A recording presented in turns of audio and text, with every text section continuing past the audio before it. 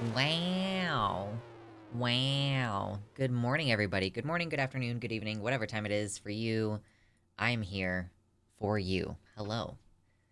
Technically, are they crustaceans? I think, yeah, like technically they're crustaceans if you go far enough back, you know? Like isopods. Good morning. Hello. Yes, we love the bugs. I try to give them little treats. I try to make sure that they're happy. I do what I can. It seems like they're doing okay right now. The plants in there, though, good lord. That one plant in the middle, like, I think that I'm gonna just cut it at the base and hope that the isopods eat it, essentially. Like, I just hope that they eat all of it so that I don't have to think about it anymore. Because boy howdy, that guy is not doing well in the light conditions. It seems like it's doing well because it's growing a lot, right? But the truth is that that means that it is just desperately trying to get closer to the light, which means it's not getting enough light. So, yeah. Anyway, plant talk right at the top. What's up? Hello, Mersh. Hello, Corpse Candy. What's up? Jason says I can't stay long. Sending the best. Have the best time y'all can. Yeah, we're gonna do a good. Yeah, like I'm enthused about today's show. First of all, I think that I've hit like a somewhat appropriate work-life balance with regards to how often I'm streaming versus how much editing I have to do versus all the other stuff that I have to do. And, you know, I'm continuously doing more and more stuff. I started uploading a ton of YouTube shorts this week, and that's going to continue happening. I changed the logo on the channel, which you probably have noticed. Most likely. And we have opened a merch store, so that's fun. Here in a little while, I'm gonna have to record, like, a little ad plug thing for my merch store that I can just insert into all of my YouTube videos for the foreseeable future. You know? Okay, now Ritalin has been taken. I didn't take it earlier. Now I have. What's up? I don't know your daughter's name, which is fine, but like, hello back to Max's daughter. Hello. I needed, Andy's, are you the one who bought the tank top? Thank you. Were you my first merch purchase? My first merch purchase? Because, so yeah, like, I saw that the first merch purchase was a tank top, and someone else then purchased some other stuff, but, you know, that first one is memorable. So thank you. Appreciate that. Also, for those of you who are interested, the Patreon has some promo codes on it if you go there. So, yay. Okay. I wonder how we're going to do... like, I might have to tweak the title, because I don't know if people really give a shit about Megyn Kelly anymore. I just, you know... That's the one thing that was political that I figured I could put in the title of the stream. But we'll see. Okay, well, thank you. If that were you, then thank you very much. I appreciate you.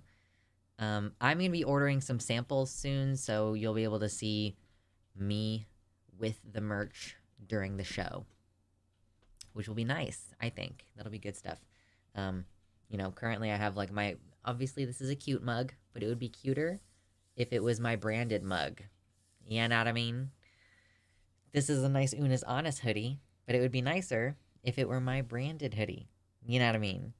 So, and I'll gradually be adding more stuff. If you all ever have any ideas for stuff that you want put into the store, feel free to let me know. It doesn't take very much effort for me to add stuff, so... I mean, I say it doesn't take very much effort. I think that it just feels like not very much effort because it's really easy for me to hyper-focus on that task. Like, meow.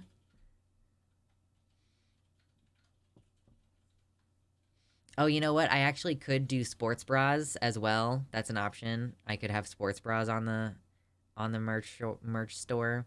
I do have a lot of trans girls who follow me, so... But, anyway... Commie versions would be good. I mean, it's my channel logo. It's not just... And it's also supposed to be like gender anarchy. Are you a gender communist? Because it's not just supposed to be anarchy and gender together, although that is part of it. But it is mainly like gender anarchy specifically. Are you a gender communist? How do you do that? Someone explained to me the ideology of gender communism.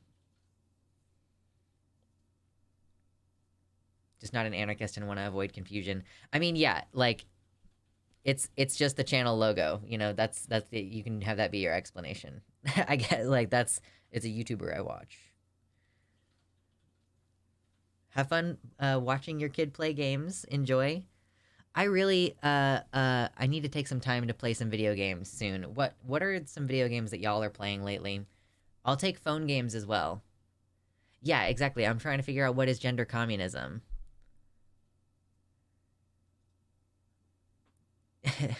Sharing the gender. We're gonna share the gender, okay? We have one communal gender. Yeah, so today we have a few different things that I'm going to discuss today. That we are going to discuss our gender. Exactly. Exactly. We have one gender. It's our gender. I like that meme a lot. It's like the Bugs Bunny meme, right? Like, your whatever versus our whatever.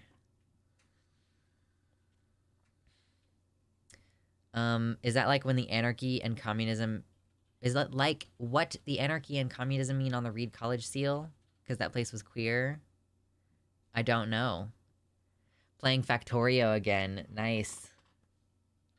What? I'm like, what have I even opened? What games have I even opened recently on my Steam account? I played a little bit of Pokemon Snap. Because someone bought me, Mersh bought me Pokemon Snap off my wish list. So I've been playing that a little bit on my Switch. We've been playing Little Nightmares on the stream. And I've been playing, like, one of those bubble matching games where you're trying to, like, you know, you're trying to get, like, 4 in a row. Or, like, a T shape. You know, like, you're trying to get the, like, at least 3 in a row. Those kind of games. Like, I'm keeping it pretty simple. I've been doing a lot of crochet. This is kind of like... this is the closest I get to relaxation right now. Is brief moments of... working on crochet and long showers. Let me tell you, I feel like long showers, like twice a week, just taking a kind of longish shower, shave your legs, whatever. It's a good restful time. The royal we gender. True. We are not amused. But anyway, so I was actually looking, YouTube has this cute little research section that they've been expanding on, which is kind of fun. So for creators, there is a page for it on the desktop version, but honestly, the mobile app version is so much better. I have a secret YouTube creator app that tells me things. And one of the things that it's recently quite thoroughly expanded on is this like research tab, which tells you what are some things that people are searching for. Like what is there a high search volume for on the platform, and that can help you figure out like what are popular videos on the platform related to those topics. So that's actually how I found the Megyn Kelly video that we're going to be responding to today, and how I figured out a couple of the other subjects that we're going to be discussing, because it turns out this time of year, people, I mean, I don't know if it's this time of year or like something specifically about the political climate, but people are searching how to come out as trans. And so my video that I've made previously about how to come out as trans is catching the waves a little bit. But I figured new content, we could talk about it again, discuss some of your suggestions. You know, it's going to be slightly different. Our advice is going to be slightly different every time. So, you know, and like, what is it like to come out now versus what it was like to come out a couple of years ago when I made the other video, right? So that's one of the things I want to talk about. And like tied into that is the whole concept of being trans or queer at the holidays, which is what is in the title of the stream. So I want to discuss like should you even come out during the holidays? Because I feel as though that's kind of the reason people are, when I said, you know, this time of year people are Googling that, it's because I think people are trying to figure out, okay, well, Christmas is coming up, Thanksgiving is coming up, I'm going to have the opportunity to just come out to my entire family at once. So I'm going to do that, you know? And like, so I think that that's part of what is motivating people. Not totally sure, but people are Googling it. They're typing on the YouTube search, how to come out as trans. People are also searching, how do I know that I'm trans?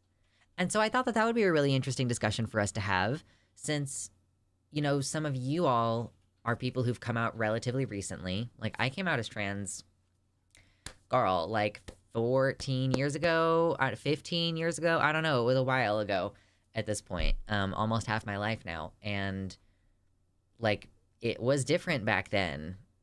Like, I was a teenager, like, it was just a different situation.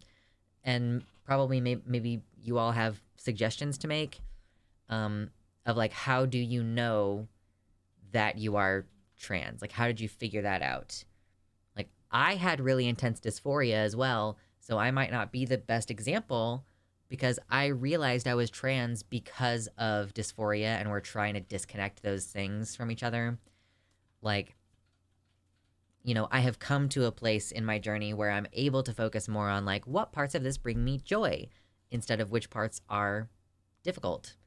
But, like, I want to kind of create a more robust narrative around how to figure out how you're trans. So I want to discuss that at some point today.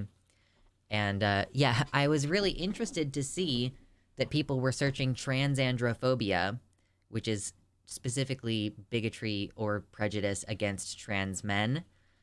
So I was like, wow, that's a really interesting topic. And also, today happens to be International Men's Day. So to all men in the chat and in the locality, happy International Men's Day.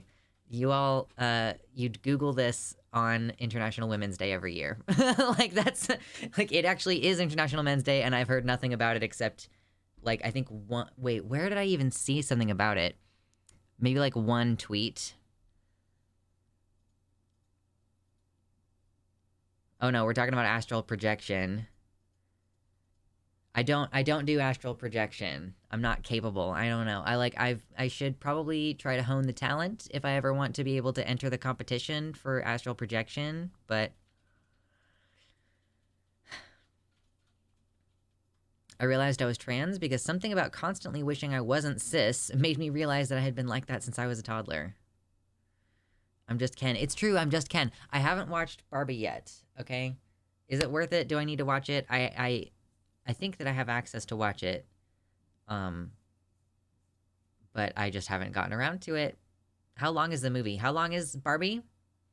Is it like 2.5 hours? That's 2.5 hours that I'm not going to be able to accomplish anything.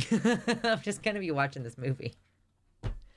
Anyway, y'all should consider hitting the like button, because I would like to get a few more people in here, and we can start talking about the various topics that we have later on.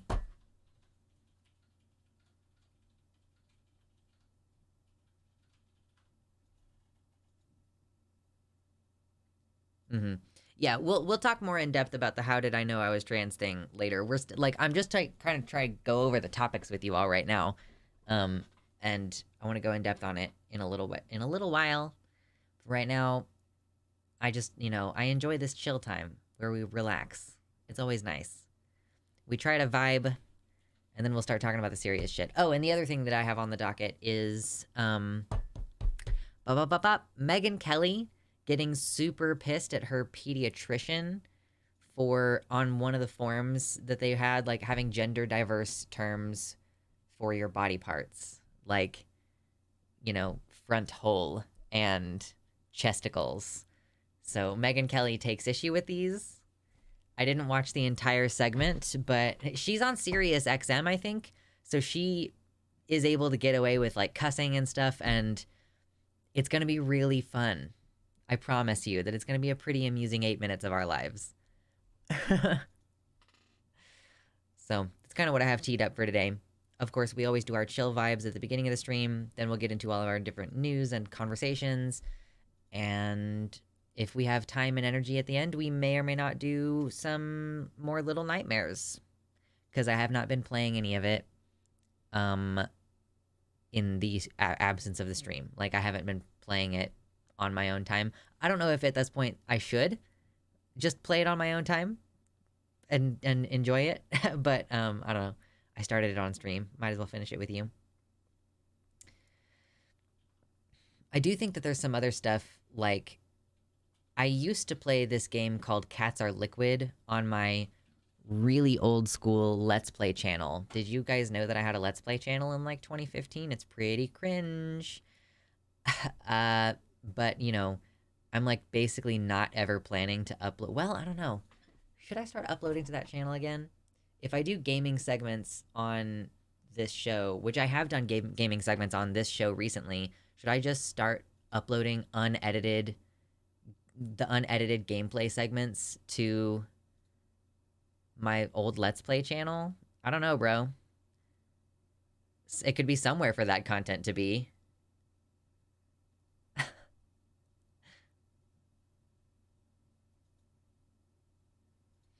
I don't really know how to tell doctors that I don't really identify with anything. Yeah, I mean, I just, you know, if it's not necessary for me to bring up at this point, like, I'm at a point in my life where I get asked at the doctor more than I say at the doctor that I'm trans. Like, I get asked my pronouns more often than I proactively offer that information.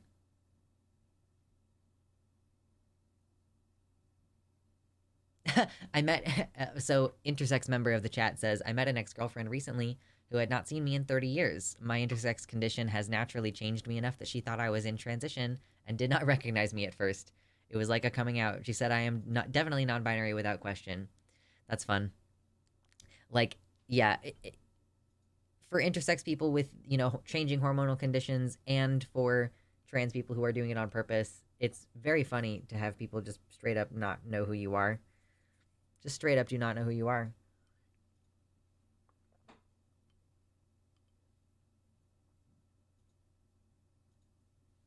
Hail hydrate, y'all.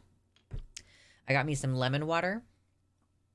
It's tasty and delicious, okay? Got some dehydrated powdered lemon stuff. I'm gonna clear out some of my tabs. I have like a lot of open tabs that I don't need right now.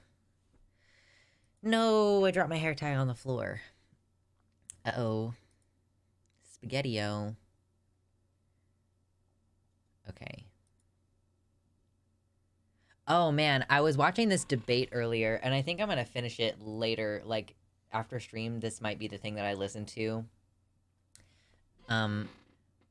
It's here. I'll show you what I was watching. So it's a Vosh debate with 3 other people. It's Paul Sago and Scotty, who I don't know, and The Amazing Atheist, who I do know and will die mad with a grudge against. I think Deep Fat Fried is like the podcast that they are.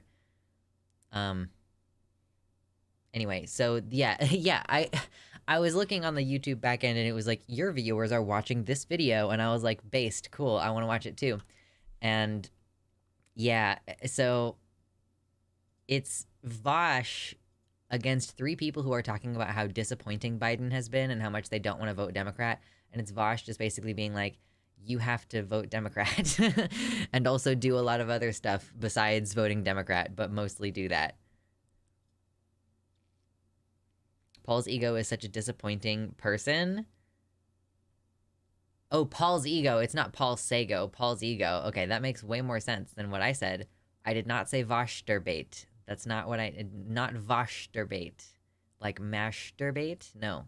That's not what I said. Nuh-uh. No smuggy chat. It's noon. It's too early. Nuh-uh. No. Too early. But yeah, I'm really amused to see how that's gonna turn out. Also, like, this is definitely not the final form of my website, but this is what my website looks like right now. This is what the merch looks like for the most part. I've added so much shit over the past couple of days, and this is not even all of it. There's more. This is just the front page featured products. There's so much more stuff. Look at that comfy pillow. Look at that backpack. Wow. Look at those stickers. Wow, you get like 9 stickers for $8. That's crazy. Thank you, Naomi Chance, for the tier 1 sub. Paul Sago, true. Thank you for that. I appreciate it. As per usual, if we can get to the stream goal, I will show off my arms and flex, because ya boy has been back at the gym. What? Yes, enjoy your dicks. Yes, precisely. Thank you. Voshsturbation.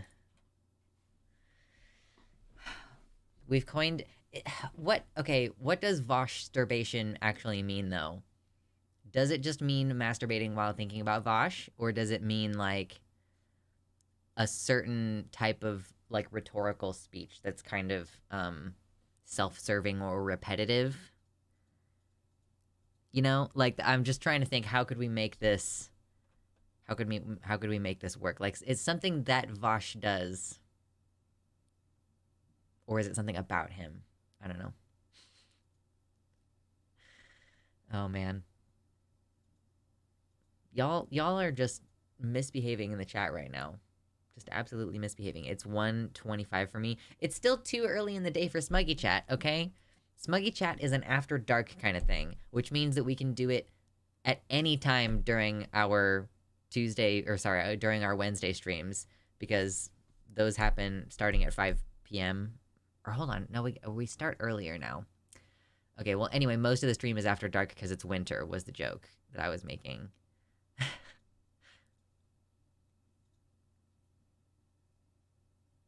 What's up, drums? It's 7:30 p.m. here, definitely after dark. Oh my god, Timerinia. Vosh baiting while debating?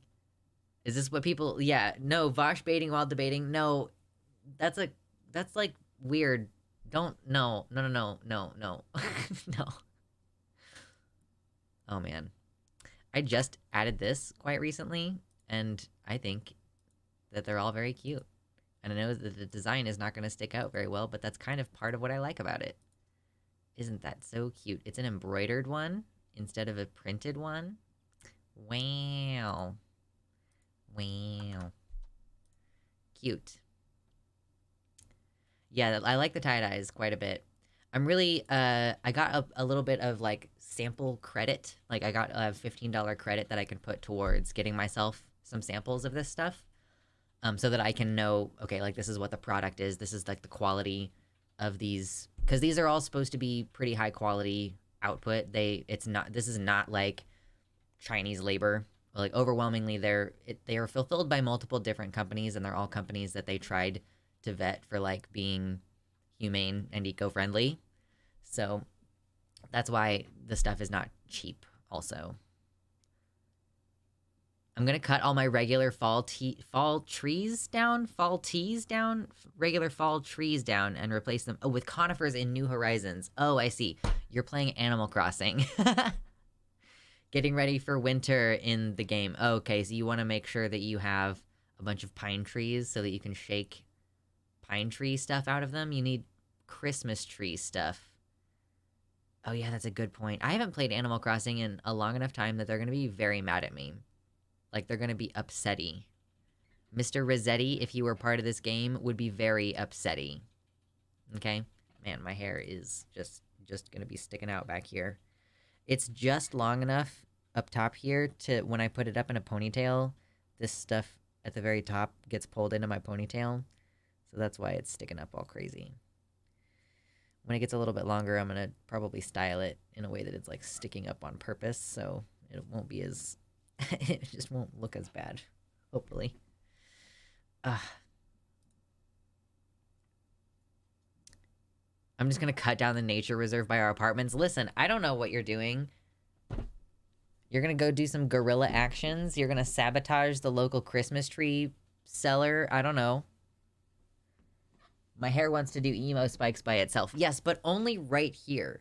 Only right here at the very top of the back of my head. That's the only place. Because the rest of it is, like... It's just kind of laying there. Not doing much of anything. But yeah, in a month or two when it's longer, I'm going to bleach it. And that'll make it stand up more easily. And I'll do all kinds of crazy nonsense to it. It's going to be fun. Yay. But yeah, later I'm going to finish watching this debate. And I'm excited. I'm still really excited for Thanksgiving as well. Anybody else doing their Thanksgiving shopping tomorrow? I'm gonna go to the grocery store tomorrow, do my Thanksgiving shopping. My family and I have decided that we're gonna cook a turkey breast. Or I'm gonna cook a turkey breast instead of a whole bird. Just like one of the turkey breasts. And it's gonna be delicious. And I've kind of planned out the rest of my meal, so I need to get together an ingredients list. I already have a lot of it, but I want to double check my recipes, get up an ingredients list. So hopefully I'm not the only person getting prepared. Excuse me, speaking of Animal Crossing, the car in front of me has an Animal Crossing leaf symbol decal. Nice. Meeting fellow nerds in the world. I mean, not really meeting, but like, I'm observing the nerd in your car. Oh my gosh. The worst thing that ever happened around the holidays in my area is that some teens stole the baby Jesus from the nativity scene at the local Baptist church and left a ransom note as a prank. I mean, that's really funny. Like, that's crazy funny. I don't know what to say. That's so funny. What did they ransom? What were their demands? That's what I want to know. What did they demand in return for the safety of baby Jesus? We did that too in my hometown years ago. They wanted $100. I mean, that seems reasonable.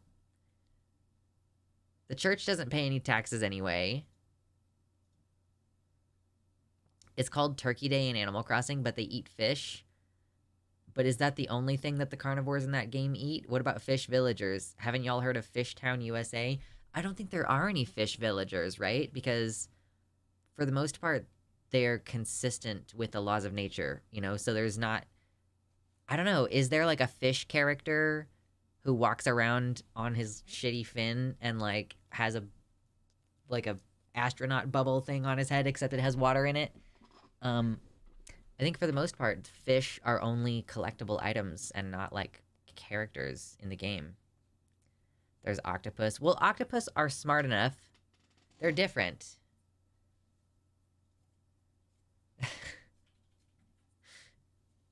I've made vegetarian Thanksgiving from scratch for the last few years, like making my own stock scratch. Like that's how from scratch it gets. I have a teeny kitchen since moving into my own little hole in the wall, so wish me luck. Oh my god, good luck. I hate having a tiny kitchen. It's just, ugh. Like, tiny kitchen, it makes you not want to be in there. It's fine if you're just making enough food for one person. Like, if you have a teeny tiny kitchen, it can be serviceable if you are only cooking for one. But yeah, I mean, even then, it's fucking tough. I don't like it. The church bought another baby Jesus. They didn't pay up. It was probably less expensive to just buy a new one. That was the problem. They should have set the ransom to be, like, either something closer to what the actual cost is of the baby Jesus, or something that the church values somehow. I don't know. I'm not going to try to go into the details of how I would have blackmailed this church, but suffice to say I would have put more than a couple seconds of thought into it. Grand Theft Baby Jesus. True. Anybody else sipping on some coffee today? I am enjoying my Dunkin' Donuts decaf roast. Baking in a tiny kitchen is a special kind of hell. Oh my god. I have a stand mixer, so it's like not the worst thing if you can mostly just put shit in the stand mixer and just let it do its thing, right? But if you need to do anything rolling out, oh my god, it fucking sucks. I am so excited though, because I'm gonna make a sweet potato pie next week. Yes! I think on Tuesday, I'm probably gonna be, that's gonna be my dedicated, I'm gonna make this pie day. Because then I could just make the sweet potato pie and then, like, leave it on the counter or stick it in the fridge for a couple days. And then that's one thing that I don't actually have to do on Thursday.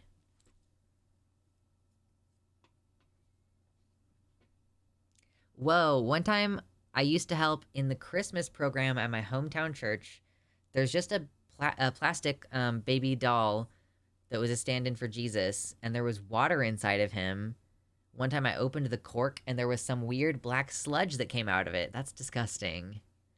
Why was there water in it in the first place? To give it, like, weight? To make it weigh something? But you gotta, like, dump it out after the performances because, yeah, you'll end up with black sludge in it. Like, holy fuck. That's disgusting. Yeah, that is what happens with standing water. It does tend to just foment a bunch of growth of microorganisms. It's pretty disgusting. Yeah, sludge maxing. In my sludge era. Hit the like button, by the way. We're still kind of chilling. Here in about 15 minutes, we're going to start talking about the actual news. If you don't want to stick around for the chillin', that's fine. Just hit like before you leave, okay? It's free, it's quick, it's easy. Thank you so much. We appreciate your contributions. It's like, am I really about to record a... toward the beginning of this stream, I'm going to mention it throughout the stream probably just because it's new and I'm excited. But I'm going to actually have to record a little, like, hey, hit like on the video, subscribe, check out the merch, like, little thing so that I can insert that in the videos for the next couple weeks. Because I do have, like, for a limited time only, go to Patreon and get some promo codes for the merch kind of thing. So I want to, like, record it now and start inserting it in any of the videos that I'm going to upload on the channel.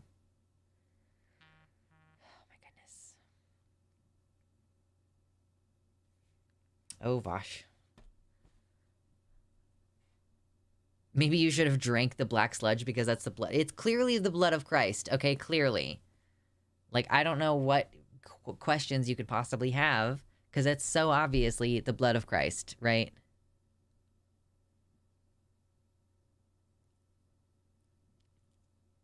I had the perky secretary that hides all their pain vibe. What do you mean? When I was talking about the merch just now? When did I have a perky secretary vibe?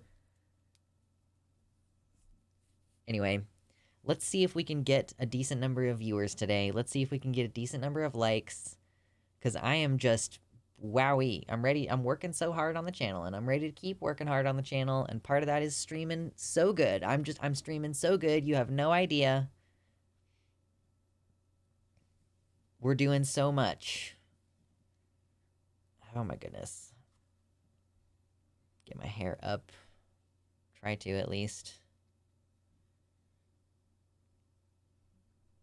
They should have... Yeah, maybe they should have baptized the tiny Jesus full of black sludge. They should have baptized him. My hair is getting crazy long. Like, this haircut, this hairdo that I do doesn't even really work anymore. Like, the tail of it is so long. Okay. I'm probably going to take my hair down again in a little bit, because it's uncomfortable. Jiminy Christmas.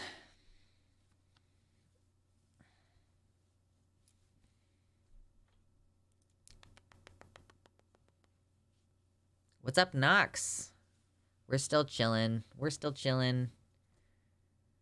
Dragon Tales. Listen. I'm not gonna talk to you about Dragon Tales.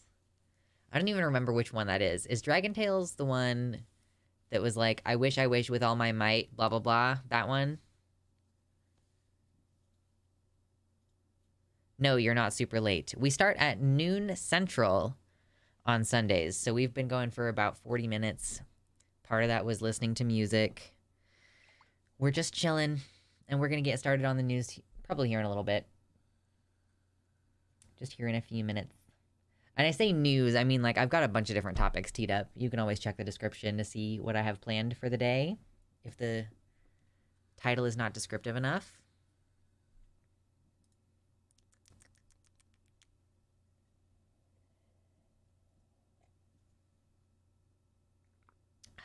Yum. Okay.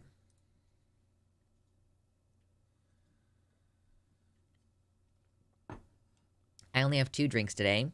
I have my water, and I have my coffee. Sometimes there's more drinks than that. But today, I just need caffeine, a little tiny bit of caffeine because it's decaf, and then my hydration liquid. How many drinks is everybody else sporting while I get myself organized here? Because we're probably going to shift gears here in a bit. Yeah.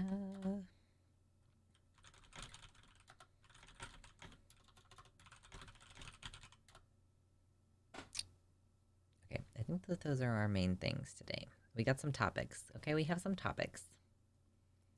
I wonder what the world would be like if we were all in the same time zone. We're going to start a commune, as per usual. Let's not, actually. I mean, I don't know. There's just a lot of logistics that go into that. I just want to own land where I can dig a well, okay? That's really all I want out of the world right now. Like, with impending water shortages by the year 2050, and even before that, we're gonna, like, it's gonna be affecting people before that. But yeah, I'm just like, all I want is to own land where I can build a well. And if someone wants to pay rent to live out there, I don't know, like, if somebody wants to contribute by, you can, why don't you mind the chickens? Someone who wants to live on my land, why don't you mind the chickens? And you can give me eggs, and chicken meat sometimes, and I will let you do your thing, and you can use my well. You know, like, I don't know. Is that how a commune starts? Drums has 3 drinks right now: a smoothie, a coffee, and a water. Ooh, I should eat a smoothie. But I just don't like running the blender. Like, it's just so loud. I feel like I probably should wear earplugs when I run the blender. I'm currently drinking water and eggnog. Oh, I've tried eggnog and I just don't like it. I'll probably keep trying it. Nox wants to be the chicken minder? Okay. You can have a little tiny house on my land, and you can mind the chickens and keep them far away from anything that I am doing. You can do that, and I'll give you food scraps for the chickens. Like, yeah, 100%. But yeah, I don't want to have anything to do with them otherwise. Just not at all. If you get a lot of poop from them and that's good compost, I'll take that as well. And then I'll grow more food or something, and then that'll benefit everybody. Yeah. That's how a commune starts, I think. Chickens are pretty much like, yeah, they're just little dinosaurs. They're little shitbags. They suck. I don't like them.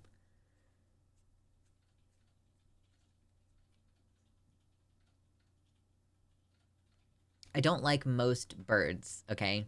The kind of birds that I like are smart birds. I actually just recently got to meet an African gray, and I don't know that I've ever met an African gray before. And he was definitely not very trusting. He was definitely not like, I want to hang out with you, but he would accept peanuts. And so I gave him some peanuts. I do not like other birds. Tiny birds? Nope. Like, I only like smart birds. If I feel like I could carry on a conversation with the bird, then we're friends. Actually, I also like owls and hawks and stuff, and I feel like, you could talk to them and they might understand, but they would not talk back. I used to work in a place that had an African gray parrot. Mm-hmm. I meet a bird that's like this big, and I go over there and I'm like, hey, please talk to me. Wait until you meet a scarlet macaw that wants to be your boyfriend. I have had a parrot try to rub their cloaca on my hand before. That's a thing that I've done. Not a thing that I've done, but I've like had a parrot in my hand, like on my hand, and he was like, I'm gonna try to rub my cloaca on your hand, and I was like, please don't. And put him away. Parrot YouTube is my favorite. I don't like parrots. They're too small. Don't like them. You would have no secrets around an African gray. He could copy exactly what you said and could sound just like you as well. The African gray that I met, the sound in a really updated building when the elevator arrives and it goes like, doo! He made a sound like that and it was great. Like, I don't know where you heard that sound, buddy, but it's super cute. And he was like whistling all weird and stuff, but he wouldn't whistle to you. He was just like whistling to himself, and then you would come over and be like, hey buddy, and he was like, and his little feathers were like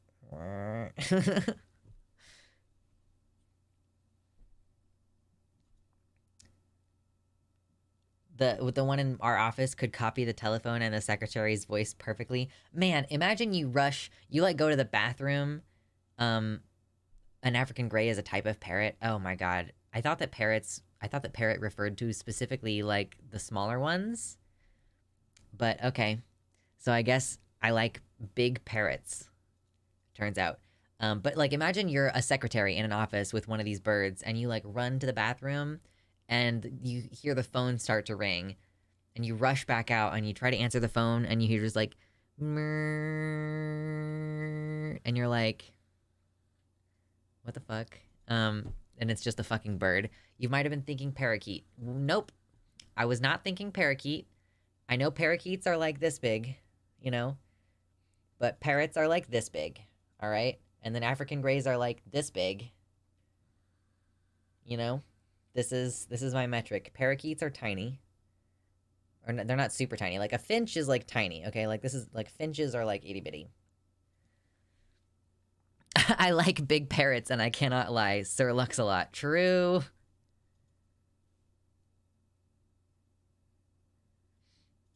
People did rush to answer the phone only to find that it was the parrot. Yes. Ultimate prankster.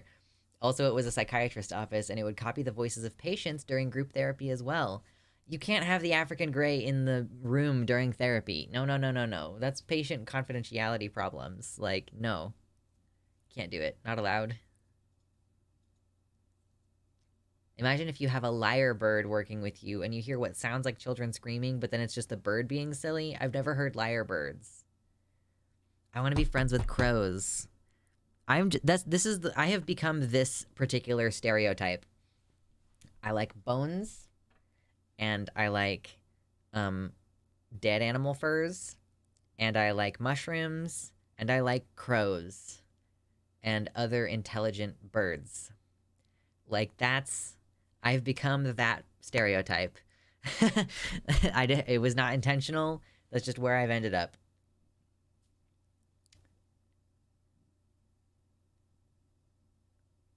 I haven't seen a lyrebird personally, but I've seen videos. They can mimic chainsaws. Vulture culture stereotype? Is that the vulture culture? It's like, I like dead stuff, but I don't like vultures very much. I think it's cool that their poop is antiseptic, but that's like, it's cool, but that's not like neat. I don't want to decorate with them or be around them. I'm like, okay, vultures, you do your thing. I appreciate your place in the ecosystem, but I don't want to talk to you or be friends. That's just me. That's just me. It's just about the collecting dead things and not about vultures much. Okay, fair enough. I'm just fully like, death is an extant form of life. I am a death druid. That's a thing in D&D. I realized. So, I'm the crow collecting what the vultures leave behind. I mean, that's not untrue. We would meet as staff and have treatment meetings every Friday morning.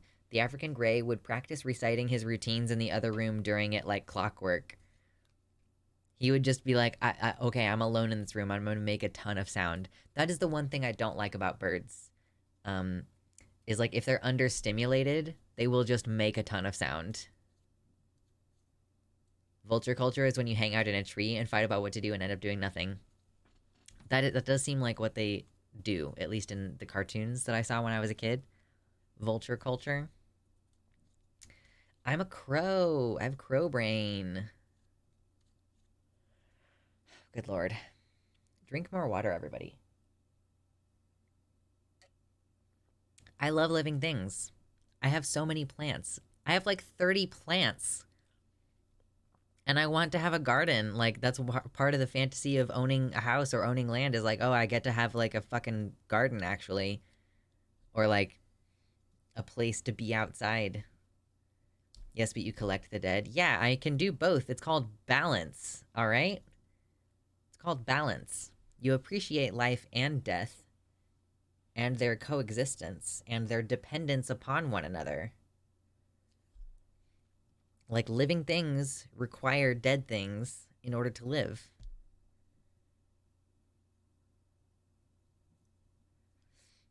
I kind of want to befriend some crows, but I'm worried about the implications of that, such as them trying to attack anyone else I'm associated with. That is the trick. Like, how do you teach them who are the people who are okay to let be near my house? Ooh, enjoy the pizza, Nox. I'm planning on reheating some brisket for dinner tonight. Some relatives of ours make barbecue, and they gave us some, like, frozen brisket. So, it's thawing right now. Hopefully it will be thawed by this evening, and then I will reheat it in the oven. Crows and ravens will bring you strange presents, anything shiny, and weird pieces of plastic. Wasn't it? I was reading this one post, and I'm sure that all of you have seen it, that, like, the crows, like, the daughter started giving the crows food, and the crows started bringing her stuff, and also the crows started watching out for them, and, like, the mom was a photographer and dropped a camera lens off the side of a bridge, and she was like, oh, well, shit, that lens is gone, but then later, like, when they got home, the camera lens was, like, on their little, like, the bird feeder or whatever it was that they had been exchanging things with the crows on. Like, the crows have been looking out for her away from home. They identified something as belonging to her and being important enough that they brought it back. I would love to be friends with crows. They would look out for you. I want to eat some brisket. Yeah, we have some brisket and some burnt ends. And I'll probably make, like, green beans and mashed potatoes or some shit like that. Like, keep it simple. Keep it simple. Unsalted peanuts should be safe. It's also a form of enrichment. Yeah, so here's the thing. Here's how you put out food for the crows. You get the ones in the shell. You get the peanuts in the shell. Unsalted, preferably. Like, usually, like, you want it to be unsalted, because crows don't need the salt. And you also can dust them with cayenne pepper so that the squirrels won't get them. Like, if you cover them with cayenne pepper and the squirrels try to get them, they'll be like, yeah, I don't want that. Because, yeah, you don't want to inadvertently reward the fucking squirrels. God, I hate squirrels. Oh my god, dude, they dig your plants up like nobody's business. And there's, like, essentially no way to keep them out without building, like, a full cage around your shit, you know? Raised garden beds will protect your stuff from rabbits and deer, you know? And, like, especially if you put, like, some kind of chicken wire around the outside, it'll protect it from even, like, deer that are tall enough to, like, reach over. But there's nothing you can do against squirrels except fully caging it in or building, like, a greenhouse, which I guess is another cool thing. Like, that's another cool idea, is, you know, if you wanted to start, if you like, owned land or wanted to start a commune or something, like, just having a greenhouse, maybe one that's, like, partially dug into the ground so that it's even more climate stable during the winter. Squirrels chewed through some hoses in one of my cars. Oh my god. Fucking squirrels. I read about a hunter who befriended crows, and then the crows would come help him hunt. They were his scouts or something. What, would they, like, crow at him when they saw a deer? They would, like, caw, caw. Like, you know, 1 caw for a rabbit, 2 caws for a deer. I want to read that story. Like, I need to Google it now. Crows helping man hunt.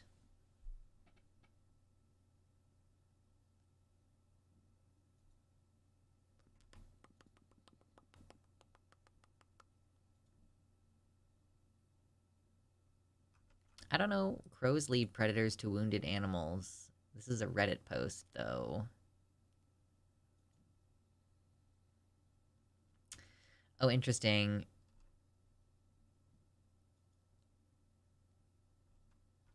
I don't think that I'm gonna find the specific story if there is a specific story you're referring to.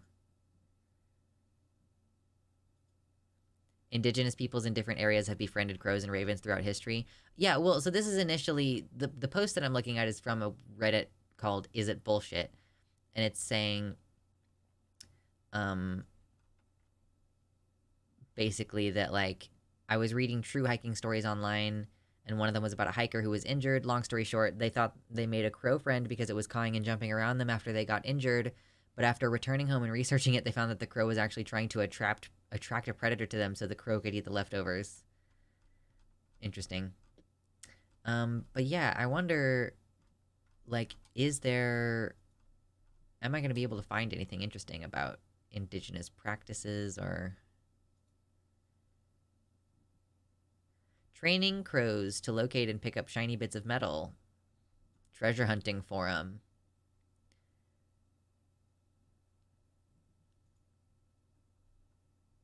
How to make friends with crows. Interesting. Anyway. The squirrels would also crack nuts and leave the shells on the manifold of the car. Motherfucker, God, I just, I watched a program on NHK about the Ainu people of Japan, who I presumably are like an indigenous group who would befriend crows and ravens. It's crazy. I didn't know this until recently. I looked up a map, but like like there are no ravens. You're getting lots of ads today. I guess that's a good thing, because that means that I'm making more money on this live stream, at least while it's live. Almost all my live streams go yellow, at least after they get published. So that if I'm getting lots of ads, then that's a good thing. But yeah, I don't live in an area where there are any ravens. I've always been curious, people say like, if you think, oh wow, that seems like a big crow, is that a raven? Like, then that's probably a crow. But if you look at the bird and you go, holy fucking shit, what is that? Then that's a raven, right? And I was always like, it's weird. I've never seen a bird that looked like a crow, but was big enough to make me go, holy shit, what is that? And it's because ravens don't live here. They just don't. They live elsewhere. Become friends with Squirrel Girl. Listen, Squirrel Girl has my number. If she wants to call me, she can come talk to me. All right?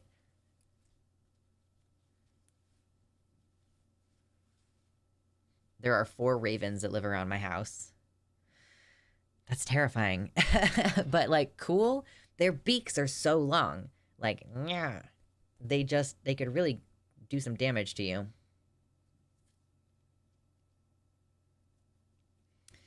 Oh, boy. Okay, well, maybe we should roll into the next thing and talk about it. Talk about some stuff. And maybe get some more likes on the video, etc., etc.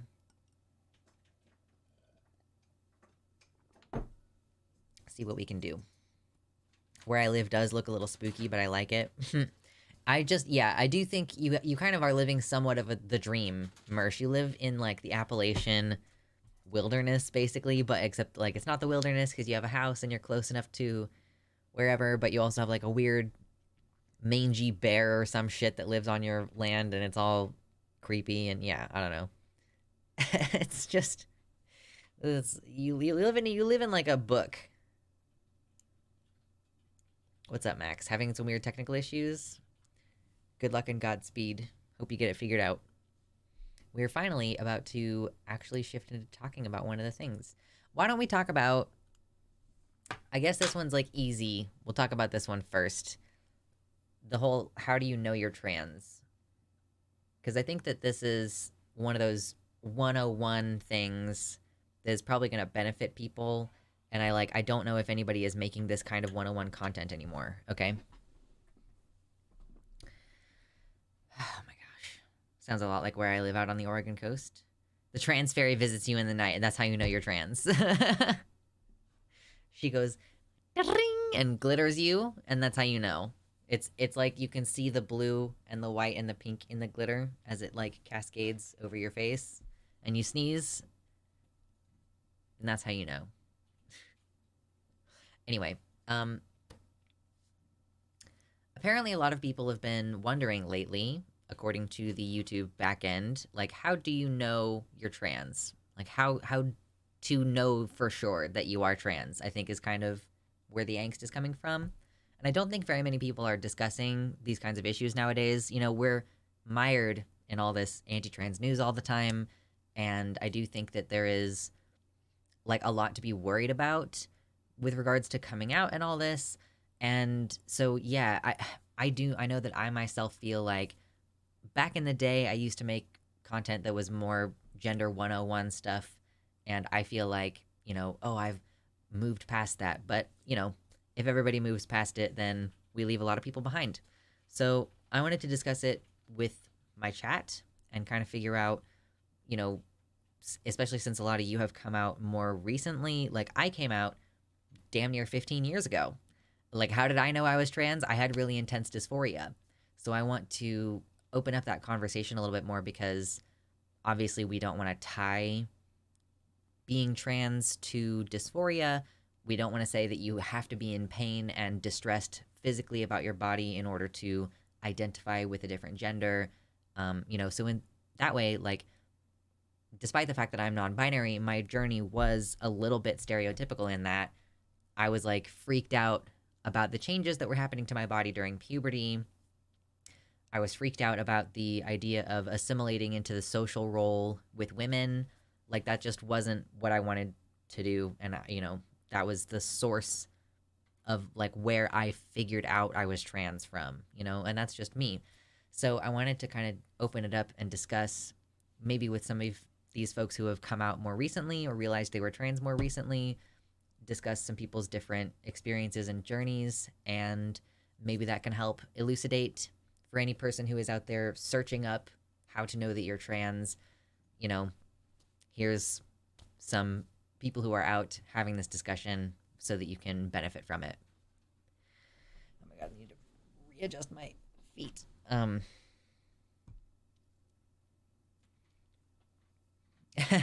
Andy's, I think is joking, but says, yeah, for trans masculine peeps, you have that one dream where you have a huge dick and are just vibing.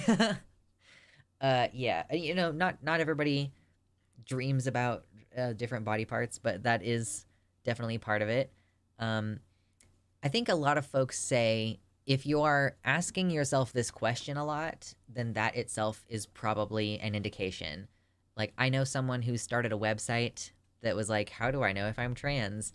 And you go to the website and it's basically just a page that says like, congrats, you're trans. Like, I can't remember what exactly it actually said. Excuse me. But it was essentially just like, if you are looking for like a quiz or something to tell you like, are you trans? Like, the likelihood is that you probably are. Like, if you're this invested in asking yourself that question, that's probably a pretty good indication that you are actually trans, right? And I think a lot of the advice these days tends to focus in around like experimenting, like trying to dress differently or trying different haircut, or I don't know, painting your nails, or doing the like the mascara mustache thing that you can do. You get like a really light colored mascara, I guess depending on how dark your head hair is, and just like the little tiny hairs that are all over your face anyway, just kind of like and then give yourself a little mustache. And see how you feel. Give the Starbucks barista a different name and see what it feels like to have them call out a different name. These are some like different experimental ways, and that's sort of the advice that I've given in the past for how to feel this out. Oh no, Avi was trans masculine non-binary. When I was 6 or something, I tried peeing standing up and realized it don't work. I've heard that before. Folks who are between the ages of 4 and 6, asking, well, when am I going to grow my penis? Like, they see their brothers and they're like, well, when am I going to grow mine? I know that I'm going to. Or people thinking that they're not going to get a period. Like, even though they're like, oh, I know girls get periods, but I'm not going to get one. And then that obviously it eventually ends up happening anyway.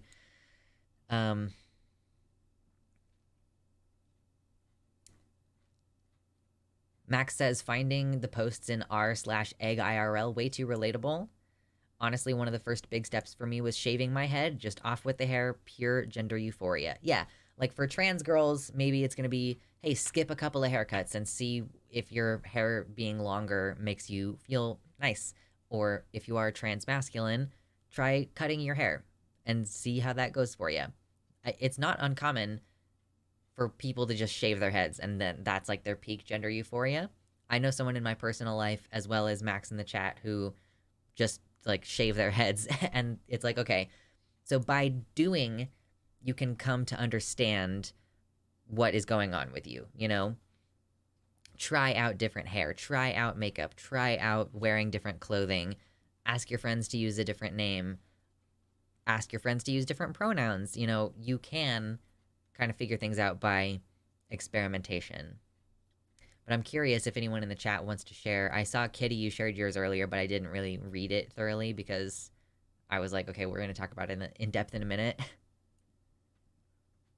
T-Rex says, for me, it was just relating to men and wanting to be only around men and feeling very alien around women, almost like I'm invading their spaces. Yeah, that's not uncommon, I don't think, is the feeling like you don't fit in with the sex that you were assigned at birth, like socially speaking.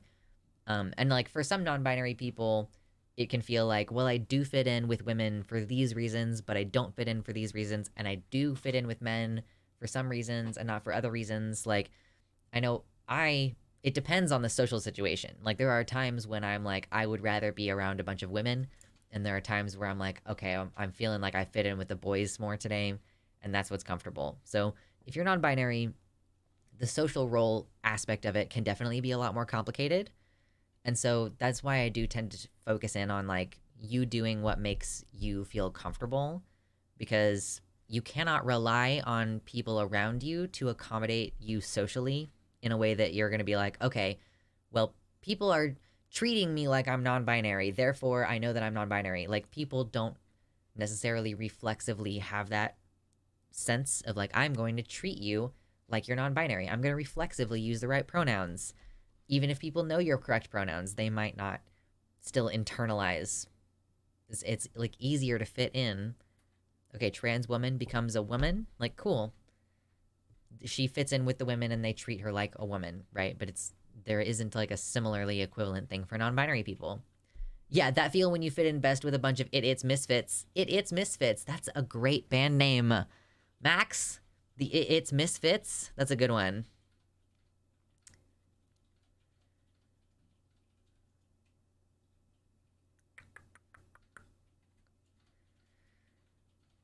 My egg kind of cracked by constantly playing girls in RPGs, MMOs, tabletops, and actively seeking games with female protagonists, while finding myself annoyed when I had to play as a guy, and I still do.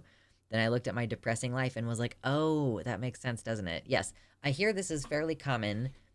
Egg posting hours, playing a different gender in the video games.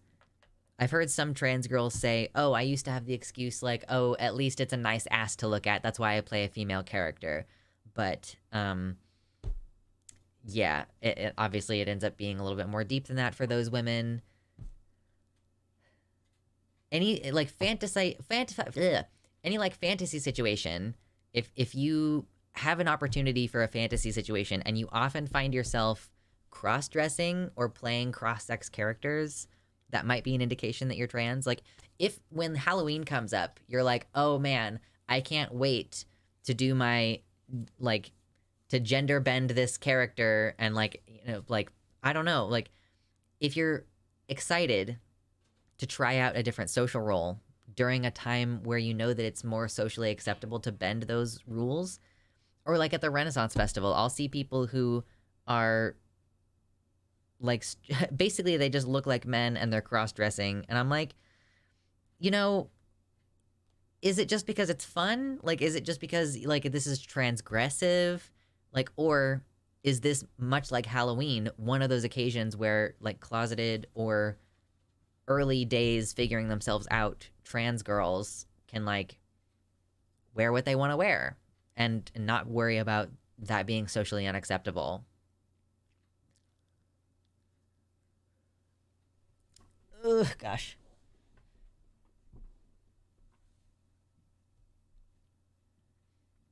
I should have twigged that I was envy when I always wanted a roster of both male and female characters to play in MMOs. Could never pick a side. I ended up playing, I think, a lot of female characters in the MMOs that I would play. It sort of depended on what race they were. But I think that a lot of it was because I didn't identify with these, like, hulking male characters. Like, if you go look at World of Warcraft and, like, the difference between a male and female Tauren. So it's like, if I'm going to play a character that's one of the cow characters, then I don't really want to play a male because their shoulders are, like, almost as wide as they are tall. You know what I mean? Like, it's more about the body proportions. Although I liked my female goblin characters a lot, and when I was trying to play through a section of the game that had a lot of dialogue directed toward you as the character, it was a lot of very heavily gendered dialogue, and I actually changed the sex of my character during that so that I would not have to be constantly referred to with female pronouns and stuff. Oh, like wolf sister. And I was like, I don't want to, no. Mm-mm. So, like, for me, that was, you know, it sort of depended. Kay says it was a really long road for me. It got started when a friend just asked if they could dress me up as a girl for Halloween. I still kind of think she knew I was an egg and knew that I would love it. I just felt so much better, and I just kept on occasionally dressing up till I slowly just wore more and more girl clothes than guy clothes. Yeah, for sure. That experimentation, taking an opportunity when it is socially acceptable, like Halloween, or like some other time where it's normal to wear a costume. Throw a costume party even though it's not Halloween. You know, there are ways to explore this in that, like, kind of playing dress-up way.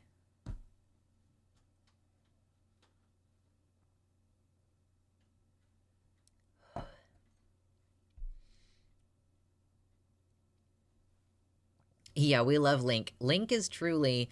If you identify with Link, it doesn't matter if you were assigned male at birth or assigned female at birth.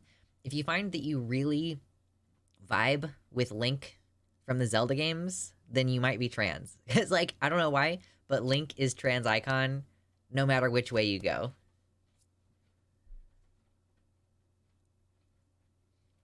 Final Fantasy XIV's mod scene for outfits is a whole thing. Oh gosh, I'm unfamiliar. The type of male that I would play in my teens? It's always the white hair, covered in tattoos, chunky polygons. Excuse me.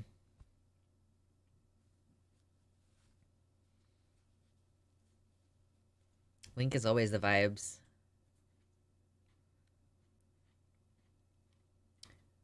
For me, it was definitely being really happy when I would get to wear my ex-boyfriend's clothes. Not because it was my ex-boyfriend's, but because it was always guy clothes. Mm-hmm.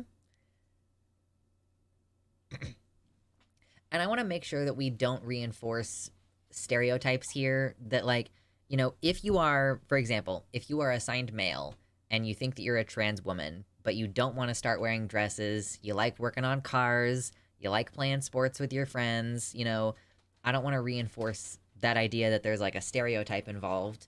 But it's like, how do you want to be a person who works on cars? You know, do you want to be, like, do you imagine yourself as, like, a badass female mechanic? Or do you imagine yourself as, like, a man who's covered in grease? Like, I don't know. Like, there are different ways to approach and actualize those things. And I want to be clear that, you know, being trans is not about finding a stereotype to fit into. It's just about being authentic to yourself, right? So, yeah, like, do you want to wear, like, like the girl, wait, let me find a picture of it. Wait.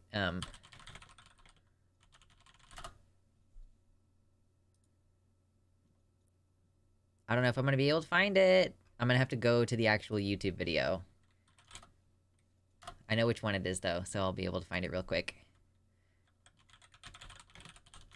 What am I trying to do? I think I do need to change the title of the stream. It's, like, really rough. Yeah, do you want to wear this when you go be a mechanic? Is this what you want to wear? Shush. I'm sorry, I'm shushing a woman, and it's very bad optics for me to do that, but is this what you want to wear when you go to be a mechanic working on cars? Because you can do this. You can be a guy, like a trans woman who works on cars and just wear this to the thing. Look at, yeah. Flawless. Her skin is so smooth. Anyway, continuing.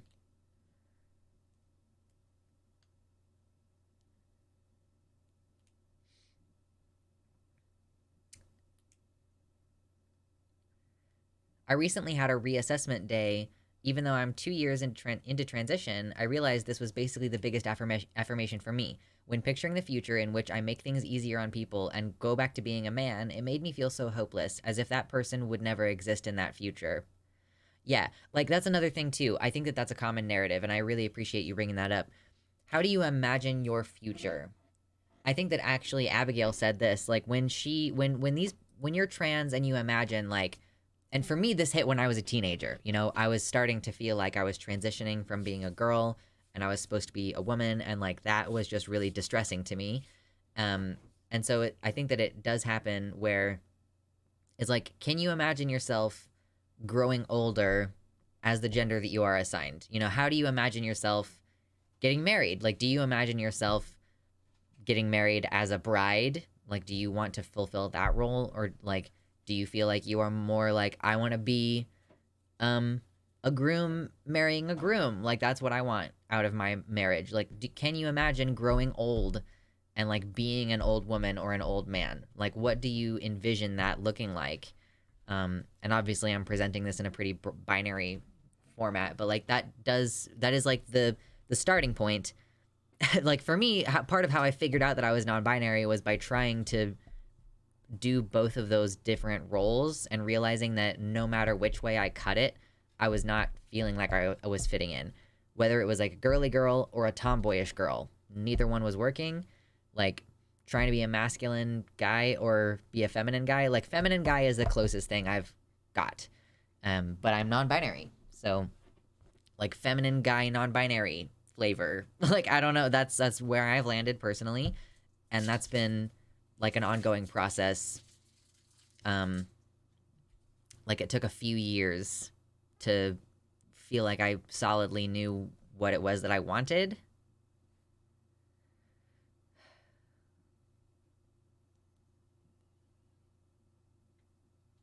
When I pictured myself as non-binary or something else, it felt like I would be making excuses on behalf of others, sacrificing wholeness to be more tolerated or something, and that did not make any sense. Okay, yeah, so Charlotte being a binary trans woman, I believe, is like saying, you know, I imagined trying to go back to being a man and making things easier. It made me feel really hopeless, and like I couldn't envision a future where I lived like that. And then also imagining being non-binary as like a compromise position. Like, oh, well, maybe I don't need to be fully trans. Maybe I can just, I had this, maybe I can just identify as insert gender here, but not make any changes and like not even really insist on different pronouns. Like maybe that would be acceptable. Maybe I would still be authentic to myself, even if I was declining the medical care that I thought that I probably would actually enjoy having. And it just doesn't really stick that way. Is just, you know, at least for me.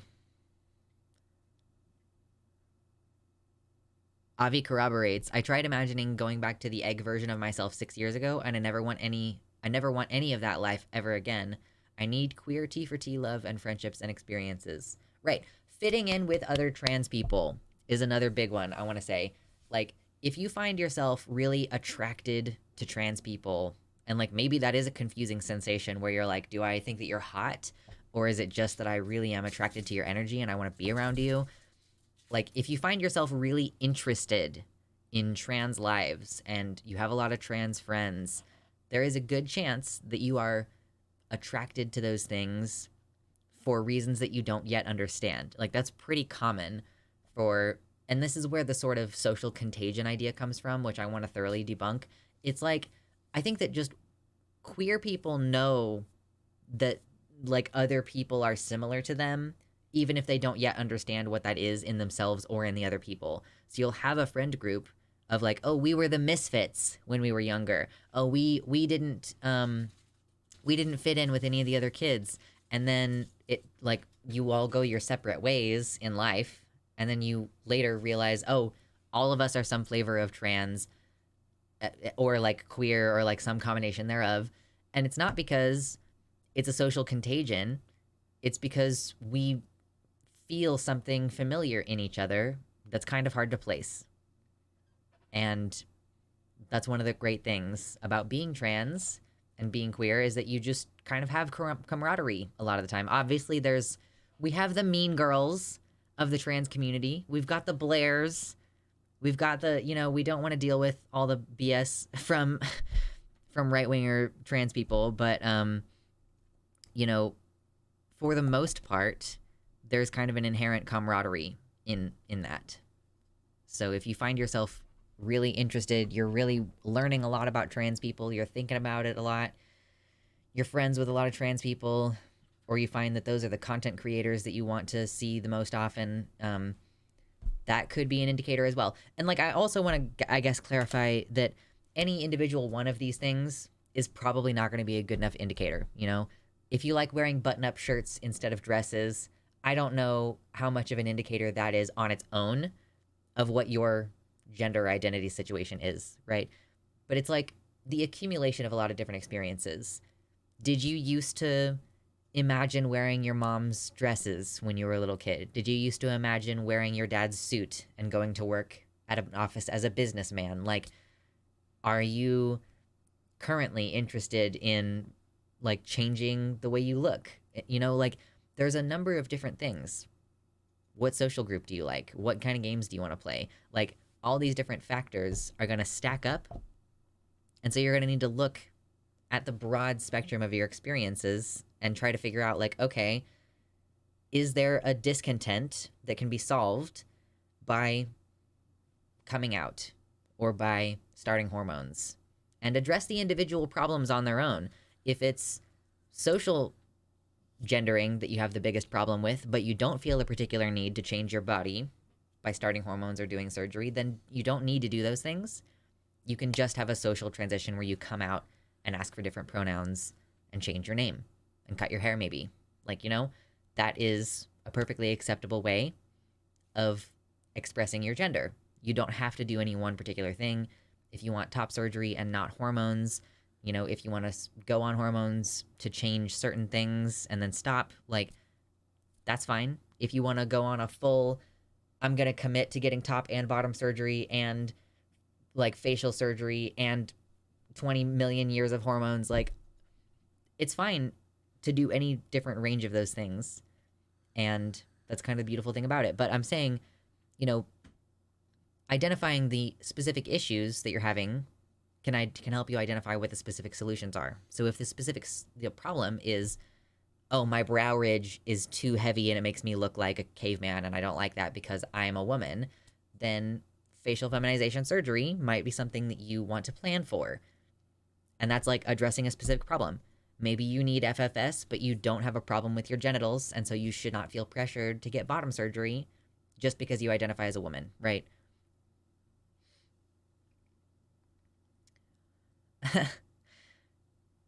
Avi says, my ex and I both came out as non-binary right before we split up.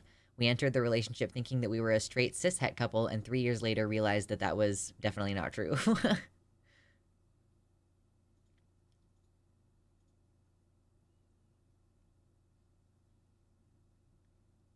Dresses, check. Women, heart, aka trans woman / lesbian, easy peasy. Of course, I'm oversimplifying, but it does feel good to be who you are and to know who you are. Yeah, absolutely. Like, and so, okay, that's another angle that I'm really appreciative that you brought up. How do you view your sexual orientation is another indication here. Like, if you were assigned male, let's say you're a boy and you grow up and now you're a man and you're like, okay, I'm attracted to women. But you find yourself really jealous of lesbian relationships, or if you think of yourself as a lesbian trapped in a man's body, that could be an indication, because sexual orientation, the way that we currently express it in our modern day, has inherently something to do with your own gender, usually. Like, unless you weasel out and use the term like queer, for example, which doesn't imply my gender in that description.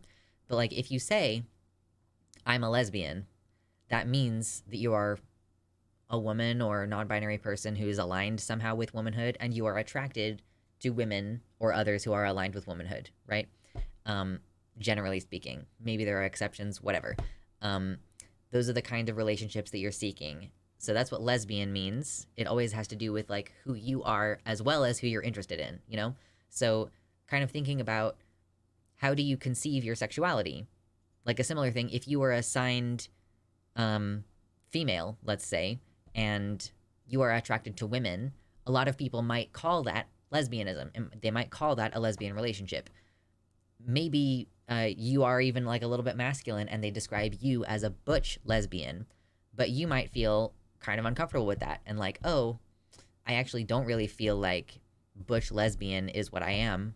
I feel more like I just am a masculine person who wants to be in a relationship with a woman or a feminine person, and I feel like that's more hetero, if that's possible. Like, and obviously people think that's kind of weird. Like, it feels strange if you're early on and you're like, oh, I'm jealous of gay men, even though I'm a woman. Why? Like, you know what I mean? So that can be another angle. Like, what kind of relationship do you imagine yourself being in? Which is kind of how I touched in about like the marriage. Do you imagine yourself as a bride or a groom kind of thing? Because it's like, what do you imagine doing and being in your life? Do you imagine being a mom? Do you imagine being a dad? Those are two different social roles. They're two different physical roles to inhabit. Like,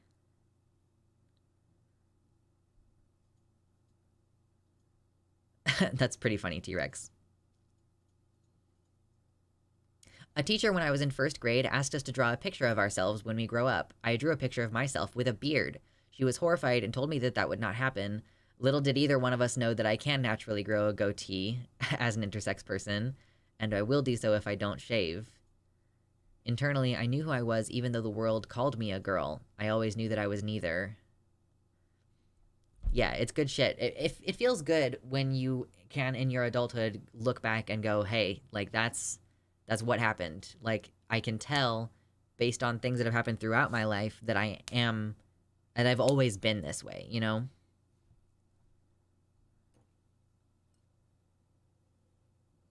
Mm. Delicious. What's up, Jade?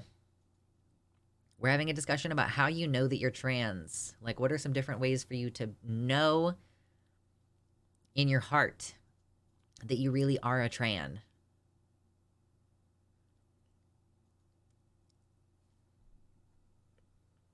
I kind of feel like we are running up on the end of this segment. Can you double jump? I need to practice my parkour before I can double jump.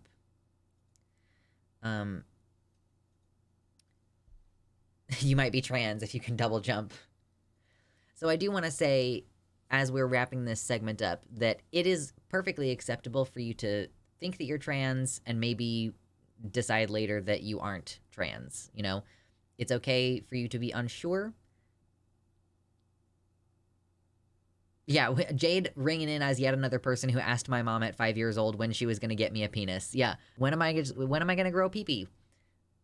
We know developmentally that right around ages 4 to 6 is the time that most people, if they're given the opportunity, will know that they're trans. So obviously, plenty of people don't know until later, but yeah, the earliest indications that we see are right around ages 4 to 6. But yeah, there's, everybody's on a journey. It's okay for you to explore the idea that you're trans and then decide that you're not. It's okay if you try out hormones and then decide that you don't like it. I would recommend doing those kind of things rather than like, oh, I'm going to do surgery and then regret it later. If you're unsure, if you're still testing things out, maybe you do really feel like you want to not have breasts and maybe you should wear a binder for a year or two and then like decide if that's going to solve your problems. Do you think that getting top surgery is going to stop people from misgendering you? Because the answer is probably not.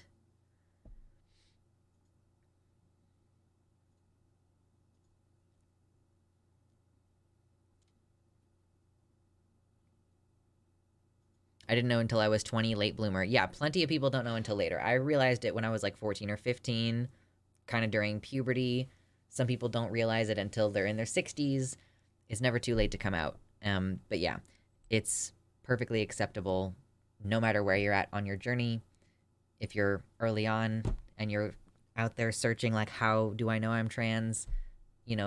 Hopefully you know that there is a community of people here who are willing to support you, who want you to have access to information and experiences that can help you figure out where your happiest life direction is going to take you.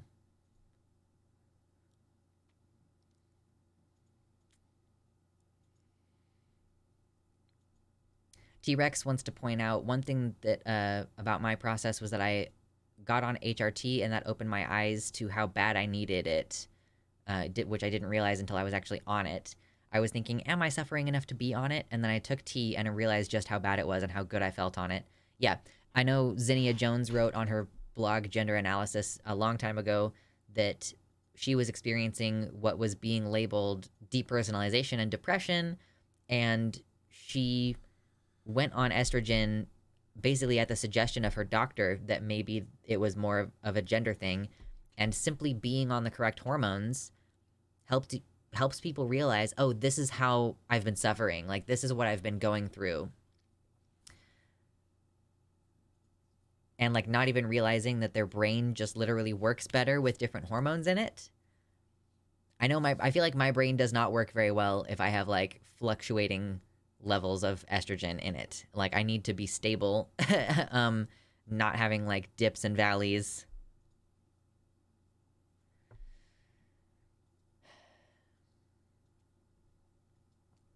So don't be afraid to try hormones. You know, it's not going to permanently change you in a month. And in a month's time, I think you would know pretty immediately if it's going to have this psychological benefit of, like, some trans people just feel better on the other hormones. Like, we are essentially allergic to our hormones that our body naturally creates in the same way that some people are allergic to their own sweat. And yeah, so just don't feel like, oh, I need to know for sure before I can start down that path. You don't have to know for sure. You can talk to a doctor. You can try a low dose, or you can try maybe like a hormone blocker instead of cross-sex hormones immediately. And yeah, I've been on every antidepressant. However, taking estradiol has done what I wish that every antidepressant would do. If you feel like you've been trying to treat depression for a really long time, and you suspect that you might be trans, you might just be allergic to your own hormones.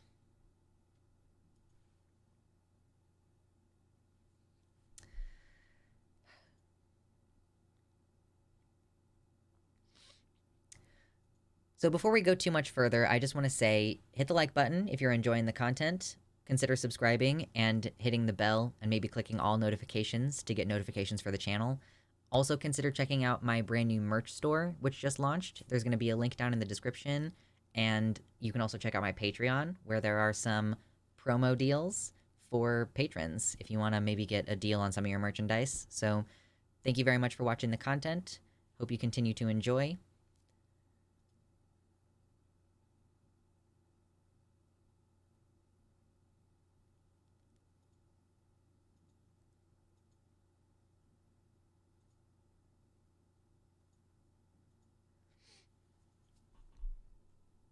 I used to have boy life weeks. I would only engage in stereotypical boy things.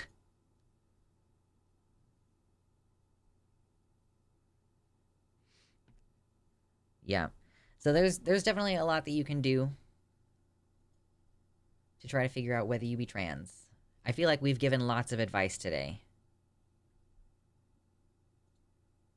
What's up, Ursa?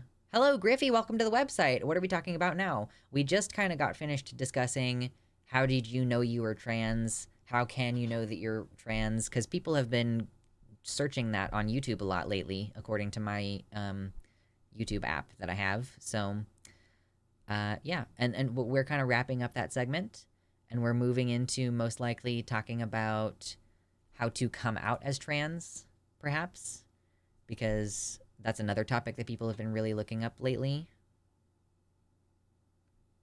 No worries, Andy's Mints. I can't wait until I actually have my merch in hand and I can be like, hey, look at this amazing hat, or look at this amazing hoodie. It's gonna be good shit.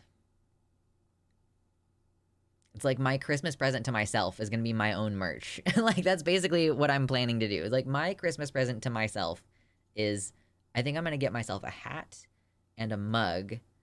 Because obviously, like, I can use the mug during the show. I'm going to use the mug during the show. I can wear the hat during the show. Because it's like, I already have this honest hat. I probably need to stop wearing it so much because it's going to start wearing out.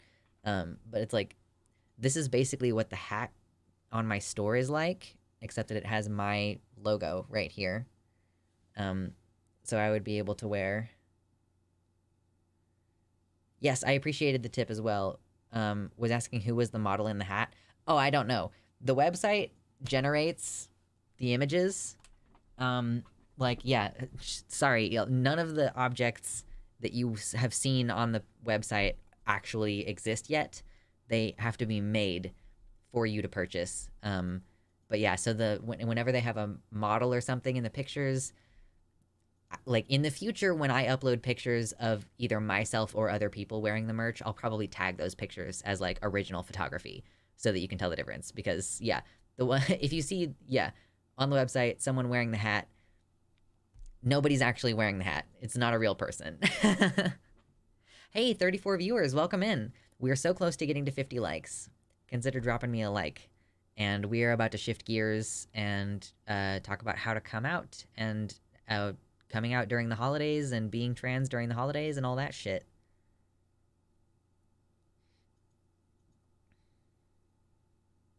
Dorian Gay said, my cis friend asked me if I became more angry on tea, and I was like, no, I feel so relaxed and at peace. I did feel like, yes, we hit 50 likes. Yes. I did feel like anger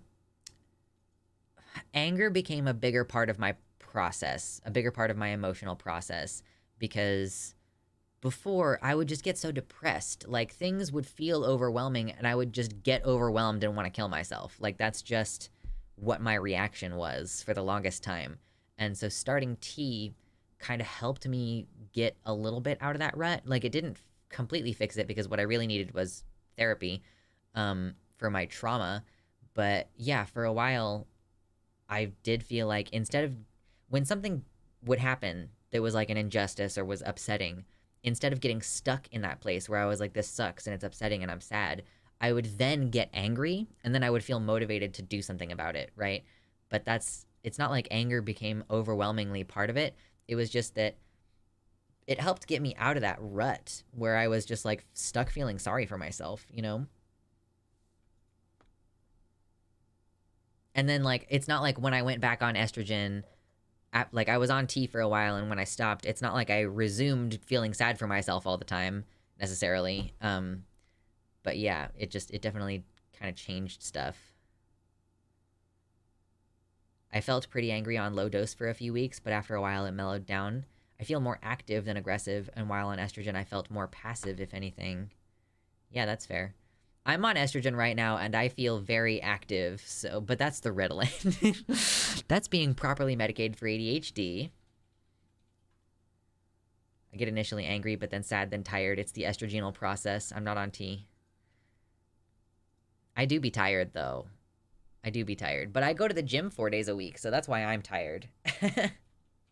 By the way, if we get to the dono goal today, which I don't know if we will, but if we get to the dono goal, I'll take off my hoodie and I'll flex. Because I have been going to the gym lately, and y'all seem to like that. Or if we hit the dono goal for today, I will not flex. I don't know, whatever you want it to be. But please donate. Thank you. Or consider looking at the merch. Like, look at... Oh, wow. Wow. Wow. Look at all this stuff. Like, let's hit browse all. Oh, yeah. Oh, yeah. That's a backpack. That's a water bottle. There's another water bottle. This is a hoodie that has a teeny tiny trans flag on it. It's teeny tiny. It's called the low-key trans hoodie. Oh, what about low-key NB hoodie? Oh, look at that. $45 for a nice, comfy, super soft hoodie that discreetly has a little non-binary flag on it. Aw, heck yeah. Relevant to sleepy trans. Uh-oh. Just got back from the hospital. Ursa, are you okay? True. New pride flag representing trans people who are very tired and would like to take a nice nap. I can't nap. I'm not a napper. It's not for me. But I, you know, do what I can.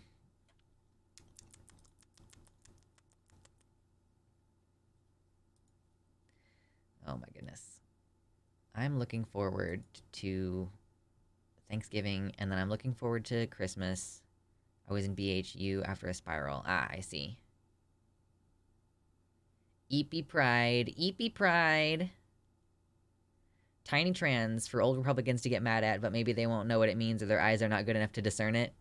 Yeah, I mean the tiny. It's just when you want to fly your trans flag, but you want it to be tiny and low key, and you want to rep your boy.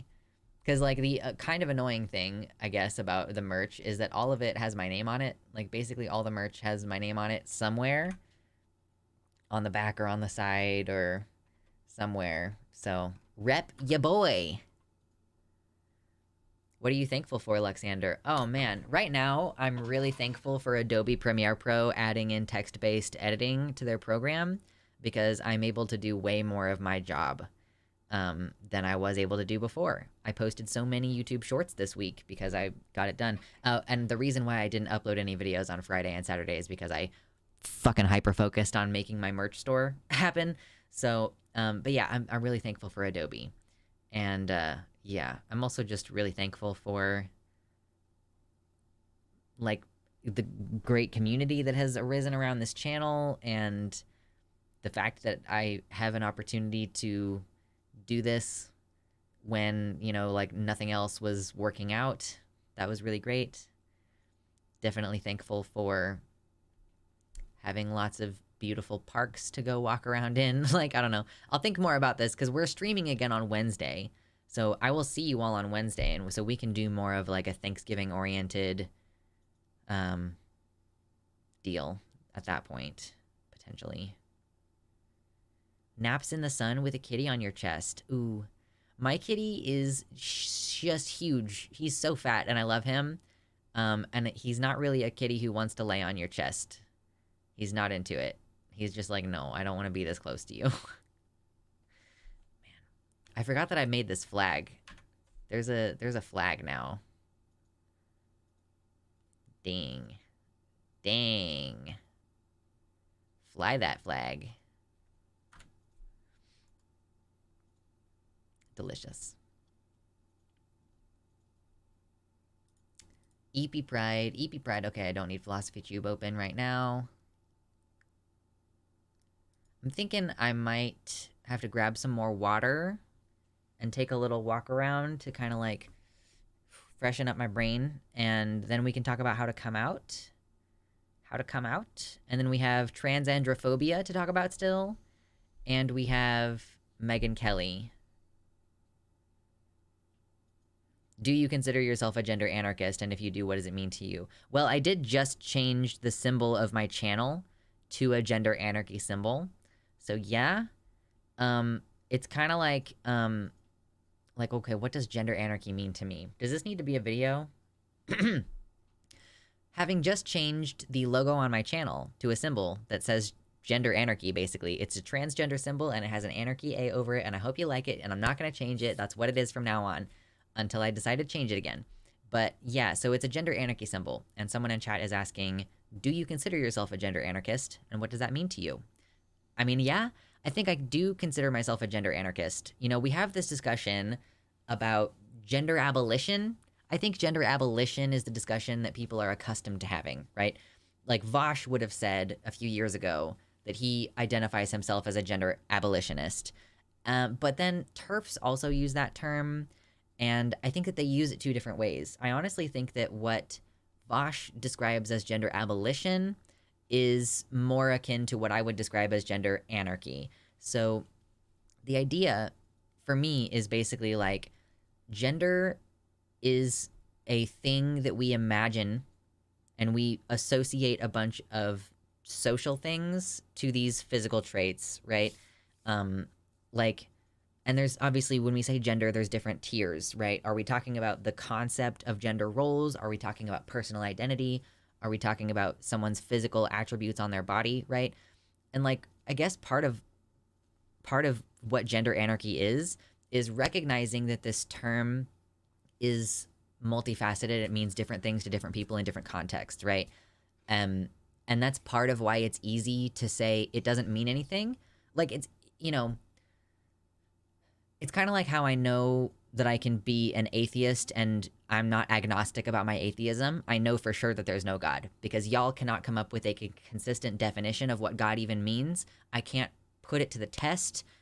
Like, there's too many different approaches. Like, there is no consensus on what God is or what it means. So there is no way to find out what it is and like therefore it is kind of fundamentally meaningless, and I don't have to acknowledge it as having legitimacy, right? And it's a similar thing with this gender stuff. It means different things to different people over different timescales in different contexts, and so there should be no limitation on what you can do with your own body as far as your gender presentation and sexual characteristics. Like, no limit to your sexual characteristics except the limitations of modern medicine.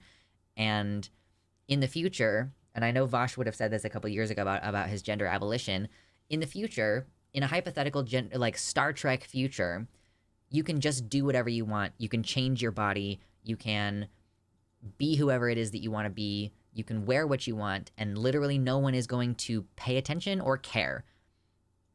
They will just accept, okay, you're going by these pronouns now? Great. Oh, wow, you look really different. Wow, that procedure you went through was pretty amazing.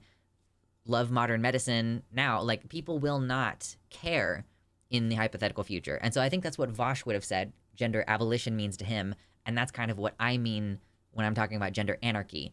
Like, breaking down the concept that there is a hierarchy, that certain traits mean something inherent about who you are as a person.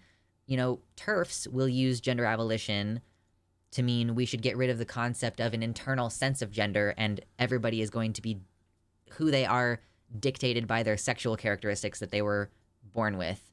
And like intersex people are an aberration who should be corrected. You know, like gender abolition to a TERF is just hardcore bioessentialist patriarchy.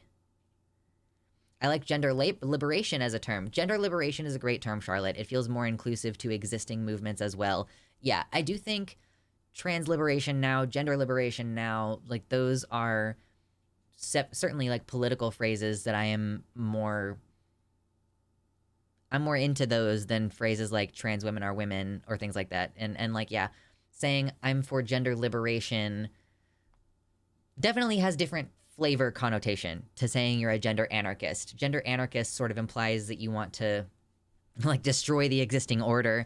So obviously gender anarchist is a term that you would use if you do have like you want to position yourself as in a more radical sort of position, I guess. Like, I'm not saying that I want to take away anyone's gender. I want everybody to be able to do whatever they want without pressure or hierarchy or requirement. Like, I just want people to be able to exist however they wish. And I think that's what gender anarchy means to me. And so, like, if those are the values that you share, you might want to subscribe if you're not already. Okay. I do think my throat is quite dry. So thank you for that question, by the way, Griffey. I'm going to put that in my stream notes that I had a little gender anarchy moment. Okay, I did this first. I did this second. I'm going to do how to come out third. Transandrophobia will be fourth, and Megyn Kelly, we'll do Megyn Kelly last, because it'll be fun. Oh my god, I have so much editing I still need to catch up on. Have I met Vosh? Nope. He lives in Seattle, and I live in Kansas. Although, if I do want to visit up there, and I have chatted with him in the DMs about, like, hey, if I ever visited, you know, would you want to meet up? And yeah, he was like, yeah, sure, we could get... He was like, yeah, sure, we could go to a restaurant or something. So, like, I could meet him. I can. I just haven't been there to Seattle ever. What's up, Jihariel? Welcome in. Trans women need cookies and cream. True. Oh, my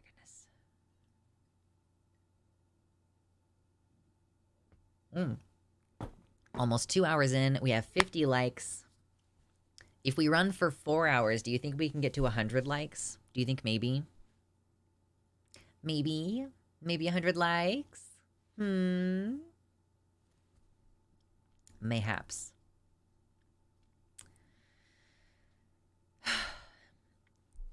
Man, being properly medicated, it really does make a difference. I wanted to show solidarity in what you said. I just couldn't find a fist icon, so I went with the dicks icon instead. Nice. What's up, Golden Heart? Hello. This shirt, it's like, it doesn't want to stay up. Dicks up for gender anarchy. True. If Megyn Kelly reached out to you and wanted to debate with you, would you agree to do it and come prepared? I mean, I would kind of have to check and see what her audience is like, I think. Because there's always a risk going on a right-winger's podcast or whatever that she might, like, that her fans might dox me or otherwise, you know, try to find personal information about me or send me death threats and stuff. So, you know, it's not really a matter of, like, would I debate Megyn Kelly? It's more a question of, like, would it be safe for me and my family to debate Megyn Kelly? I don't know. Maybe, I don't really think that she's high profile enough.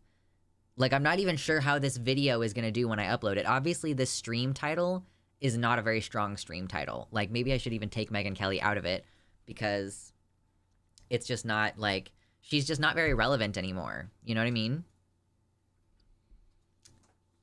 Dick's out for gender anarchy big time. Dick's out for gender anarchy. Yes. That mesh shirt underneath the hoodie looks interesting. Thank you. If we get to $100 in the stream, I'll take the shirt. I'll take the hoodie off and I'll flex. And then you'll be able to see the shirt. Dick's in for gender anarchy. True. Oh, that sucks, Jihariel. The weekend was a mixed bag. I did see a cute fox, but also got threatened in public for being visibly queer. Start carrying pepper spray, y'all. Carry pepper spray. If it's legal for you to carry a taser, then carry a taser. Keep yourselves safe. Clit's out for gender anarchy. True. Yes, Dick's in and out, and in and out, and in and out. Yeah, Dick's in and out for gender anarchy. All right, no more smuggies. You get a Dick's, and you get a Dick's. Everybody gets a Dick's. That's the opposite of what the trans girls want. Both of those are not legal in Germany. Well, then carry Axe body spray on your person. And if someone tries to come at you, then spray Axe body spray. That's not illegal, is it? Addicted to dicks. True. Yeah, I'm trying to schedule my surgery. Yeah. It's my addictomy. I'm ass out for gender anarchy. Ass out for gender anarchy. All right, I'm gonna run and grab myself some more water. I'm gonna put up a video. Yeah, I do have to have a tab of Hassan every time. I think that this is the funniest way to go about it. Just every time. It has to be Hassan. It's always morally permissible to put on a Hassan video when you're going to the bathroom on stream.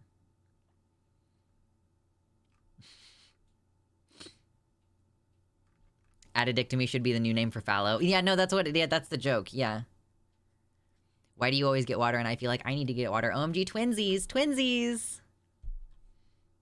To be fair, he'd probably find it funny. Okay, well, this is like the extent to which I think of Hassan. I don't really think of him that much. Like, yeah, but yeah, if I'm gonna go to the bathroom, it's always morally permissible to play a Hassan Abi video. Oh man. What's a good one that you'll be entertained by? I thought it was really funny the last time I played a Hassan video when I left for the bathroom. Like, I wasn't even gone for 5 minutes, and he also was gone in the video that I played. No, Axe body spray is not illegal. Yeah, so if someone is attacking you, just spray them with Axe body spray right in their face. What's up, Violet? Yes, Violet out here going dicks, but I know Violet just got vulvoplasty, so no longer has to deal with dicks.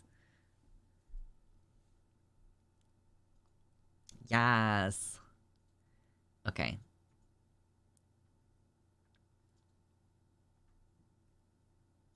No more dicks. Woo! No more horses. We need a gawk emote. Gawk? Listen, dicks is built in. I didn't have to do anything to make dicks happen. Bro, Hassan has been talking just only about Israel. I don't want to play any of his Israel-Palestine takes on here. I don't want him to say something that I don't approve of. Okay, Jordan Peterson. Oh, no, but it's Jordan Peterson on Israel. Oh, my God, dude. For weeks.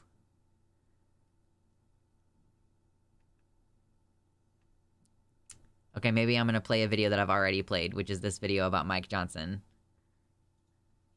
How about a gawk emo? An emo trans woman? No, come on. We got vulvas. So much dicks I had to go to the hospital just to deal with it. True. Oh my god. We're getting 44 viewers right now. That's the most viewers we've had the whole stream. And I'm about to go to the restroom, okay? But I'm gonna play us on for you. I'm gonna get some water. You should get some water. Go to the bathroom. Blah, blah, blah. Okay. I'll see you in a minute. Talk about Mike Johnson. Mike, okay? America Mr. has Johnson. a new House Speaker. Louisiana Insane moment. Congressman Mike Johnson was sworn in yesterday after 3 weeks of the U.S. House of Representatives being left in limbo without an official leader. But Johnson may have his work cut out for him, unifying a fractured Republican Party that ousted the former Speaker and rejected 3 nominees for the top job. Johnson has previously opposed more U.S. aid for Ukraine, an issue that fiercely divides Republicans. Johnson has opposed abortion rights and supports a nationwide abortion ban without exceptions. And last month, he voted against a deal cut with Democrats to keep the government open. Now Johnson faces a November 17th deadline to again avoid a shutdown. I love this guy. He's so cool, man. He is insane, dog. Why did Dems vote for this guy but voted to oust McCarthy? What do you mean voted for this guy? You mean why did the Republicans vote for this guy? Why would a Democrat vote for this guy? They didn't. They don't need Democrat votes to win, to become the speaker. They need at least, they need near unanimous votes from all Republicans. Specifically, I think like the amount of votes they can lose from Republicans right now is 4, and they got it. What's wild is like they were like, Jim Jordan is a pervert and did not investigate rapes that were happening under his watch. Like it was happening literally right around him, all around him, and he's a bad guy, and he's also a Freedom Caucus guy. But then they're like, but this guy who he's mentored, he's fine. Like all of the moderates that claimed that they did not want Jim Jordan because like he's too much of an extremist, literally turned around and voted for this guy who is also an extremist. If you think Jim Jordan is like single-handedly the only responsible party for like the January 6th stuff, well, this guy was right alongside him the entire way. So it makes no sense. I guess they just were like, and he's also like a real zealot too. Jim Jordan is a freak, okay? He's a wrestling guy. That's one thing. This guy who doesn't have the same name recognition that Jim Jordan has, or at least like the same long commitment to like being an obstructionist in the Freedom Party and the Freedom Caucus, the Tea Party caucus in Congress, still very much is an unadulterated freak, an absolute freak, dude. He is a real Mike Pence style podcaster / Christian fascist. He also was one of the people that tried to change the results in 4 of the states in order to secure a victory for Donald Trump, and he was the one who whipped the votes in the Republican caucuses at the behest of Donald Trump and Jimothy Jordan. He's a full-blown Christofash, okay? Straight up. Here you go, dude. Here. You know, we don't live in a democracy because a democracy is 2 wolves and a lamb deciding what's for dinner, okay? It's not just majority rule. It's a constitutional republic. And the founders set that up because they followed the biblical admonition on what a civil society is supposed to. Oh, dude. Yeah, that's sick. There you go. There you go, baby. This guy's a real fucking psycho, dude. He's like, Sharia law? I wish it was Christian Sharia law. He reminds me of like the Quran guys that I remember laughing at when I was... I'm back. Wow. Gone for a whole 3 minutes. Wowee. Oh, there's 50 people in here now. What's up? Hey, can we get to 69 likes today? That would be amazing. 69 likes?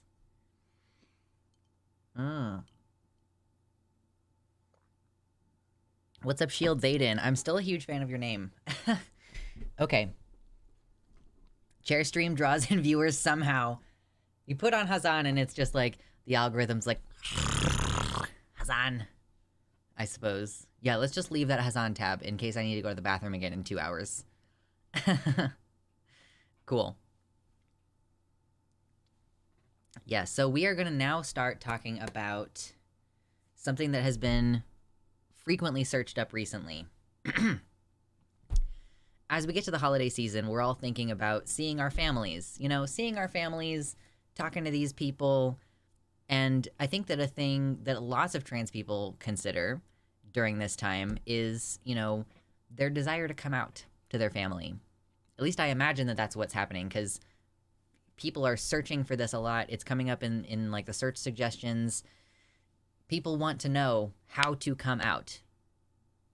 previous video that I've made about it is getting decent traffic right now. I think that it is. Like, we're approaching the holiday season, and y'all want to know how to come out to your families and what to say and how to present yourselves. And I've given this advice before, and I'll give it again. We're going to discuss it with chat a little bit, but my suggestion is to not do it during the holiday season, or at least don't do it at your Christmas, and like probably don't do it right before your Christmas either, you know? Like, because here's what's going to happen. Here's what I'm worried about happening for you, okay? Coming out in this day and age is tough. Coming out as trans specifically. I want to be clear. I'm coming at that from that angle. I'm not really going to be talking about how to come out as queer, like how to come out as gay or anything. We're talking about specifically the trans issue, because obviously it's contentious. It's contentious at the moment. It's a big deal. So my recommendation is not to come out at this time of year, because what's going to happen is you're going to have a room full of people who are all some flavor of upset at you, like to some extent. So, you know, if you do it right before the holidays as well, you run into the risk of like your family trying to run an intervention on you, something like that. You know, you have to be sure that you know that these people have your best interests at heart, that you feel safe, that you know that they are going to be okay with you.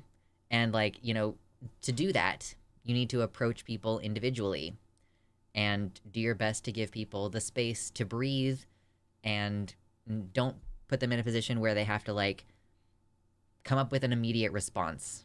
Like, all of those things are going to be a mixture for, it's like badness.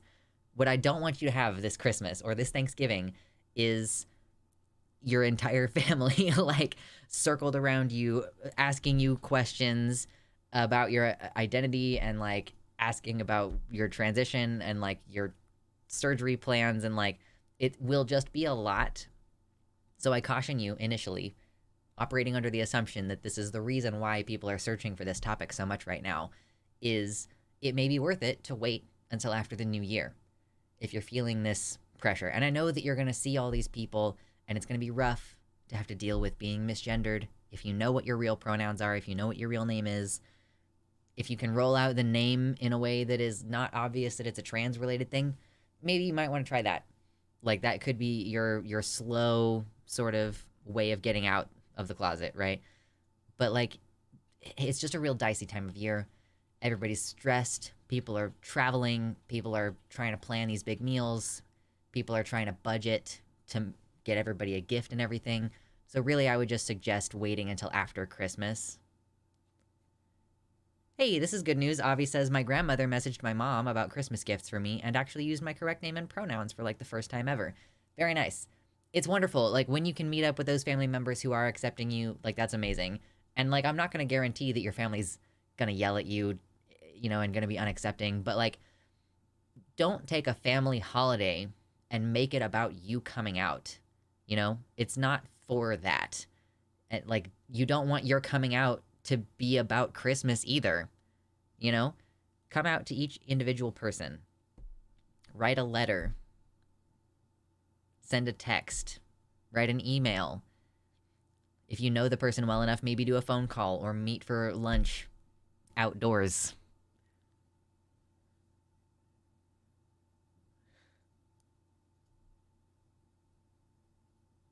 Merry Christmas, I'm big queer. Listen, I just opened my merch store and I did really seriously consider, because they have some Christmas sweater options. I really did consider making a sweater shirt that says like, this is my coming out sweater or something like that. And then I was like, no, my official advice is don't come out at Christmas. So I should not make a sweater in my merch store that says, this is my coming out sweater. Like, no, don't do that. Bad call.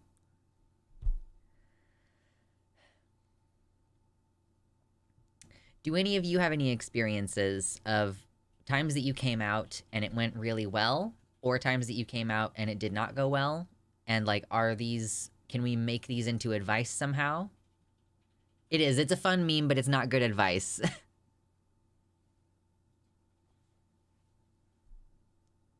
Yeah, Jay points out in the YouTube chat, if you spread it out over a year, it'll give everyone time to settle and sort themselves out until next Christmas. Yeah, like in January, when people don't have a bunch of other stuff going on, maybe consider like starting to tell the family members that you know will be more sympathetic. Try to get as many people on your side as you can, and then start tackling the ones that are going to be more resistant, you know?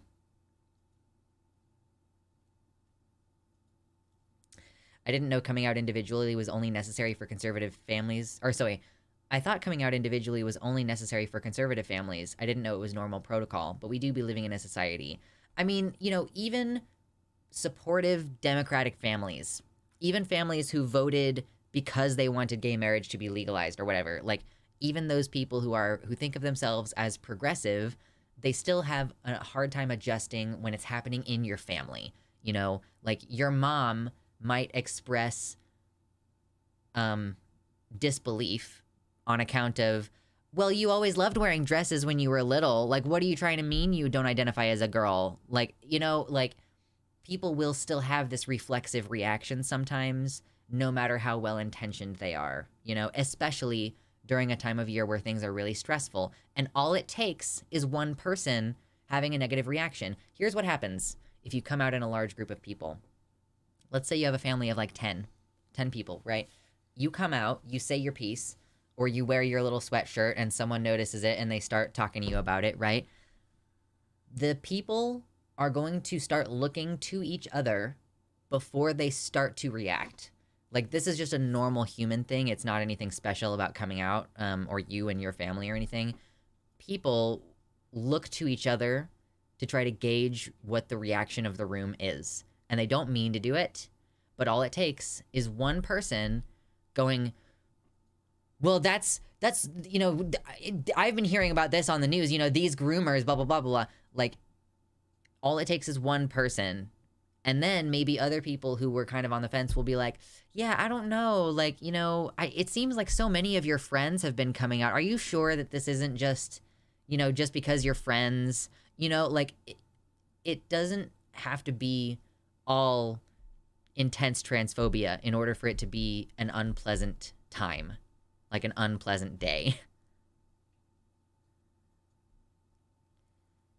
Shield Aiden says, I sent a big email blast, but I expected my family to be reasonably cool. Also, I'm not super close to my extended family. I came out to my dad first, and then I sent a big email to everyone else. This was in 2021, and I was not expecting to have to see them in person for a while. Still haven't. Right, yeah, the COVID of it all means that a lot of folks haven't seen their family in a while, so that can kind of take some of the pressure off of it as well.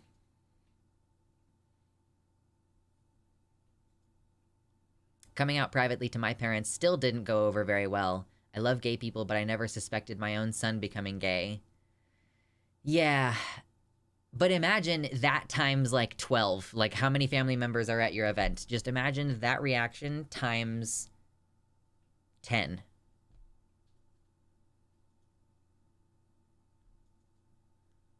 Selena File says, I learned that even if you come out to someone who is not homophobic, they might still make fun of you or hurt your feelings. Like, maybe in the process of them trying to show that they accept you, like, they do it through teasing, and that can still feel really raw and sensitive. Like, I completely understand that. Like, when people are trying to make sure you know that things are smoothed over, they will joke with you in a way that sometimes is hurtful or, like, aggravates the issue, and you're like, okay, well, I wasn't annoyed, and then you made it annoying.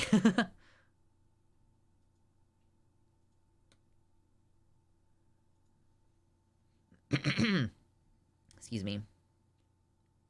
I came out and told my mom that I was already on 3 months of HRT in a coffee shop, and she just was like, oh, okay, and asked when I wanted to go by. My mom had a wholesome reaction versus my best friend at the time having a negative reaction. Definitely felt backwards. I'm related to people who sincerely recommended Matt Walsh's What is a Woman documentary to me. I think you can guess how they reacted when I came out. See, I would not come out to those people, and that's another really important thing about coming out that y'all should know, is sometimes the correct thing to do is not come out. You don't have to.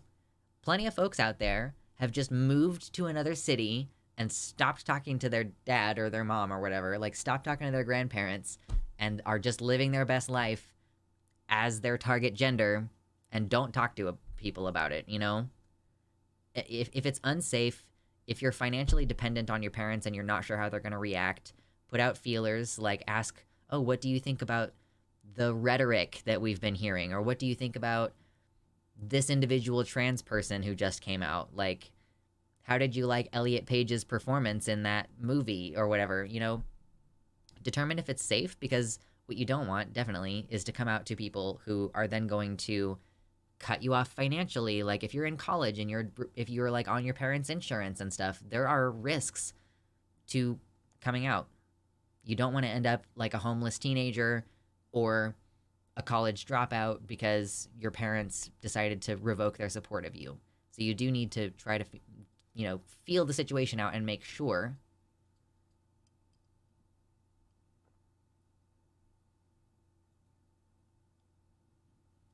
Excuse me. Drinking the water. I came out when my parents caught me with a girlfriend. Uh-oh.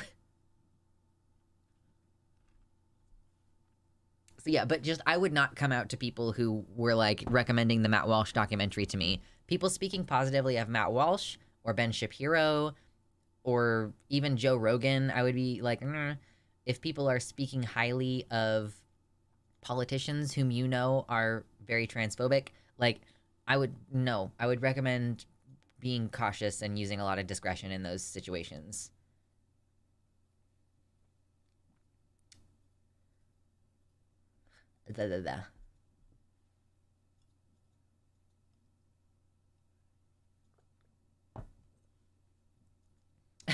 I came out on Facebook, and I did get a lot of support there. Apparently, one of my grandparents doesn't quite get it, and when I told him that I was diagnosed with PCOS, which is a hormone disorder, he suggested that the mental stuff would clear up when my PCOS was being treated.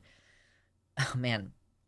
I mean, I don't want to go into it in too much depth right now, but it is interesting, like, PCOS is an intersex condition, and I kind of viewed the brain-body map distinction for trans people as being also a subset of intersex conditions. And so it's like, yeah, you mean my hormonal disorder is causing me to also have like a mental body map that is in line with being non-binary? Like, wow, amazing.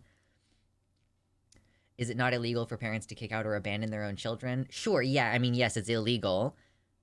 But, I mean, like, what do you do as a teenager? You know?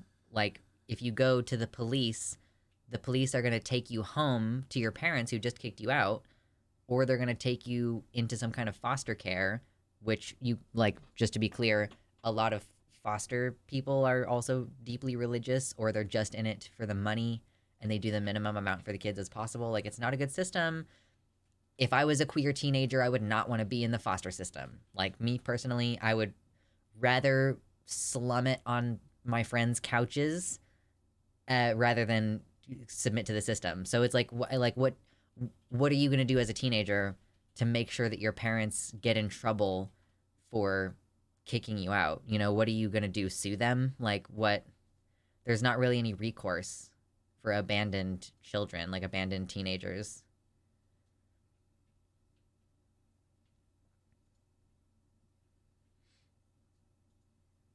Yeah, being just post-surgery, my body map is a mess right now.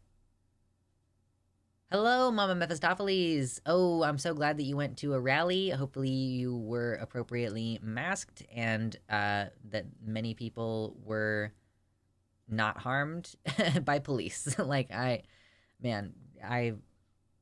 feel like protesting is so dangerous, so I really admire y'all's tenacity when y'all go do that shit.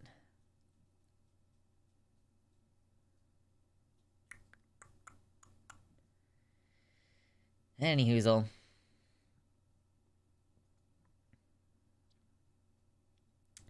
Trying to think if there's any other advice about coming out. Body map is such a good phrase. Well, it's like the brain body map, to be clear. Like, brain body map. Because it's like it's sort of the same concept that people are thinking of, like phantom limb. Like, your body expects you to have an arm, and if you lose the arm, then you have, like, phantom sensation because your brain is whatever. And I kind of just view transness in a similar way, you know? Like, my mom has PCOS, which is a hormonal disorder, right? So if she was pregnant with me, and I had, Like, let's assume that I have XX chromosomes, although I don't know. Let's assume I have XX chromosomes, and, like, I was developing to be female, but clearly at some point during the process, like, not only do I also have PCOS, most likely, but also, like, I am non-binary, and, like, I do think, like, you know, that's a possibility that my brain developed with more testosterone present than someone whose mom doesn't have PCOS. So, like, yeah. But you develop that sense when you're a baby, like, your brain is developing of what your body is supposed to look like. And, like, that's just my personal opinion. Although I do think that there is, at least, I don't know if we have a lot of evidence yet, but it's being researched. It's definitely, like, being looked into. Is there an actual chromosomal test? Does it cost a lot? Well, yeah, I mean, I'm pretty sure that it used to be a thing that you would do in, like, a college bio class where you would do, like, chromosomal tests, but part of the reason why they don't do it anymore is because people were finding out, like, that their chromosomes were weird, or, like, there's an entire movie, there's, like, a movie, and I don't know if this type of thing is real, that it would actually happen this way, but there was definitely a movie where, like, a girl found out that she was half black instead of entirely black because her mom got the wrong sperm donor, and she found out during, like, a class where they did a blood test thing for, like, race, which I don't think is how that works either. But anyway, yeah, like, but I think the chromosome test thing did used to be kind of normal to do in a classroom, but, like, I don't know nowadays how to, I don't know, I'm sure you could. They just have to look at some of your cells. How much does a chromosome test cost? Let's find out. Do we have any more ideas about coming out so I can wrap up the segment?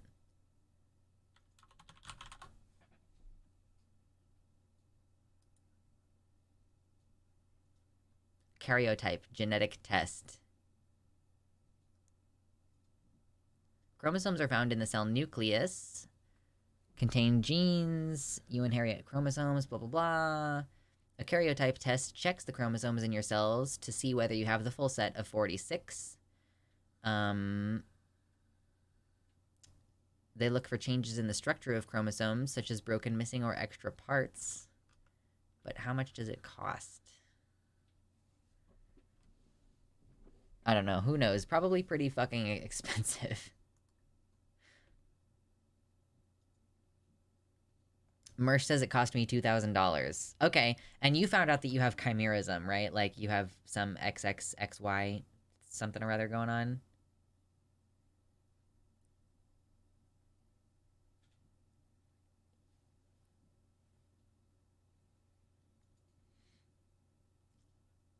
Big thing that is relevant to me, as someone who just came out of surgery, is that my body map and conscious self view are not the same way.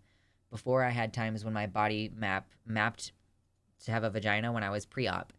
And likewise, post-vulvoplasty now, it's trying to figure out if I have a penis or a vulvo. Should be in a better place once I remove bandages on the area tomorrow. Yeah, the like, not seeing it, and, like, there's probably a lot of numbness as well. So, like, not being able to see or feel, I imagine, makes it tough. And, like, I've seen discussion about this in the top surgery groups that I'm in on Facebook as well, that, like, for top surgery, it can also feel the same. You, like, feel phantom titty, or, like, you're not really adjusted to your body for a while after surgery.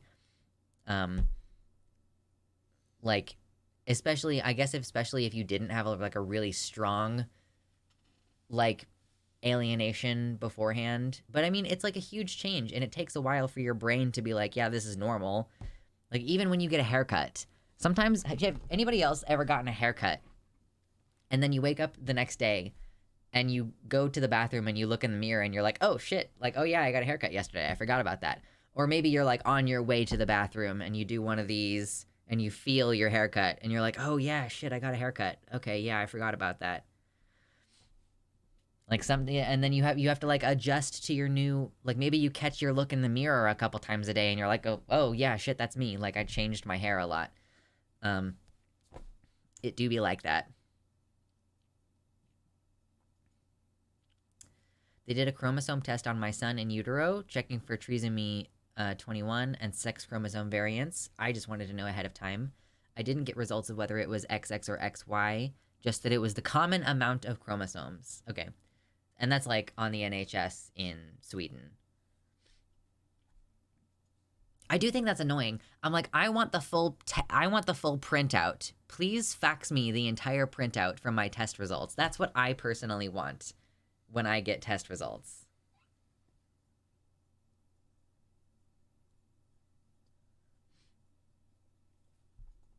Anyway, Phantom Titty sounds kind of smuggy.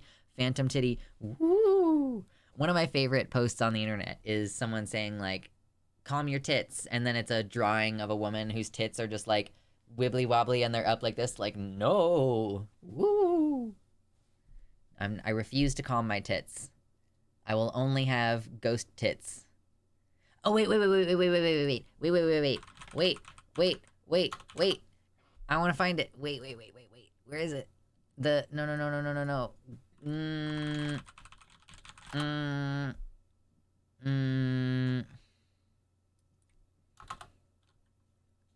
Please.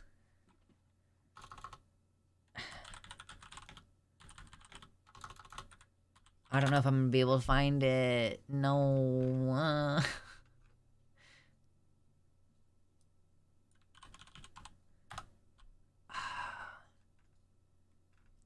I'm not gonna be able to find the picture. It's like billowing curtains. Do you know what I'm talking about? Uncomfy? I'm talking about there's like curtains and they're billowing and they look like just really slamming tits. Like it's just curtains billowing into a room, but they're like linked together in the middle and they just look like honkin' titties. Do you know what I'm talking about? Stream recommendations. Oh, no, this is Ashton. Okay, no, that's a different thing. Where did you put it in the Discord? Tell me. One of the problems with chromosome pairs is, if I remember correctly, everyone has a percentage of DNA strands with different markers or something. Yeah. Oh, man, I don't know. I'm not gonna be able to find it.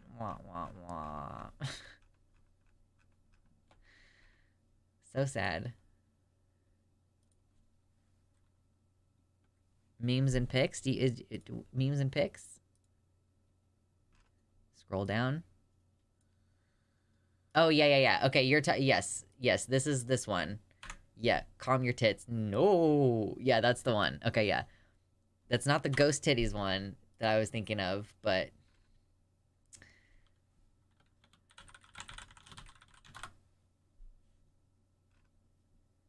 Man, I'm not gonna be able to find it. Man. Alright, whatever.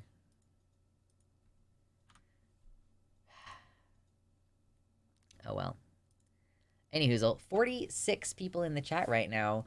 Can we get to 69 likes today? Maybe? Maybe? My tits are incapable of being calmed. Yeah. I'm now on, like, a low dose of steady estrogen, so I'm wondering, like... It's like I'm hoping that because it's estrogen, my titties will be large-ish. But I also, like... I guess they're gonna be stable for a while, so I don't know. No more monthly huge boobs. Right before your period or whatever. No more large boobs, but also no more crying from PMS. So that'll be great.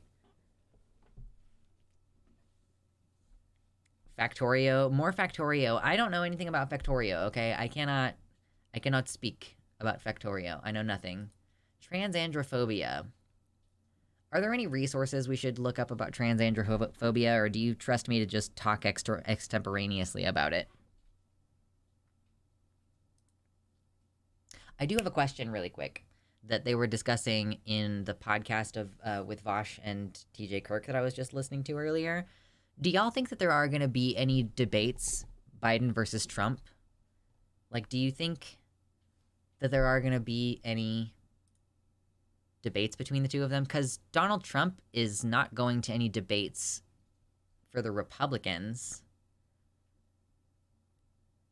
I don't know how Biden's team is going to feel about him trying to speak extemporaneously about anything. Imagine Biden with his fucking speech impediment and on like oncoming dementia trying to speak for an hour and a half versus Trump. Like, I don't know if they're going to do it at all. There's no reason for either of them to do one, so I don't think they will. Yeah, I think they're both going to just run on like, well, you've seen me be president already, and here's what I did during my presidency. Because it is a little bit abnormal for us to have two, like one incumbent and one former president going against each other in the main election, which is, I believe, what's going to end up happening. So, yeah. The only place I ever see transandrophobia written about at length is on Tumblr, so I trust you. Thanks. Only been done twice before. Yeah, like, I don't know when it's happened previously in American history. I know it's not the first time ever that we've had two previous presidents. I don't know if it's an incumbent versus a previous president, whatever, but like two people who've already served a term going versus each other to try to be president again. We're literally so screwed. Listen. If you live in the US, please contact every single one of your reps and tell them that you're not going to vote for anyone of their entire party ever again unless they call for a ceasefire, regardless of how you intend to actually vote. Right. Like, I fully intend to vote blue down ballot, but you can tell them that your vote is at risk if they don't call for a ceasefire. Like, we really should. And you have to call. Here's the other thing that I've learned recently. You actually do have to call your politicians, y'all. Using the ResistBot app to, like, fax something to their office or write an email, it's not going to do anything. They can just, as easy as it is for you to write an email, it's just as easy for them to ignore it. It's easier for them to ignore it. But if you call, you do get through a little bit more. You know, you call, you leave a message, you speak to their office secretary person, like, you actually do have to call. Tell them that you need to call for a ceasefire. It's not okay what's happening in Gaza. Like, we need humanitarian aid to be able to enter into the situation. Hospitals are collapsing. It's not good. Your vote should never be sold for free. Yeah, like, it sucks. We shouldn't have to give the Democrats our votes, like, just because they're not as bad as Republicans. But, you know, you can demand that they be better while they are in positions of power. You know, demand that they actually do what you want them to do as your constituency. I saw something recently, and I would never be able to find it again, but I was reading something which referred to a staffer in the White House saying that it's crazy how big of a disparity there is between what the American people seem to want versus what the people in this body are actually willing to do. And the person said, and that's saying something, because there's always a disconnect. And I'm like, bitch, why? What do you mean there's always a disconnect between what's happening, between what the people want and what's happening in this body? Like, that shouldn't be the case the overwhelming majority of the time. I kind of hate that it's 2023 and people take voice-based calls as more legitimate somehow when they can be bottled as much as emails at this point. I mean, I think that there is such a thing as, like, filling up the voicemail. Like, you do run out of info. It's at a certain point, you know. Like, I guess you run out of data, like, to host more of them, memory. But, like, yeah, you could just delete them. This might just be the second time this has happened. Benjamin Harris in 1892. And now I think that might be the only time two former and current presidents ran against each other. Yeah, it's not something that seems really common. And, like, I guess the purpose of a debate in many cases is to say, well, here's what I would do. Well, here's what I would do. And, like, neither of these candidates needs to say, here's what I would do, because they have a track record to point to. One of the biggest crises of democracy at the moment is that the only form we can get our voices heard in is at in-person protests. I don't know. Like, you know, I really think it's that that has always been the case. Like, I don't think that it's a crisis of democracy at the moment or really ever. Like, the idea of emailing or calling is pretty new in terms of political efficacy.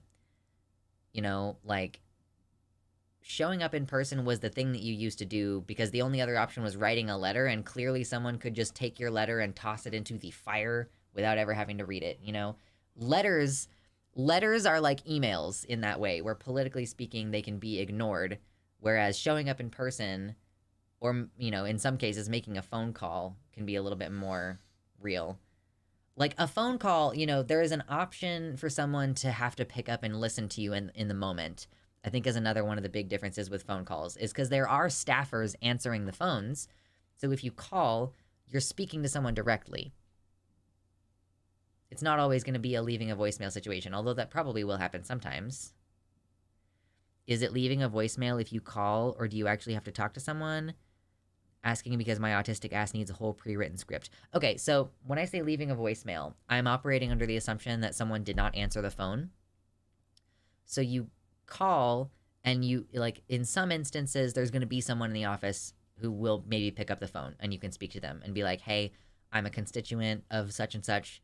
I want to say, like, I'm calling. I want this person to call for a ceasefire, and I want them to know that I will not be voting for them in this district if they do not call for a ceasefire. You are lying, basically, because you know you're going to vote for them because it's important for you to vote blue down ballot, right? And then if no one answers, there's usually a voicemail, and you should call and leave a voicemail. But I would also suggest calling again in 2 or 3 days and seeing if you ring an actual person up. Like, do that every couple of days until the person calls for a ceasefire. You know, like, you can also call and use a script even with a real person. They don't really want... Yeah, you could use ResistBot to, like, write you a script, to, like, write you a spiel, and then just make the phone call. They don't really want to talk to you, so if you just give your spiel, they'll listen. Their job is to, like, take notes of, like, okay, this is... How many people are calling about this? How many people, and what are they saying? Like, I'm gonna write a note saying, like, another constituent called calling for a ceasefire. Like...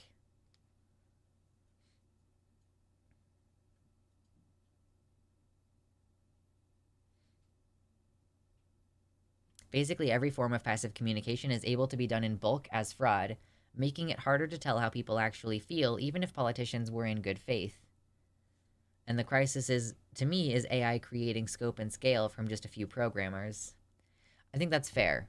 Like, yeah, that's another thing is you can't know as an elected official if this email is coming from, you know, Susie Waters from District 3, or if it's coming from, like, a bot who's trying to disrupt American politics. You know, like, if you show up in person, or if you call, like, particularly if you show up in person, it's like, hey, I am a member of your community. I'm here flesh and blood, and I am asking you to call for a ceasefire, or whatever the issue is. I am asking you to stand for trans rights. Like, I am asking you to stand for democracy against these insurrectionists, or whatever the issue is. There's a reason why showing up in person makes a difference, because human beings are programmed to care about human beings, and we're not programmed to care about text on a screen, and we're not really programmed to think of text on a screen as being a human. We have to endeavor to make that happen.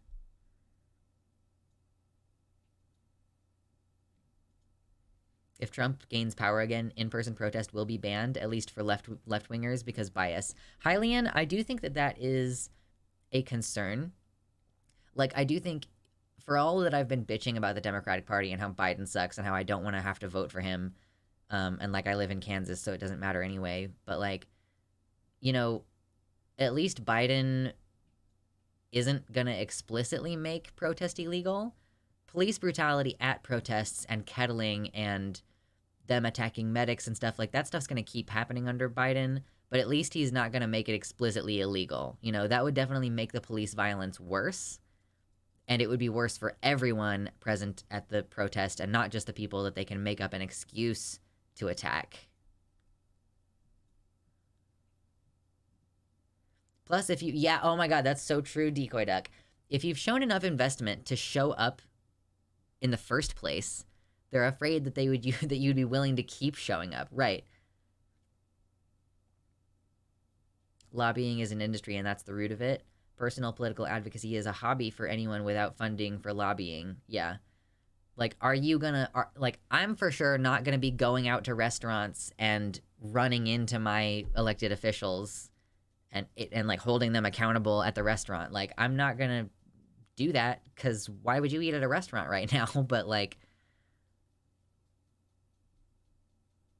that kind of stuff happens by chance, unless you show up at people's houses or workplaces and like, yeah.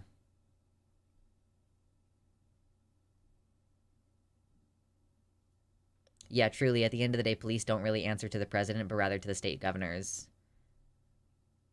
We as individuals can make an impact, but mostly just from in-person showing up, and showing up is inherently more dangerous for minorities and especially people with disabilities. Sure, there's a reason why I have not gone to protests. I've been to, I guess, one protest. It was a President's Day protest shortly after Trump got elected.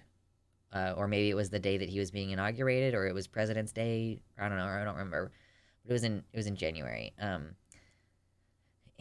And I went to I don't think I've been to any other protests besides that.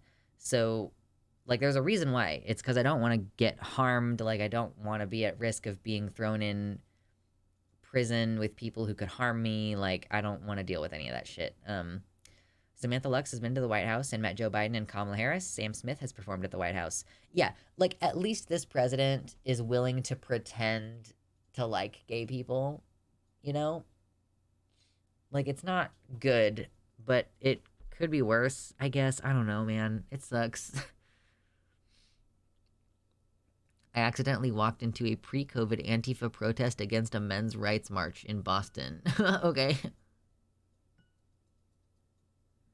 Door-to-door works in fairness, rarely in terms of something government-wise, but for municipalities especially, it's extremely effective, particularly in an aging population like Canada. Phone banking and going door-to-door can be really beneficial for voting. Like, hey, did you know that there's this election coming up? Here's why it's important.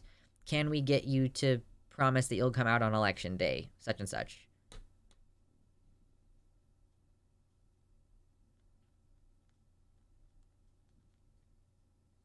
Sure, yeah, door-to-door likewise is more dangerous if you aren't part of a political org to keep you protected.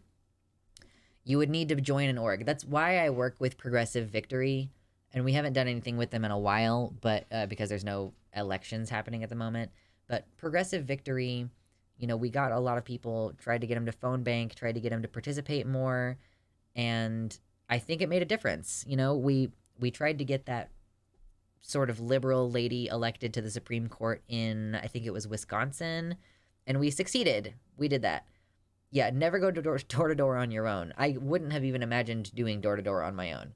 You go with an organization like Progressive Victory, or maybe you just, like, volunteer for the local Democrat. Like, you know that someone is, or maybe not even a Democrat. Maybe you know, oh, in your town, there's someone running who's actually, like, describing themselves as a democratic socialist, or maybe even just a socialist. And you're like, oh shit, I would really like that person to win the school board election or whatever position it is locally. Yeah, you can make the change happen on the short term. Did you see the Jubilee video, trans conservatives versus trans liberals? We tried to watch it on stream and the stream got copyright blocked. And I'm not really interested in watching it on my own time, like not on stream and like recording it and editing it and uploading it for you guys. So we didn't really get very far. But I'm aware that I'm aware that Blair White was in it. Yeah. Jiminy Christmas. Can we get to 69 likes? Can we do it? We're going to talk about transandrophobia in a minute. And then we're going to do a Megyn Kelly thing.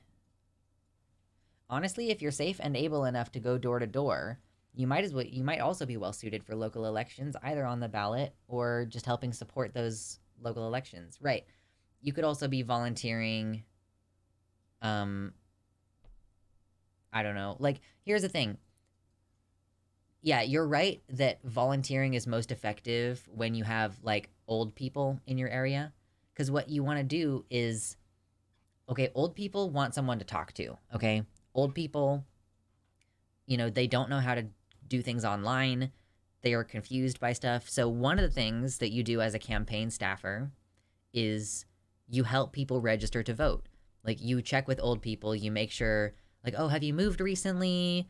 Like, okay, Cheryl, I'm helping you get this information down, well, let's make sure, okay, you're not going to be well enough to get to the polls. Let me make sure I'll write you down for a mail-in ballot. I'll make sure you get that ballot, ma'am. Like, connecting with old people is one of the things that you do when you are working on a campaign.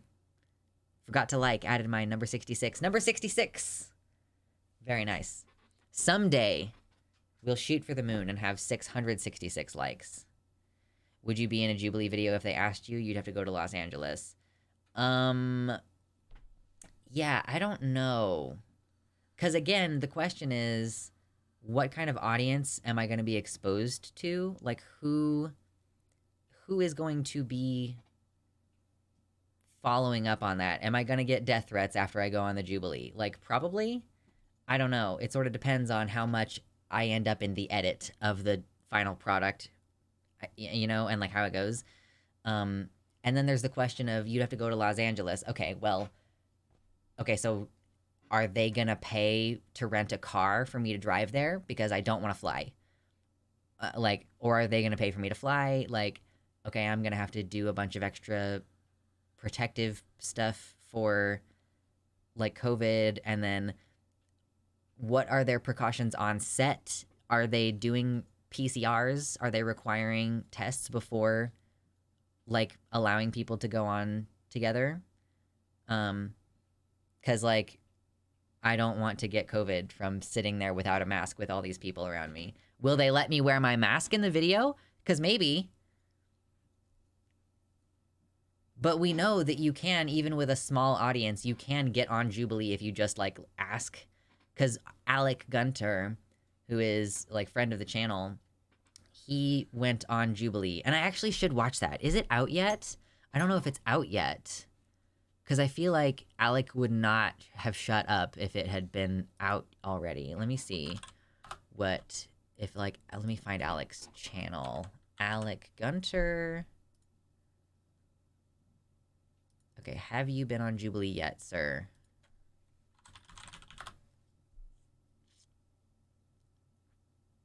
I don't think he has. I don't think he's been on Jubilee yet. I mean, like, he went, but I don't think that they've published the video yet. You know what I mean? So, but you could... The answer to all those questions is almost certainly no. Right, yeah, are they doing any COVID precautions? Who even is the audience for Jubilee? I just assumed it was only political YouTubers reacting to it. I mean, they get large views, though, don't they? Like, Jubilee... Oh, wait, hold on. Why did that not work? Jubilee...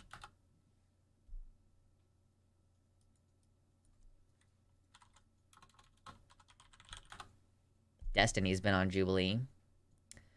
I mean, like, yeah, they put out a video 3 hours ago that has 77,000 views called "Can You Stop Being Gay? Middle Ground." Men and women rank themselves by strength. 2 days ago, 360,000 views. So I guess it depends. Like, the political content. Former conservatives versus former liberals. Middle Ground, 7 days ago, 1 million views. Who the fuck knows? What the fuck is the middle ground on choosing being gay? I mean, there's like some former LGBT... It's like, it says LGBTQ versus former LGBTQ.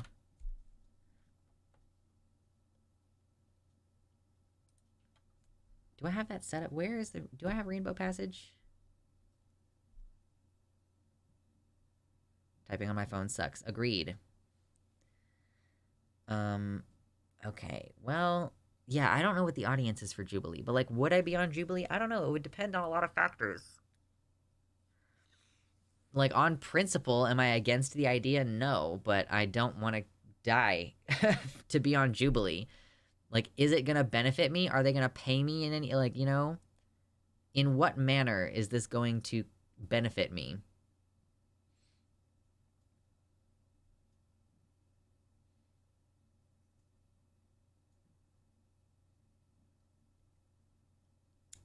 Yeah, is it just rainbow? Yeah, so if you just type in exclamation rainbow in the YouTube chat, or sorry, in the website chat, it's, you can check out the rainbow passage. But yeah, I don't know who the audience is for the political stuff. I'm assuming it's just angry people, right? Okay, hold on. I'm clicking into this one. Former conservatives versus former liberals. Has 21,000 likes. Of course, you can't see dislikes anymore. It has 1 million views and only 21,000 likes. That tells me that this video has a shit ton of dislikes on it. Like, 1 million views. 21,000 likes. It's gotta have a lot of dislikes on it. So, saying you love a politician is wild. I just know this wasn't Emily's first time saying, well, my pronouns are now pretty princess. Oh boy. Emily's confusing pronouns with adjectives. There's no way Emily was a former liberal. Emily's the kind of girl who chooses her beliefs and personality based off of current trends. So people are being, like, misogynistic a lot in the chat about her. She's, like, a, quote, former liberal. Anyway.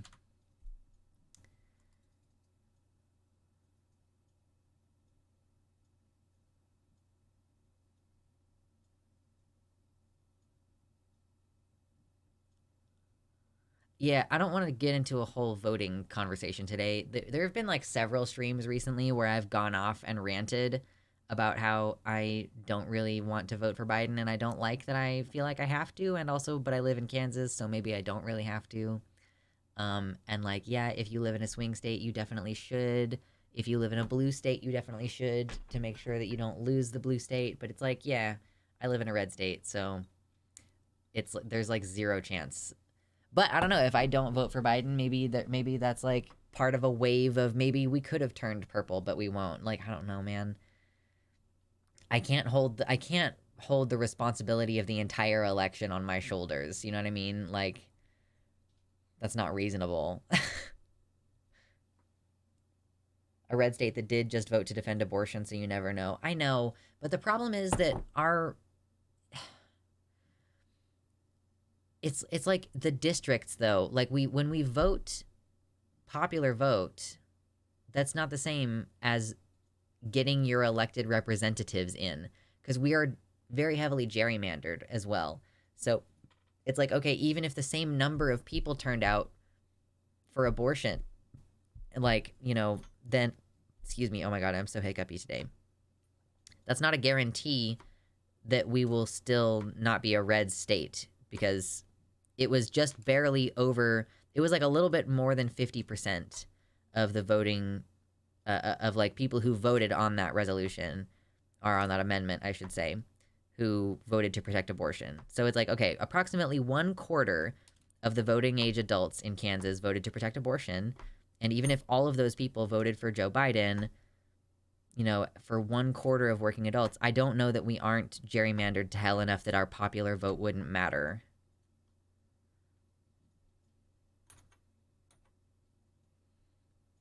Gerrymandering only really matters for Congress and state assembly. Biden gets 51% of the state votes unless he wins the state.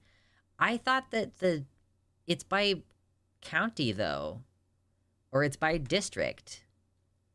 Like this, like, you see the map coming up, and it's, like, always the same in Kansas. The entire fucking map is red, except for, like, these couple counties and places that are like, okay, I know that, like, okay, that's Kansas City. All right, well, and that one's Topeka. Like,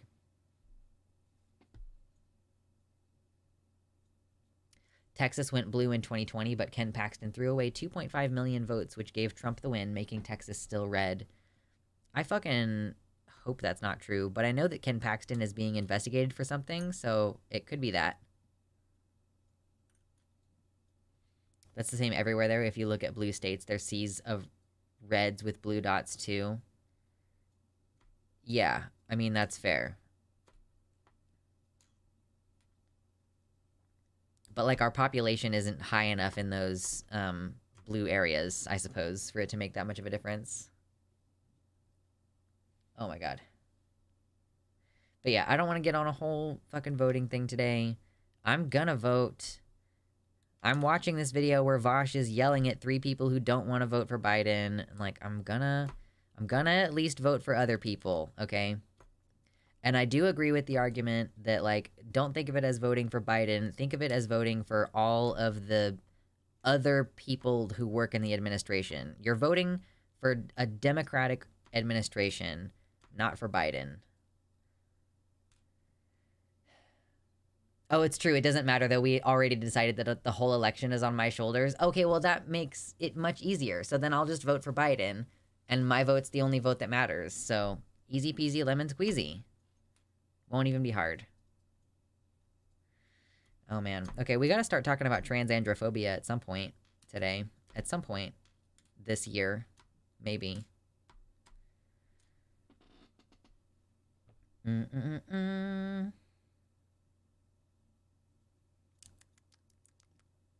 I'm ready to learn. Okay, good. Drink more water. Hail, hydrate, horties. I feel like I need a little dragon guy somewhere. Like, should I 3D? I should 3D print a little dragon guy and leave him over here or something. What about transagoraphobia? True. That feel when you're trans and you don't want to go outside. We're 1 like away from 69. Can we get 69 likes, babes? 69. Let's do it. Also, if you would like to donate, that would be lovely. This is my full-time job. Donations have been super slow lately. Or you can buy some merch, and you can get something physical out of the situation. Check the top link in the description, bitches. I forgore to like Mortal Sin. Forgore? No forgore. Look at that. 70 likes. We done passed up 69, went straight up to 70. Thanks, babes. You're the best. Man, I'm like, I keep being thirsty. Is there a command for the merch store? No, there's not yet. Hold on. Add.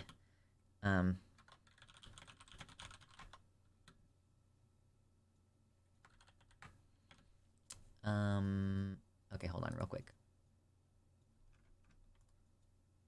Just real fast. Up, up, up, up.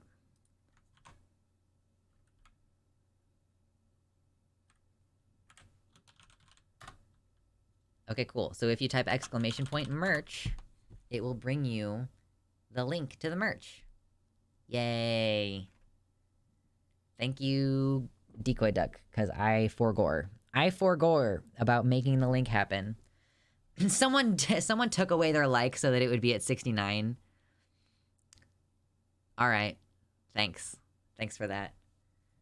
The thing is, as soon as we hit 69 likes, the goal changes and it becomes, now can we get to 100 likes? Although probably not. I think that, like, is this like too far? This is like too far out of the way. I've moved the donation thingy, mabobber, and it's like on the side of the screen, and it's like I wanted it to be a little bit more out of the way so that I could do, so that when I do YouTube shorts, it's not like obtrusive, you know? But I think it's too out of the way now, and y'all can't like see it.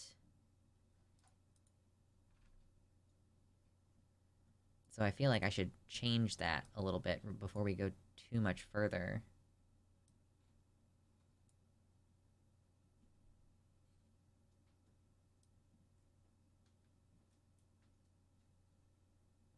Okay, I'm just gonna leave it the way that it was. But I will make it bigger. Make it bigger.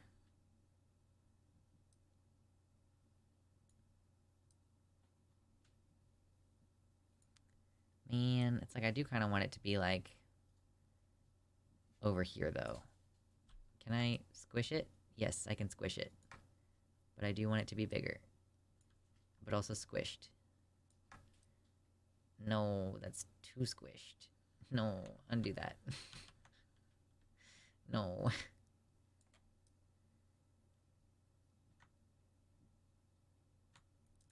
Yeah, I don't know how to make it stand out more. I don't know. IDK my BFF Jill.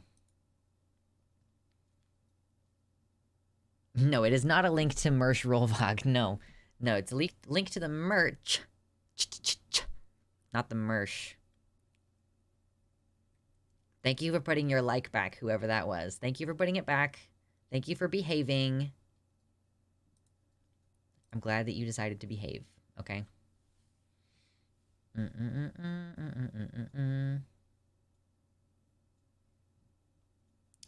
I just feel like, does it just need to be a different color? that what it needs? Just needs to be different colors.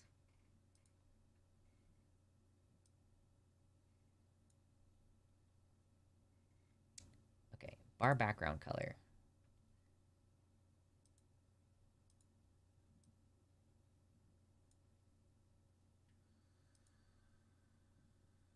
I'm just gonna change some things and make them funky. I don't know, maybe that's horrendous. Is that ugly? Is it super duper ugly? Let me see it. Yeah, that's ugly. Look at it.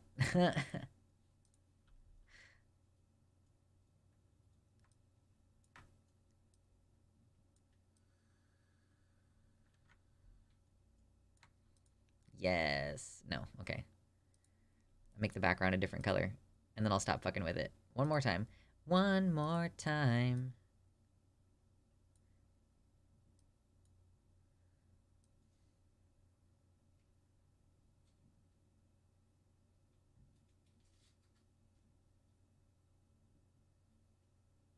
Okay.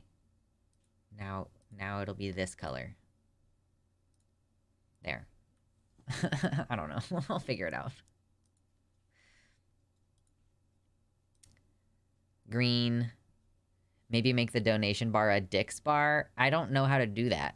I can only change it so much. Like, I really can only do so much. I'm getting merch as soon as my partner has a job again. Yes! It's reminding me of an HP bar.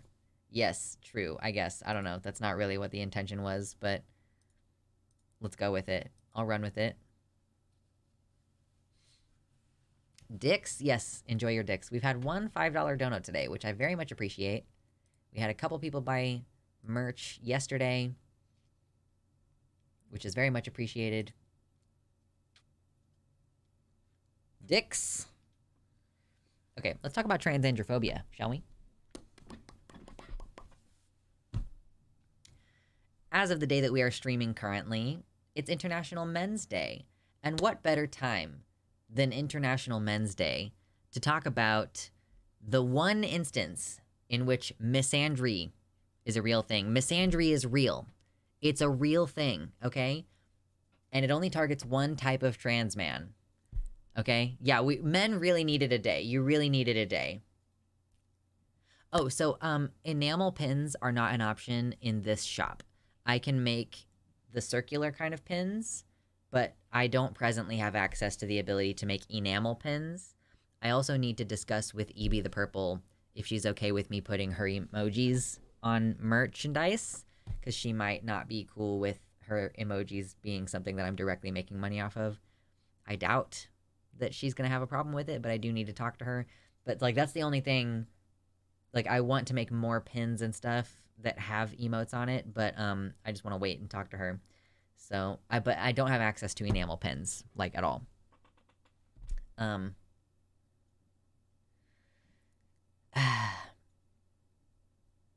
Obviously, like, I'm kind of joking, misandry is not, like, a real thing. People are like, oh, yeah, well, if hating women is called misogyny, then, like, oh, there's definitely some women who really hate men, it's called misandry. Like, sure, like, I don't know, like, I don't think that structurally misandry is a thing in the same way that, like, you know, structural misogyny, you know, women don't have access to high-paying jobs and stuff like that. Like, I don't think that there's a structural misandry, but sure, individual people can be misandrist. But a specific type of misandry, the most valid type of misandry, is what we are going to call transandrophobia. I'm trans, and we're going to be specifically talking about the experience of being assigned female and feeling that you are trans and you're transitioning towards something more masculine, and what is that like in terms of, like, the world is pretty bigoted towards differences, and we can see, yeah, like, we have clear things like, yeah, misogyny, smacking a woman's ass without her permission, that's a form of misogyny, like, it's anti-woman possessive behavior, right? And we can identify that there's, like, transphobia. You know, transphobia is generally, like, hating on someone because they're trans, refusing to use their name or pronouns, whatever, blah, blah, blah. There's different flavors of bigotry. And transandrophobia is a particular term that has been invented for the purpose of discussing what's up? Discussing... Oh man, it's the all caps that really got me. Am I the only person who has the mod powers here? I think I'm the only person who has the mod powers here. Anyway, I don't know why you're being such a weirdo. But I also don't remember. Do I know? Wait. No, it's IP ban. I need to IP ban.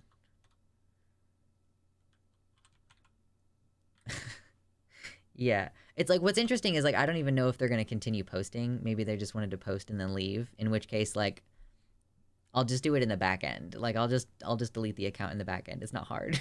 Like, anyway. Hold on. I want to figure out where my settings are. Yas, queen. Yas. Yas, queen. Cool. Okay.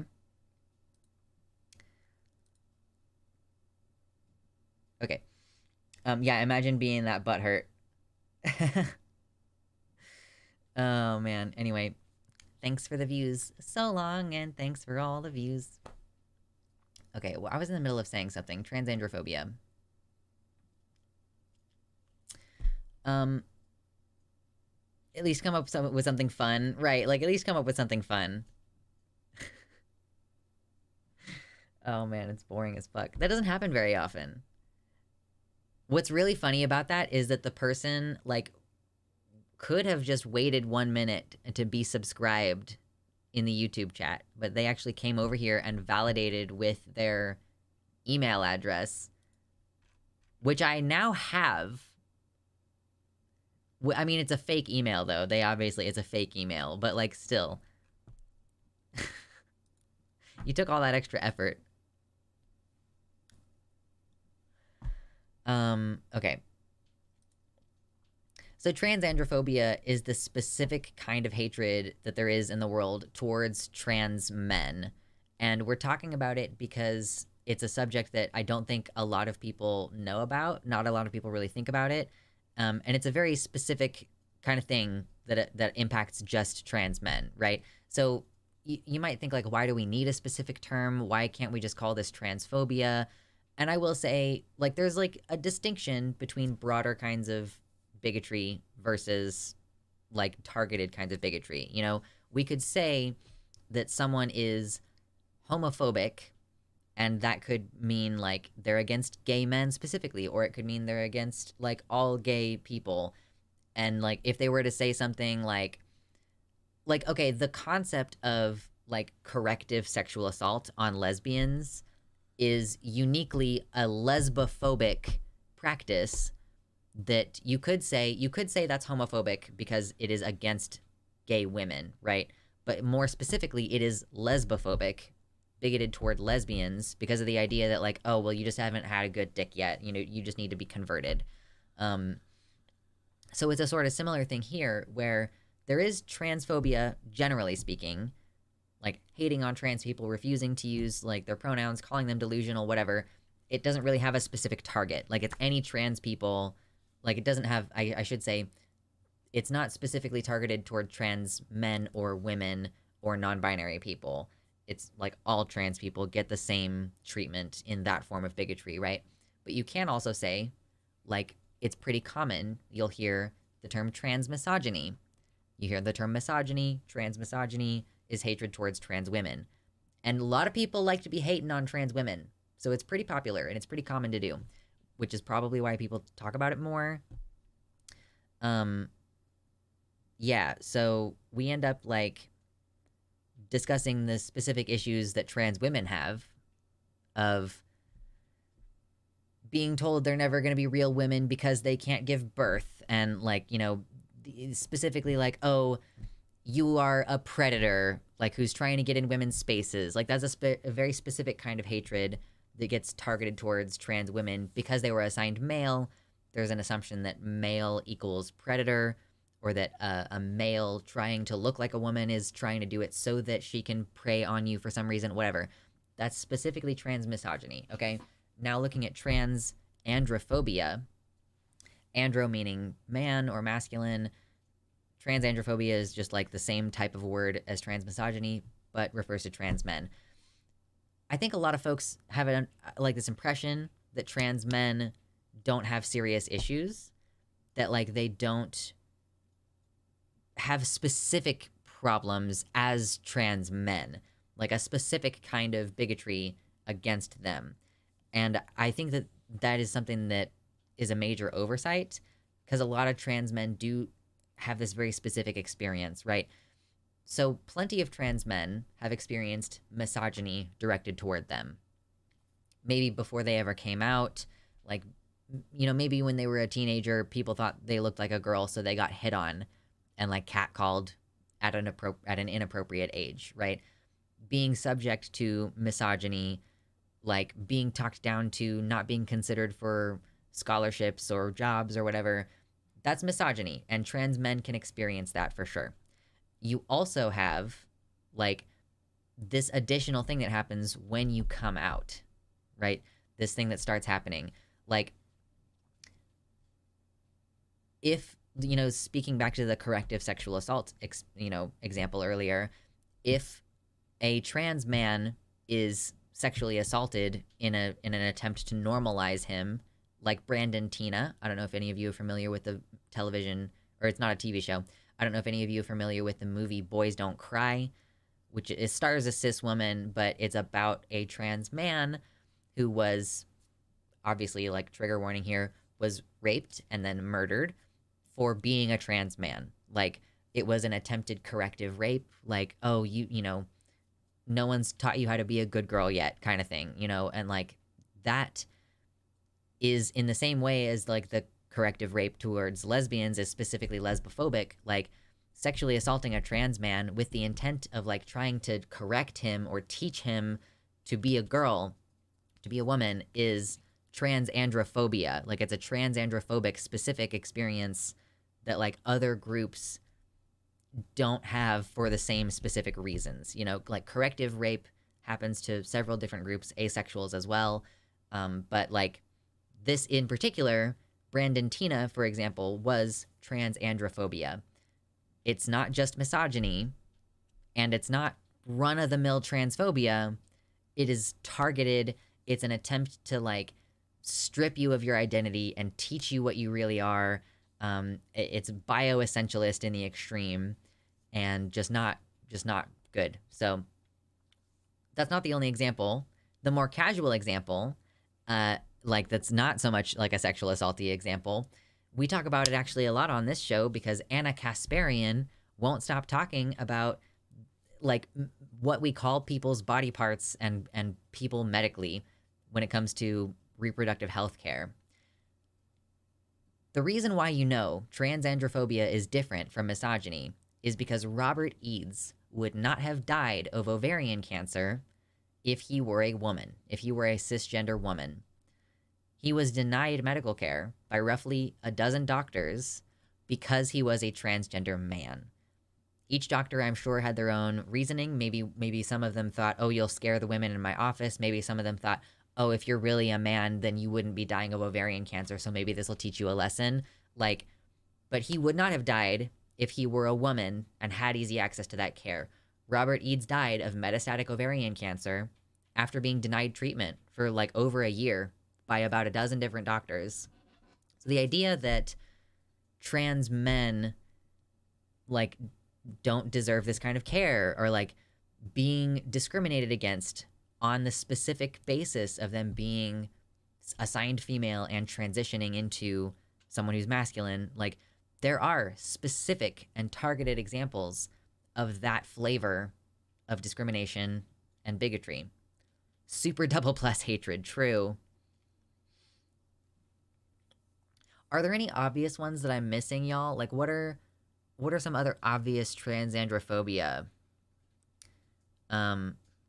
Obviously, like many other bigotries, there are more mild forms of transandrophobia, things that can play out in small examples. Like, if someone ever tells you, oh, you're too pretty to be trans, that's a specific kind of transandrophobia.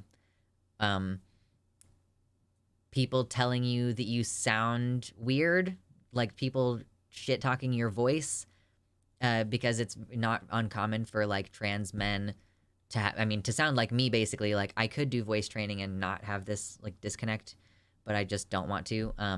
Like the T-slur voice, as it's called. People making fun of that is a very specific kind of targeting trans men, or like non-binary trans masculine people as well. Like, I'll just say, like, I'm non-binary, but I get looped into this. Like, I've experienced transandrophobia, even though it is like more often what I get is non-binary phobic, specifically, like transphobia against non-binary people in particular. Excuse me.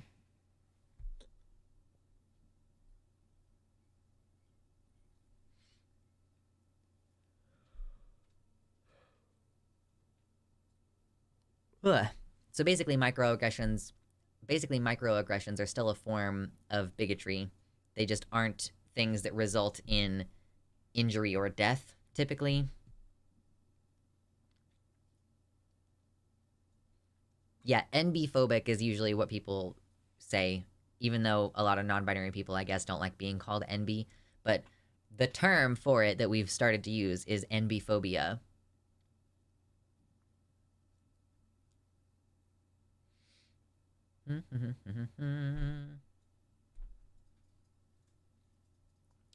Honestly, like, I do think that it's important to recognize the ways in which specific groups are experiencing certain difficulties, because, like, frankly, in the whole conversation about don't call me a birthing woman, don't call me a menstruator, it's dehumanizing for you to call women birthing persons.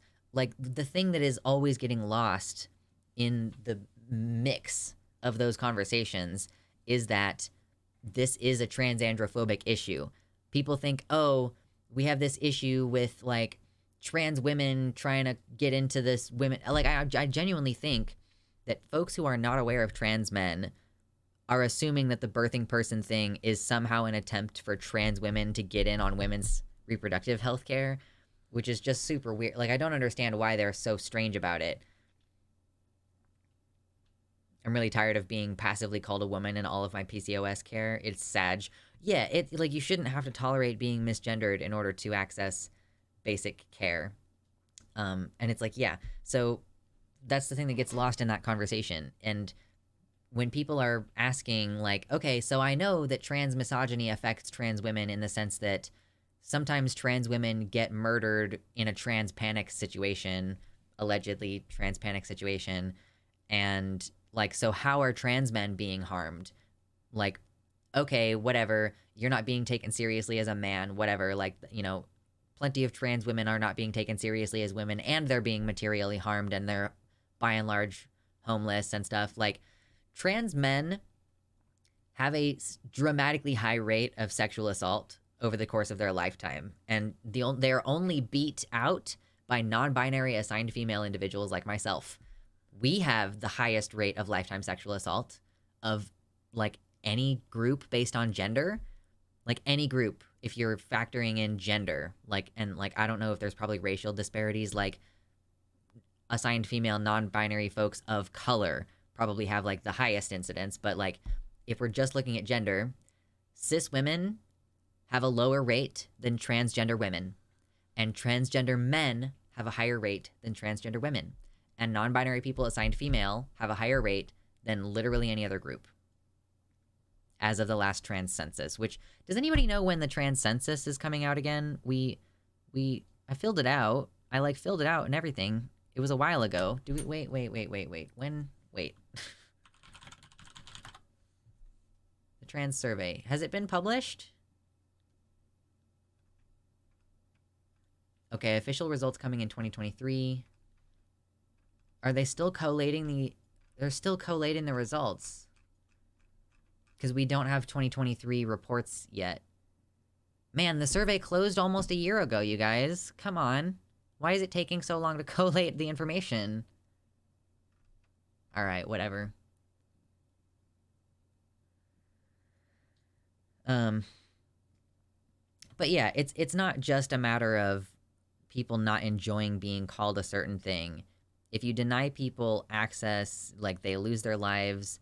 Transandrophobia is a particular danger in and of itself. It does result in deaths. It does result in traumatic sexual assaults and like all kinds of other jacked up stuff. So this is not an attempt to elevate the issues of trans men and try to say, well, they're affected by this in a way that like other people aren't, and therefore our issues are more important. Like, I'm not trying to say that anyone's issues are more important, but rather that I think that the plight of trans men and often like, you know, non-binary people assigned to female, it's just like an unseen, almost epidemic of hate crimes and sexual crimes against us.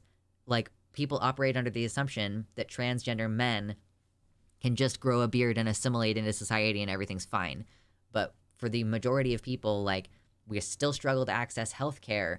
We're denied hormones specifically because people are like, you're too pretty to be a trans man, or like, I don't think you're mature enough to decide even though you're in your 20s. You know, like, we get denied transition related healthcare for specifically transandrophobic reasons.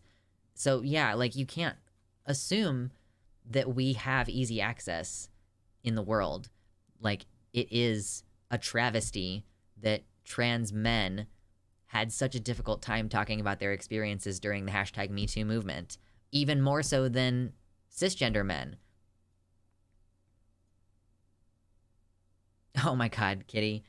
My kitten just successfully caught a yellow jacket, and I was like, yikes, please let it go before the attack begins. Rip.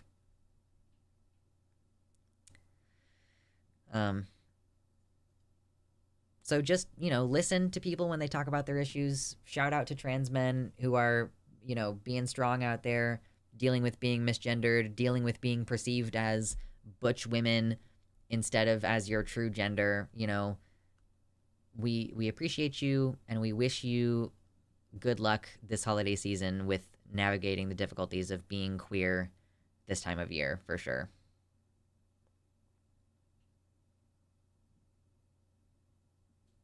I think there's also something to be said about how we can often be at the intersection of the sexual violence of being perceived as a woman and then the toxic masculinity of not being man enough as we transition. Right. Like, the compounding issue of not only being a victim of sexual assault in a way that it's probably like you feel like you've been female victimized, and then also the toxic masculinity of being a man and being strong, and like, how many trans men never come forward about their rape. Like, we don't know how many people are harmed by this and never call the police, like never get a rape kit done.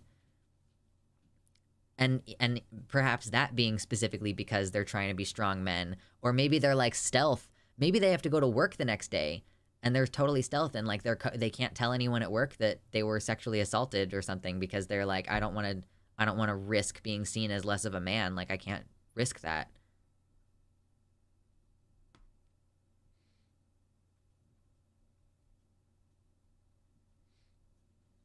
Anyway, I feel like that's mostly all I had to say about that whole subject. And now that I'm done with that, okay.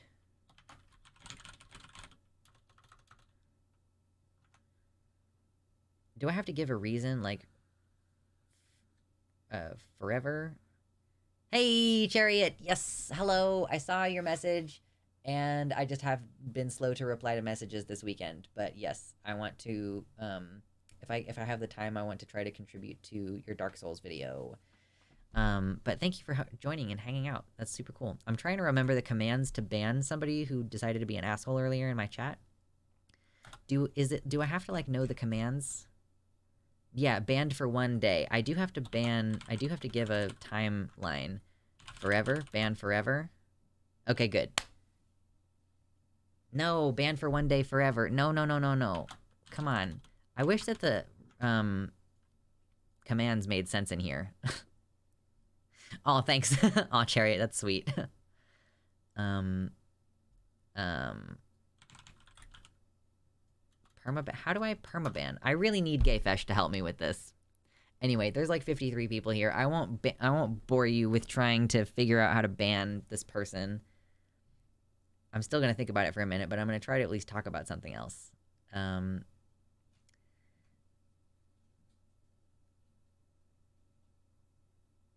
What the fuck, dude? Police saying that since I had had prior consensual sex that my rape would not be taken seriously. Like, does that mean that you can only be raped if you're a virgin? Is that what the implication of that is? Like, it is only rape if you have never had sex before.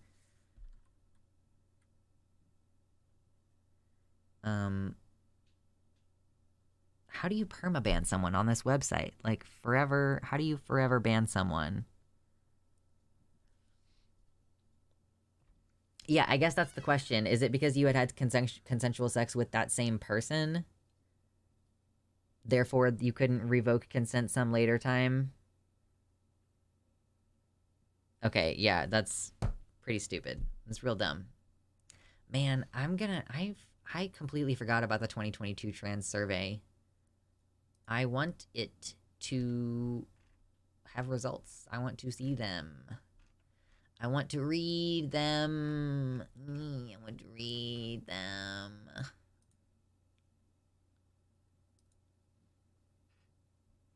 Is it with the exclamation mark and ban is one word and then the username? Yeah, so if you don't, but you have to put in an amount of time that the person is banned. If you just put ban, then the username, it just automatically does a 1-day ban. So you have to declare how much time.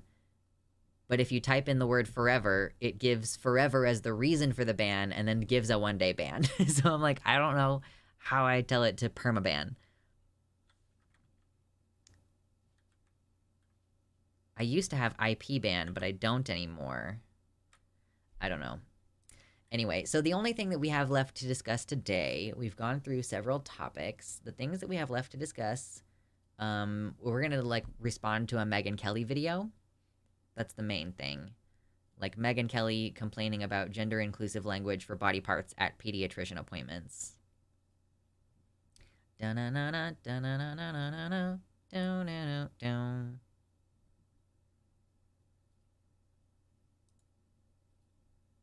Okay. Okay, the word is permanent.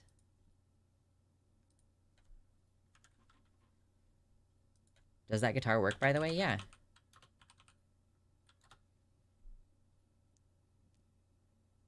Okay, banned permanently. Good. I did it permanently this time.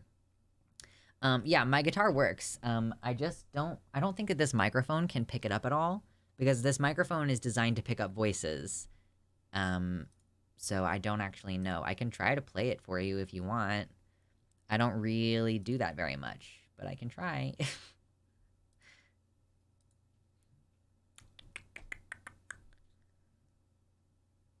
Everybody's favorite fallen off homophobic Barbie. True. 1 million day ban. $1 million. Guitar is still technically a voice in musical terms. Yeah. But it's not like a human vocalization, which is what my microphone is designed for, okay? Anyway. How many more likes can we get before the end of the video today? How many more donos can we get before the end of the video today? Did you all know that I have a merch store now? That you can click the top link in the description. Or type exclamation point merch on my website, chat. Wow. I'm gonna have to figure out how to actually add a link to the header of my website as well. I haven't gotten all these things squared away because I literally just did the merch. But like, wow, channel merch. Wow. Look at this. What a cool shirt. Whoa. Neat.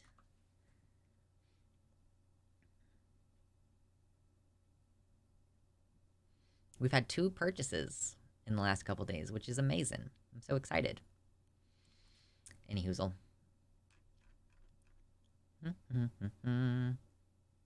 Neat. True. I do love the neat emoji. It is easily one of my favies. Picture. 50 viewers, 74 likes. We haven't even started talking about Megyn Kelly yet. I feel like I should save, if I'm going to do guitar, I should save it until later because it'll definitely make a bunch of people leave if I try to play my guitar right now. So I'm not going to do that. No bitches? No. No bitches.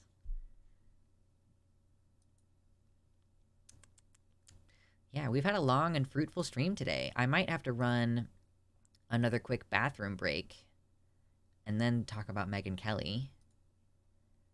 And then we kind of will be done with major topics. We may or may not play a game toward the end. I don't know. IDK my BFF Jill. Bit fruity? No, not fruity. I don't know what emoji it is that you're looking for because I don't have that one. Rip.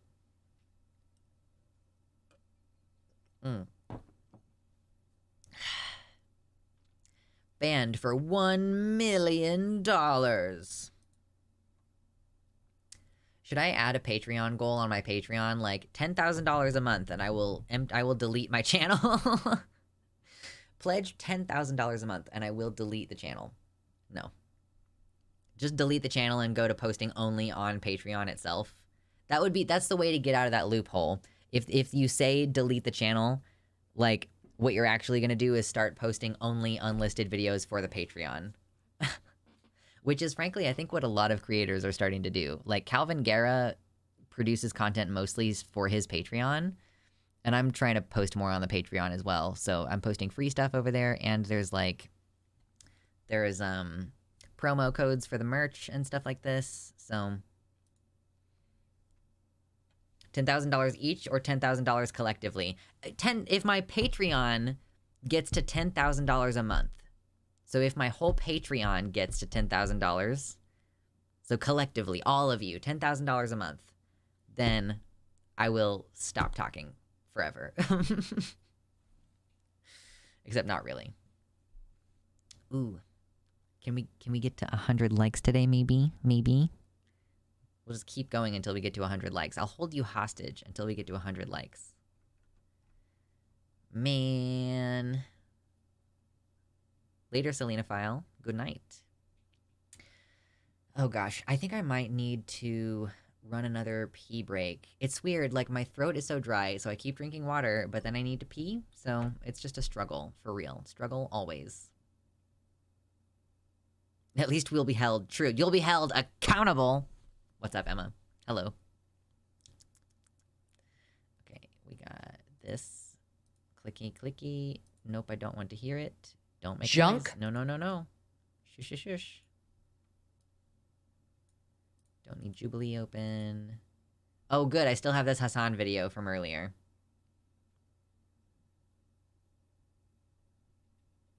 Get that salt or other electrolytes too. I know. I need more salt. Maybe some tea. Oh, girl, I don't think tea would help at all. Sorry, I meant girl, like, not like you, like, sorry. I just meant it in the faggy way. I'm sorry, your pronouns are he, him, and I acknowledge that. I'm a liar? No. Or is that just Hassan? You're just quoting Hassan? We gotta get salty. I know. I just, like, so actually my partner brought me home. So this is a napkin from a fast food restaurant, and it's just full of salt packets. And I was like, that's actually kind of a sweet gift. That's actually, it's like, you're being funny, I think, but that's actually kind of considerate. It's slang. Yeah, no, like, girl. Yeah, no, thank you. Okay, I'm glad that you understood. I said girl, and then I looked and I realized that your pronouns were he, him, and then I made a goof. I goofed. Okay, let's see if Hazan will bring in more people this time as well. I'm gonna take a speed shower and get back ASAP. No, I'm not a salty bitch. No. I would never be a salty bitch. I would never do that. Okay, enjoy Hazan and your chair stream, and I'll be back in a minute, and then we'll talk about Megyn Kelly. Yum. Okay, have fun. Bye. I was growing up in Turkey, that would basically do the math stuff in the surahs, right? They would be like, oh, this is what the Quran predicted. You know, the backronym of the post hoc rationalization that is completely ahistoric. That like the founding fathers actually loved the Bible and they used the Bible to design the American government. It's awesome. He's got way more, dude. Because he has a podcast, so he has so much more. In the late 60s, you remember that, what that was about? The countercultural revolution, Woodstock and drugs and peace and free love and all that, but more about the undermining of the foundations of religion and morality. Because if you remember, in the late 60s, we invented things like no-fault divorce laws. We invented the sexual revolution. We invented radical feminism. We invented legalized. We invented radical feminism. That's when we invented it, guys. You don't understand. Before that, no feminism. Women famously did not advocate for their best interests before the 1960s. Abortion in 1973, where the state, the government, sanctions the killing of the unborn. All these things happened because, as collectively as Americans, we began to get together in growing numbers and thumb our nose at the Creator and say, we don't believe that anymore. We're rejecting the founders' natural law philosophy in favor of moral relativism, and we are going down another path. Now, what we tolerate in moderation, our children excuse in excess. What happens when you fast forward another 30 or 40 years? Well, here's a picture's worth 1,000 words. Go to the next one for me. I mean, we know that we're living in a completely amoral society. And so people say, how can a young person go into their schoolhouse and open fire on their classmates? Because we've taught a whole generation, a couple of generations now of Americans, that there is no right and wrong, that it's about survival of the fittest, and you evolve from the primordial slime. Why is that life of any sacred value? Because there's nobody sacred to whom it's owed. None of this should surprise us. And it leads in the next slide for me, it leads into just chaos. If he's an election denier, can he be too brought up on charges? I think he was more of like a background constitutional aspect guy. Look at that. Speaker, like, Mike again, Cock. there's 3 more people in here than there were when I left. Y'all. Anyway. I'm glad that Hazan kept you entertained while I was gone. And look at that, we have 75 likes. We're on our way. Maybe we can hit 100 today. Maybe. And one of you just left as soon as I got back. Girl, like, why? Anyway. Take a sippy. Delicious. Okay. So, ooh, can I just say, as an aside, before we go too far, I just gotta say, I listened to this book series. I've read them. I've listened to them numerous times, okay? And, like, 0 spoilers or anything, but the next book just came out in the series, and I just gotta say, like, I'm really hype about it, and it's really good, and I've really been enjoying it. I really am hoping that they get back on the TV show thing, too. So, okay, so y'all remember Aragon? You remember that trash movie? There is no movie in Ba Sing Se, okay? There's no movie. We are going to get back to the news in a second, by the way. So if you're like leaving, just trust that this is just a palate cleanser for me, and I will get back into the Megyn Kelly of it all in a minute. So Aragon, okay, terrible movie, bad movie. Book, mediocre, because he started writing it when he was like 14, okay? And it was published when he was 15 or 16. So the series has definitely grown with him. There were 4 books in the main series. For the longest time, it was just the first 4, and the books were good. Yeah, thank you, Knox. Oh my god. And so they recently were like, okay, we might do a TV show. We always end up talking about Aragon. Do you really?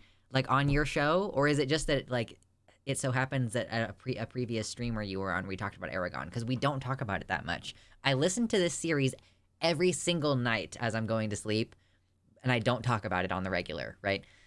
So I legitimately did not know there was an Aragon movie. If you liked the book series, prepare to have a hate watch if you watch the movie. It's not good.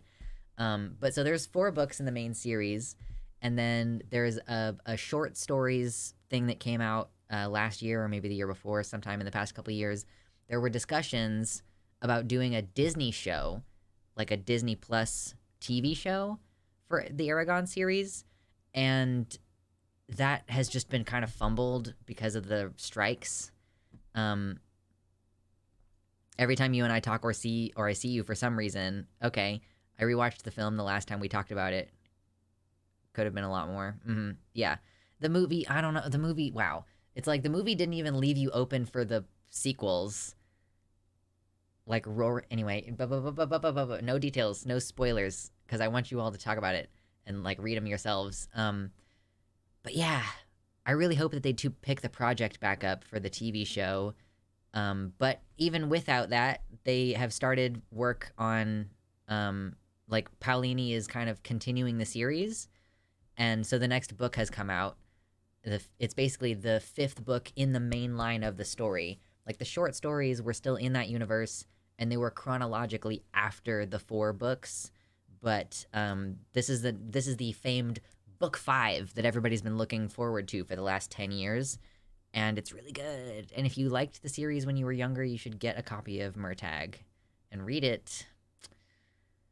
I watched the movie, and I've never read the book. I do have a copy of that book in my library, however, will read it. So, like, yeah, keep in mind, Mersh, that the first book is written by a 15-year-old and, like, published by his parents.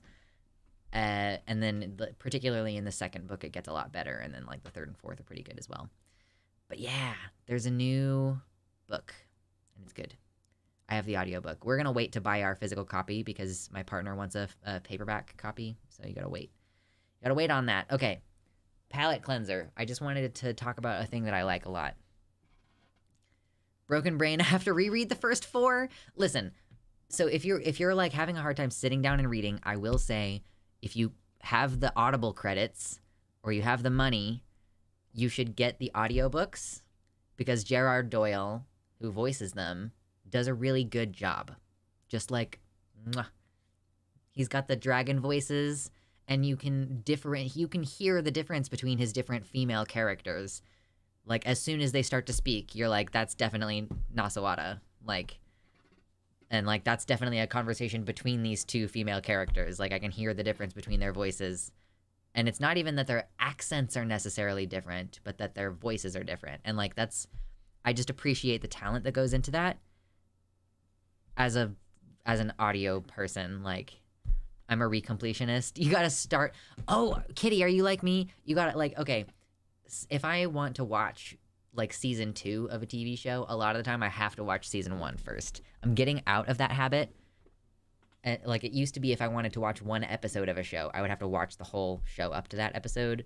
But no, I'm not, like, that obsessive about it anymore. I'm just like, listen, sometimes I want to go back and watch specifically, well, I wouldn't go back and watch specifically season 3 of Game of Thrones. I would watch seasons 1 through 3 of Game of Thrones and then put it down.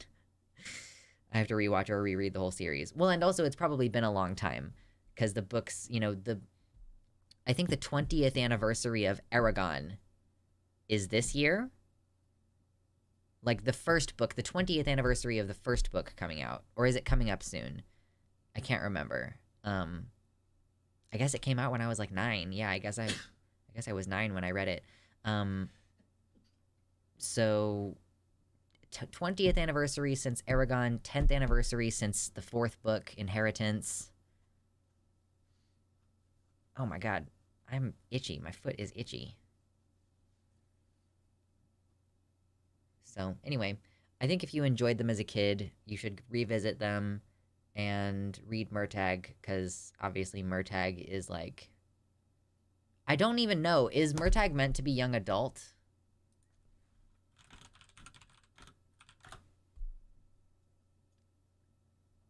Is it young adult? What is it? I guess it's YA.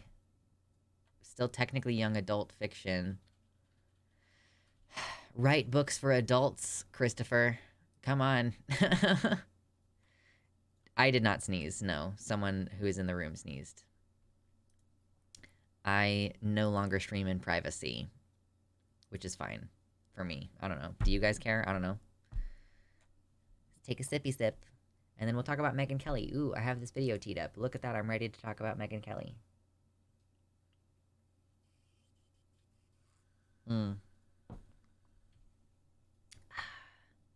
Yes, highly recommend reading Aragon. It's good shit. If nothing else, I like thinking about the magic and how it would work if it were real. Does the other person in the room know how to lose the game? I think the other person in the room does know how to lose the game.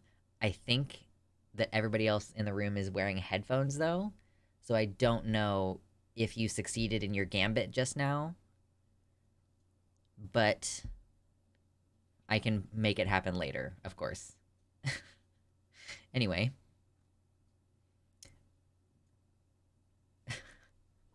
Yeah, rude. Making everybody lose the game. Okay, let's do this Megyn Kelly BS now. Have you ever considered cursing out your kid's pediatrician? I hope that you don't have a relationship with your kid's pediatrician that's like that, but Megyn Kelly has this video. Megyn Kelly, you know, I think she used to be on Fox. She may have even been one of those folks who did the whole, I used to work for MSNBC, blah, blah, blah. Like, she's bopped around a bit. She has her own show now, I believe on Sirius XM, like Sirius Radio, and she posts to her YouTube channel, of course. So Megyn Kelly, she's got 1.54 million subscribers. Wow. Would not have expected her to be quite that prolific. But she posted a video. Well, she posted a segment to this YouTube channel. The video is called Radical Gender Ideology Leads Scientists to Try to Rename Body Parts with Avita Duffy and Will Witt. So without further ado, I figured we'd just do a little react segment and see what this is about.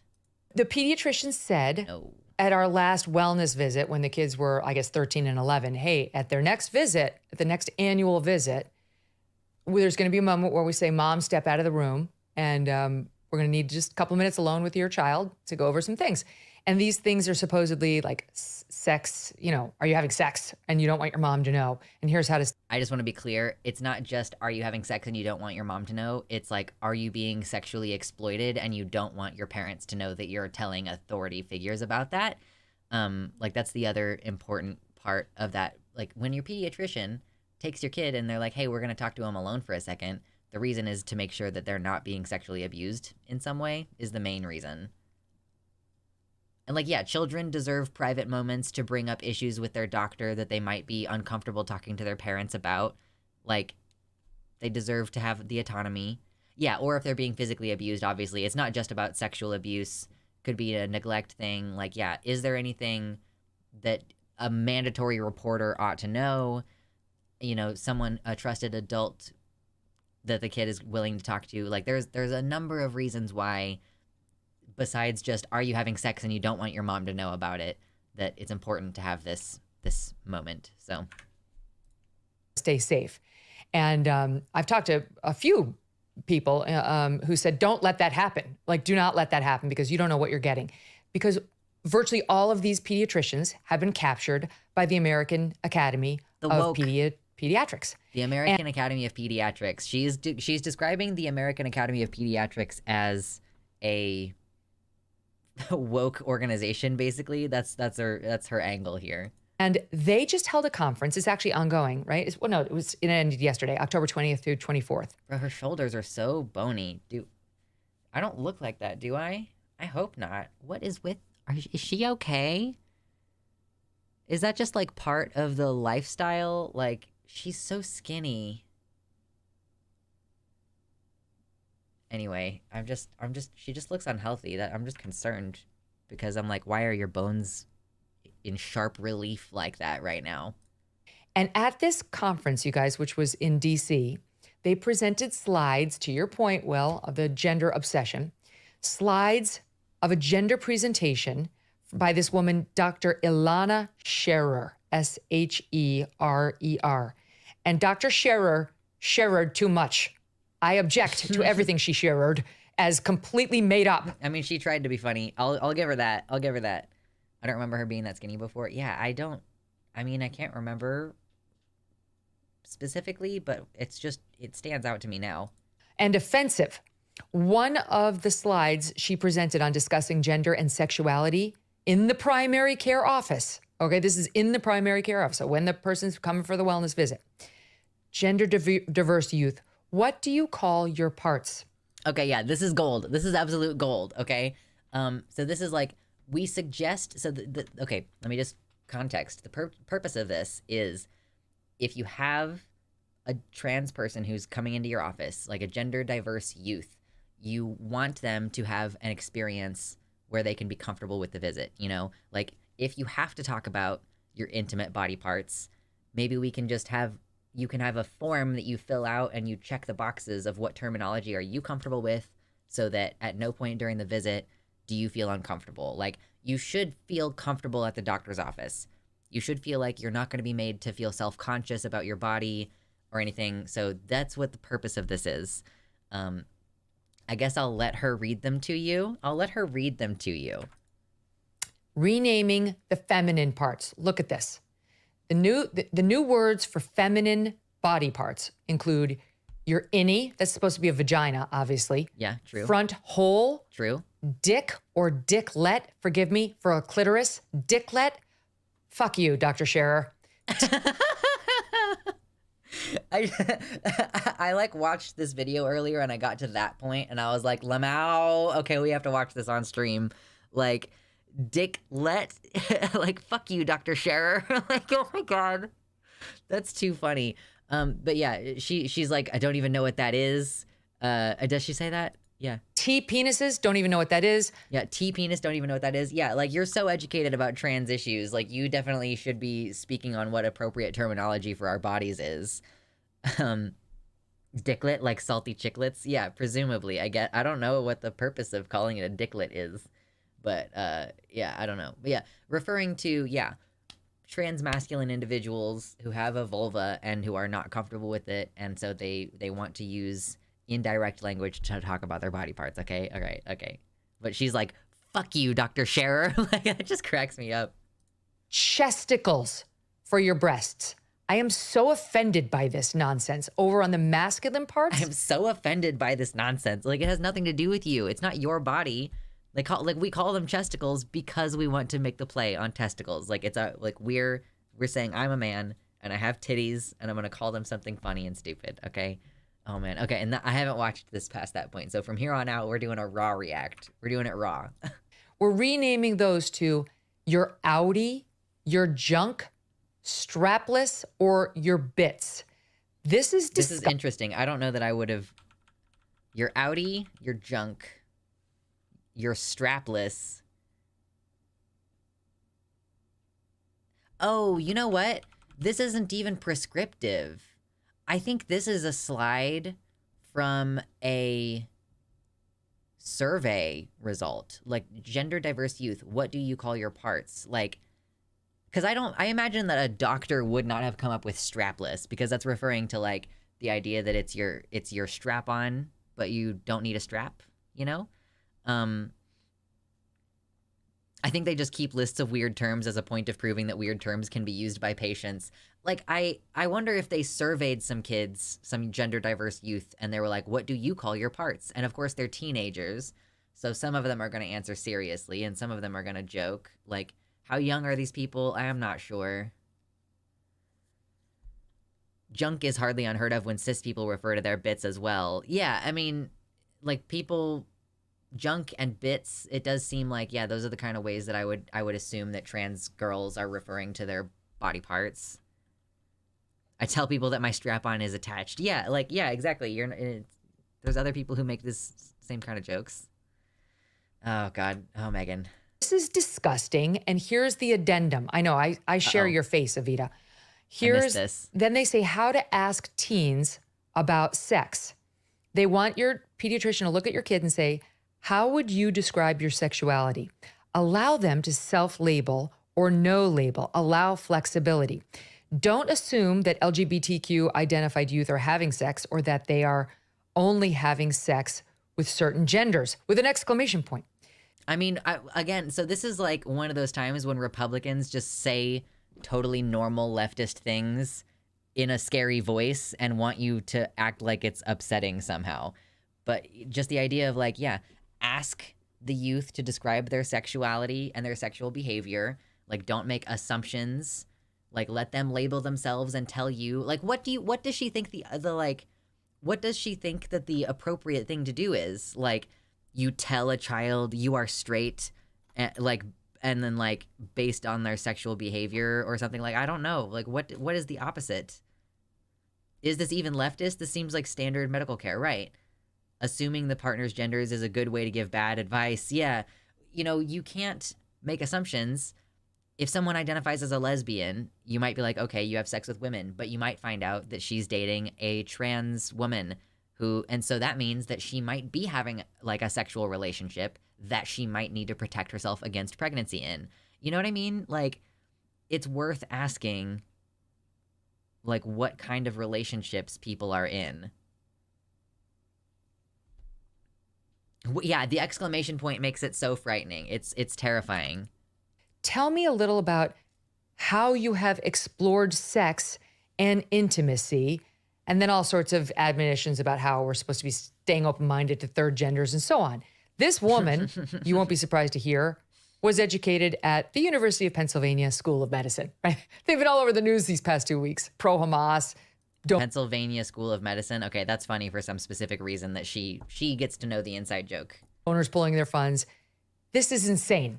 This is absolute madness, Evita. Yeah.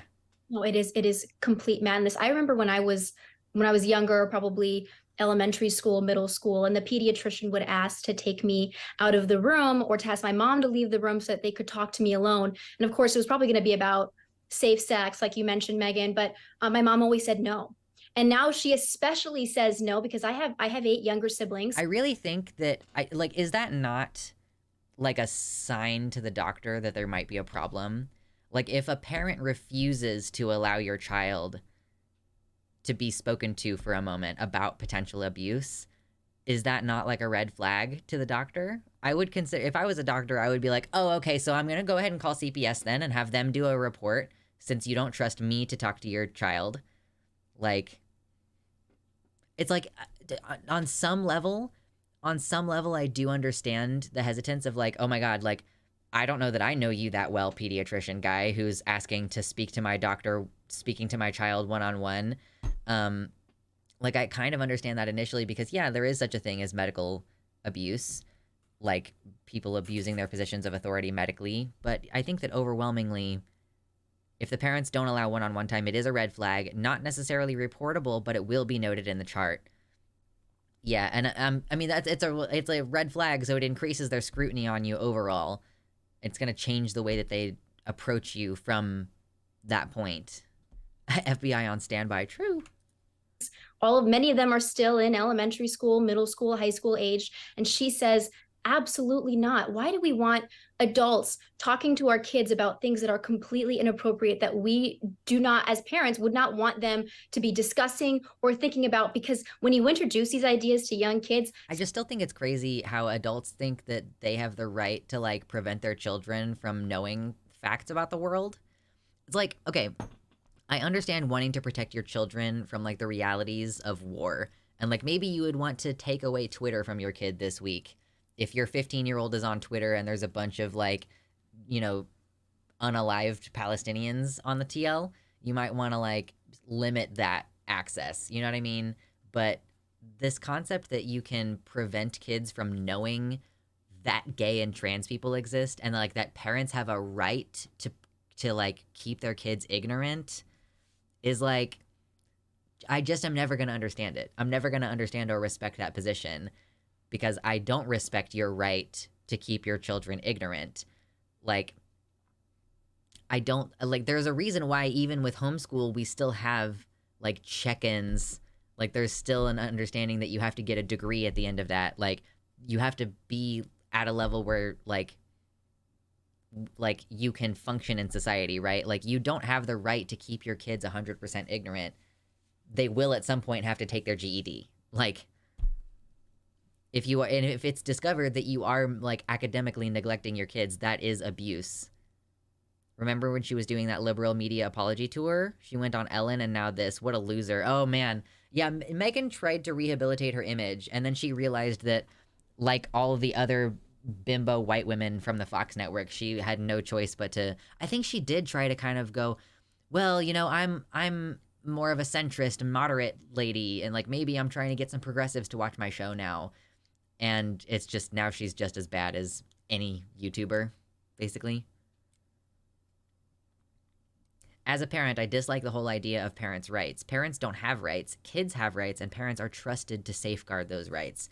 Yeah, like I don't own, if you're like the legal guardian of someone, whether you are their legal guardian because you were appointed such or because they were born to your custody, like you are their protector, you have the right to speak on their behalf, like, but you don't own them. You are their guardian. You are to protect them. You are to teach them. Like, you are to keep them safe. That's like what, like, it's like, what rights do you have in that situation? You have an obligation. I don't think that's the same thing as having the rights. Like, you have an obligation to protect the child's rights, if anything. But what do I know? What do I know? I'm just a new adoptive parent. I don't know anything, apparently. Suddenly they start to actually get confused. What you're doing is not being, caring or empathetic. They learned some words and that was confusing. These kids, you're actually confusing them in their sexuality. You're muddling the waters. You're making things difficult for them. I also think that this is so concerning that it's coming from real medical doctors and medical association, from science. I'm concerned instead of trusting that they know better than me. Wow. And like, that's not, I don't want to do the whole appeal to authority thing, but it's like, they check and they do studies and they test. Wow. As opposed to your, she's not even alluding to an anecdote. She doesn't even have like, my younger sibling got confused by this. She's just saying, yeah, who even is this child? She's got to be like 19, bro. She's like maybe 18 or 19. She is a baby, which is not to say that she is not a credible human person, because like, I think that children can be credible human persons, but like, why, who is she? And like, she doesn't even have any specific things to point to. She's just saying it confuses people. She's not saying I was a victim of gender ideology. She's not saying my younger sibling thought that he was gay because a doctor told him he might be gay. Like, nothing. You got nothing here. This is so weak. Scientists even, this is the most anti-scientific ideology that has ever emerged out of cultural Marxism. Radical gender ideology is culturally Marxist at its heart. It is anti-science, and it is destroying. You can't even say, like, cultural Marxism. Okay, like, let's go back to Der Stürmer and read about cultural Bolshevism. Fucking fashion. Oh my God. The bodies of young boys and girls for the rest of their lives. It's so dangerous, and I am like you, Megyn. I'm extremely offended and angry that young parents unknowingly are having their children subjected to it by malicious doctors, pediatricians, likewise. Sure, yeah, they're malicious. It's bad enough, Will, that you have to worry about teachers doing this stuff to them while they're sitting there trying to learn history, or they're supposed to be learning English. Now you're taking the mandated. Who are these goofballs? Yeah, it's like things, I'll take things that really happened for $400, Alex. Pediatrician visit, which we all have to do if we want to get them into school the next year. And they're telling you to get out so they can talk about dicklets and chesticles. I mean, it's insane. That sounds like a self-report from teenagers of what it's like. We surveyed teenagers who were gender diverse and asked, guy in the middle hasn't talked yet. I know it's Men's Day. We got to give him his chance. I know. I mean, I'm laughing when you're saying chesticles, because obviously this is so ridiculous. And anyone who uses something like this should be laughed out of any sort of academic institution. But the fact that we are even having discussions about this shows how unserious science has become in this country, how unserious our political discussions have become. Like, science and political discussions. This dude is saying, like, look at how unserious science and political discussions have become when we're talking about how do teenagers talk about their own body parts? How do trans teenagers, who are, I think, a notoriously silly group of people, like, how trans teenagers talk about their bodies? Like, how, like, what is unscientific about, why does it need to be scientific? It doesn't need to be scientific, of course. They're just going to draw non sequiturs. Come in this country. What should be happening right now is not us calling out the left for their hypocrisy and these kind of things, because that never works. It never shows that, it never actually does anything to change what it is. We need to have strong Republican and leadership around this country, not just Republican. Oh, interesting. This is the kind of argument that I've started to make recently, is that it doesn't, like, that calling out the hypocrisy of the right wing doesn't actually change their beliefs. Like, the point of being in power is that you can be hypocritical. You can tell someone you have to follow these rules, but I don't have to follow these rules. Like, that's part of the point of the power. The people with a backbone come and say these types of things are not going to be allowed to happen anymore. Scientific terms exist for a reason, so you can discern and ascertain what the actual truth about someone's medical condition is, or the type of gender or sex this person is. This is why these terms exist. Like, all of those terms were, like, you understood what was being referred to. Clearly, Kelly was like, Megyn was like, yeah, so innie is clearly referring to a vagina. I don't know what T-penis refers to because I don't know shit about trans people. Like, oh man. Exists to muddy all these waters and say chesticles and dicklets. I mean, you're undermining what I also want to just bring up that, like, the terms that they keep making fun of are, again, like, terms for transmasculine bodies. So, like, they're not making fun of strapless, you know, they're making fun of the terms for transmasc bodies. Just wanted to highlight that. hundreds of years of scientific research has done for human anatomy and humans in general. Health insurance is broken. Oh no. Premiums This are is an increasing, ad for health deductibles getting insurance? larger, claims denied. Oh wow, the entire last minute of this video is just insurance. Yeah, anyway, so yeah, imagine getting in a tizzy over and trying to be like, ooh, we need to be scientific. Like, do you think that a doctor should like insist, like, okay, if a kid's like 10 years old and they're like, yeah, so something is wrong with my vagina, and then there's like an inspection and it turns out that it is a problem on their vulva instead of their actual, like, the vagina part, which is the muscles and the inside part. Do you think that the doctor should be like, well, so this is your vulva, not your vagina. We need to be scientifically accurate in this medical setting. Like, that's not good patient care. That's not good bedside manner. A lot of right-wing... Ooh, that's a really good point. A lot of right-wing hypocrisy isn't actually hypocritical, but rather it's just their values. Like, having different standards for men and women is only hypocritical if you believe in equality, but they don't. It's not hypocrisy, it's just believing in inequality as a fundamental value. That's a good point. Yeah, it's, you know, they're not being hypocritical when they support cis kids with precocious puberty having access to puberty blockers, but trans kids not having access to puberty blockers. Like, it's not hypocritical. It's in line with their beliefs that being cisgender and getting puberty on a certain timeline is normal and, like, understood and wanted. Or like that, I guess even better, like, oh yeah, these Republicans are passing all these laws to prevent you from quote unquote doing a transition on a kid, but all of them have exceptions for surgically normalizing intersex kids. That's so hypocritical. But it's not hypocritical. It's in line with the belief structure that every single person needs to be male or female and needs to stick with that and needs to be normalized and needs to not deviate from that. Like, they don't mind surgically correcting intersex kids because that leads to the desirable outcome of no more freaks in society. Yeah, sorry, that was a pain you were feeling in your labia majora, not labia minora, so now I'm not gonna help you. Like, you need to be more scientific in this setting, okay? Okay, I'm done talking about that. I'm done.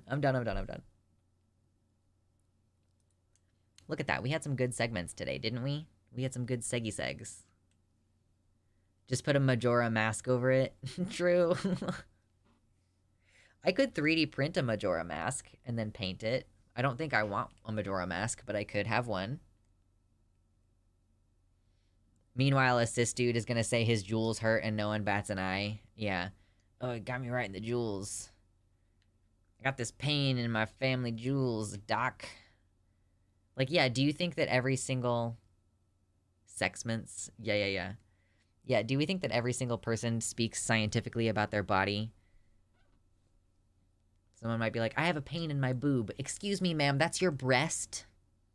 Excuse me. Oh shit, I missed this message earlier, Chariot. I checked Megyn Kelly's channel and it's all anti-trans stuff. What a grifter. Goodness. I had a right-winger relative recently ask me, you don't respect my values and beliefs, do you? I answered, no, I really don't. Just because you try to push them does not mean that I respect them in the slightest bit. Yeah, I don't know why people assume that their opinion is deserving of respect.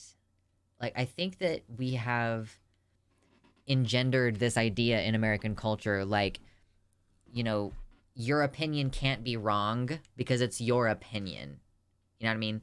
Like, the idea that everyone is like everyone's entitled to their opinion or what have you, which I don't believe that people are not entitled to an opinion. Okay, I just want to, like, you're obviously entitled to make up your own mind about something, but you can be wrong. Like, an opinion can be wrong. You misunderstand. My opinion can't be wrong because I'm a cis white straight man. True, and a doctor, so can't be wrong. All opinions are equal, and everything you believe or know is just an opinion. True. I think it's a pre-internet thing, hence the boomers who say it. Before internet, they could not just look it up as easy, so everyone was, quote, entitled to an opinion/theory.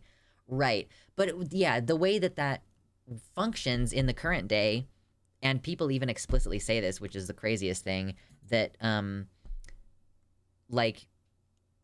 Oh, shoot, hold on, what was I gonna say? Man, damn it, my brain. I need to eat more. Oh, shit. It's like they don't feel the need to double check, you know, that there's like no accountability to facts because folks can just say, oh, well, I have my alternative facts. Yeah, that's the thing. Like, they have their facts and we have our facts, which is actually something that you hear being said sometimes.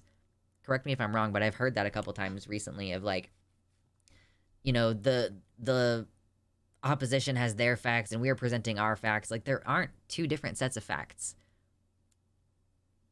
There's facts and there's lies and there's spin. But you can't have, like, you can't have conflicting information that is all true.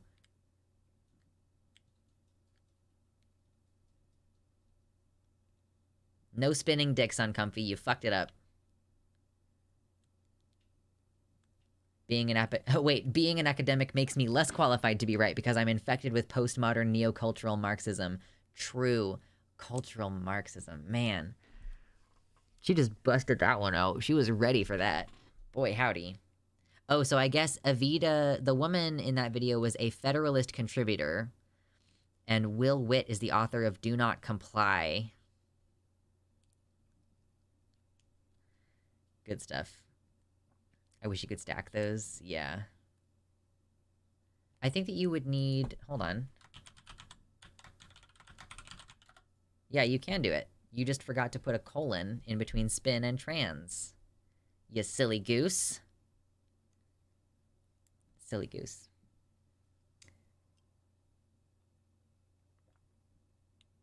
Yo, Jade, that's really exciting. My daughter just took her first unsupported steps after 5 months of physical therapy. This is exciting. Nice. I'm so glad to hear that she's making progress in physical therapy. Fuck yeah. Doxing. True. So, since we still have a little bit of time, I figured maybe we could try to make a little bit of progress in Little Nightmares 2. And keep it rolling for, I don't know, at least another 20 minutes. Like, at this point... You know, we haven't gotten really any donos today except for one $5 dono, so I'm like, okay, well, I'm deep into this one. I'm not making much money, but I am having fun, so I'm gonna enjoy this, and I'll probably get tired relatively soon, and I'll be ready to start shifting into, like, I'm ready to make lunch and stuff. Cultural Marxism is a Nazi conspiracy theory. It's amazing how people don't know that. Right. Ooh, enjoy playing Soma. Oh my god, it's your first time playing. I'm so excited for you. It's a great game. Excuse me. No worries, Max. You're a parent. I don't expect parents to donate money. I spent a lot of money on VZ Pop U2s. Do I need to put U2s in my fucking merch shop? Like, do I have to do that? Check out my merch shop. It's the top link in the description. Okay. Let's play. Resume.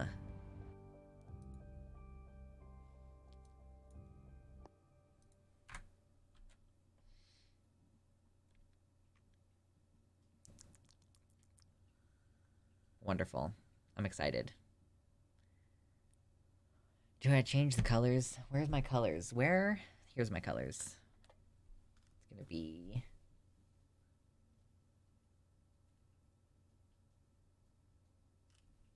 something like that? Oh. My game is taking forever to load in. Boo.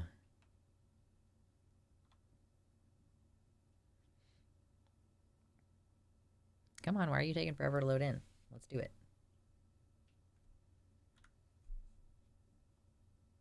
I think my whole computer is frozen.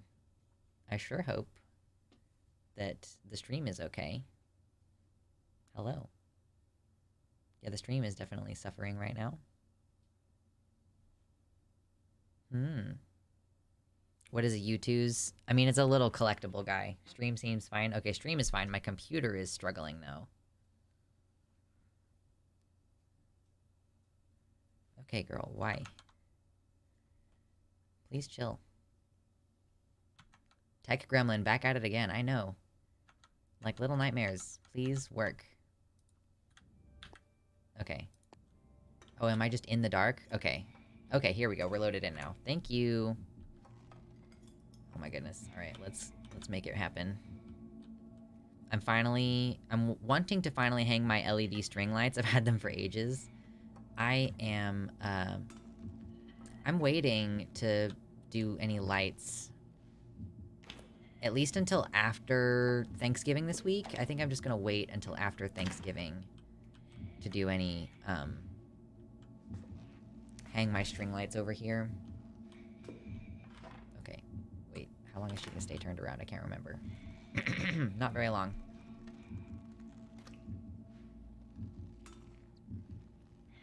I thought the RAM rev up was my computer. No, apparently not. Okay, yeah, shoot, I need to go. No, she's gonna catch me. Please don't.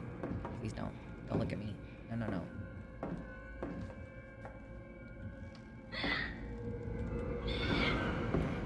No! Oh, shoot. I think I'm just, like, because of the way that she's programmed, I think I need to be, like, actually behind that. I don't think that anatomical model matches her anatomy at all. True. I've got my little purple bat lights in my bedroom. Oh, that's cute.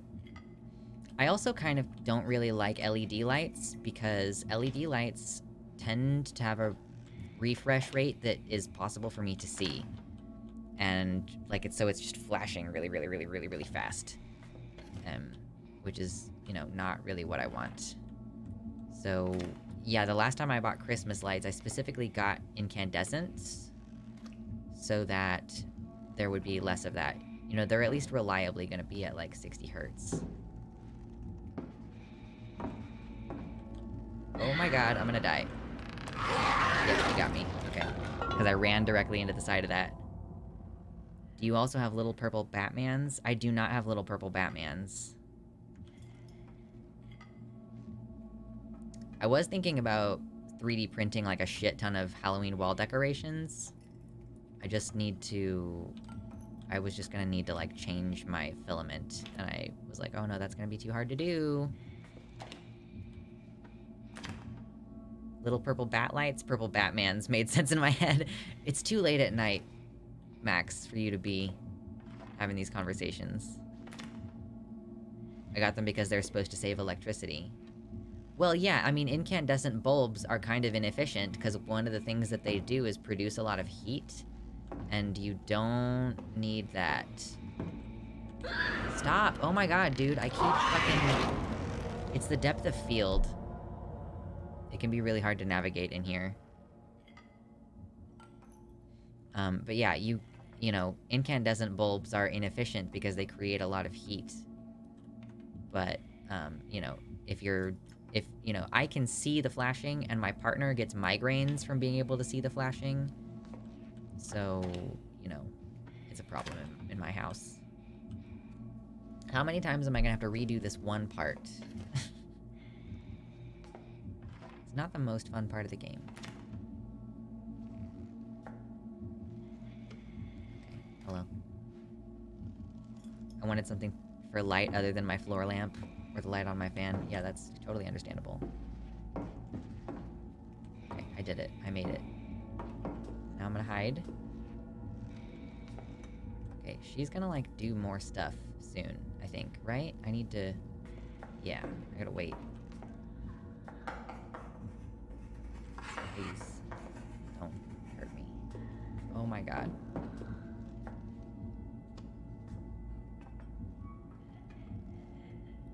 Shh, be quiet.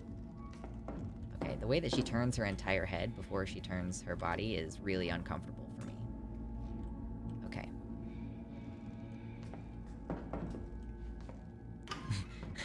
Limping to the cottage. Quiet, quiet. Now you're on the doorstep. Sitting inside. Shia LaBeouf.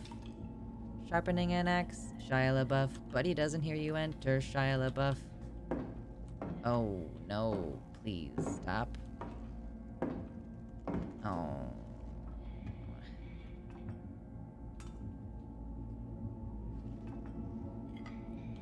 Playing a horror game is a really good time to just trigger me into singing random songs.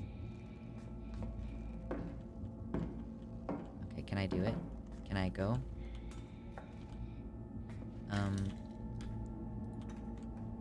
Okay, I did it. I did it. I made it.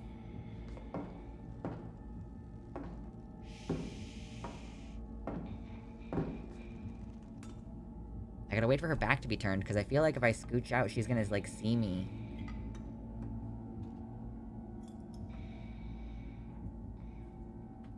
Should I upload the gaming segments to a gaming channel? Like, I don't know. Does anybody care about this? Okay. Okay. And this last thing, I'm gonna have to, like, run and jump and get in there. Anything from inside or 1st of May? Listen, 1st of May, it's entirely the wrong time of year for that.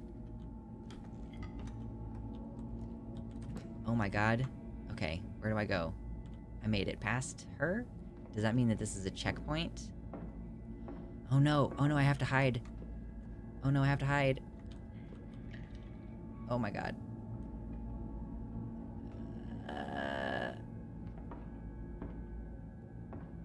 Meanwhile, I'm still playing TOTK, just grilling meat, yummy.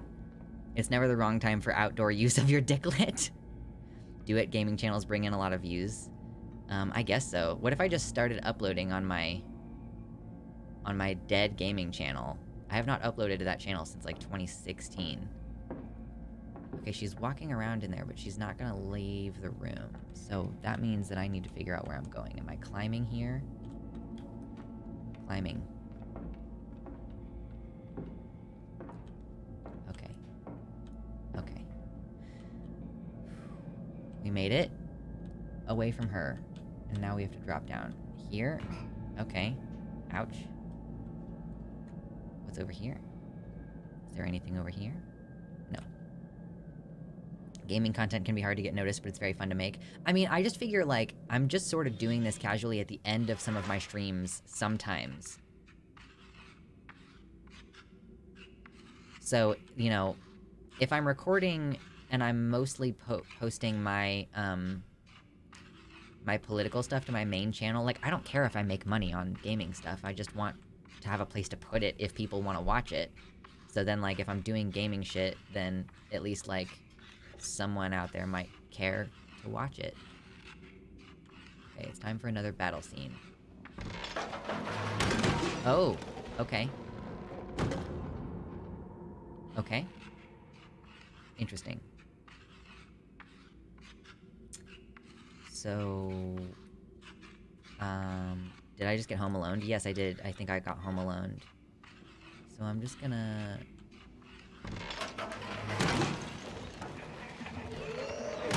Gotcha, bitch. Ready? Let's fucking go! Oh, wait, why? Okay. She got within range. Or she got, like, too far in. Okay, I'm gonna try to not get Home Alone. Gotcha, bitch. Alright, ready? Thank you. Do we have any others? Anybody else?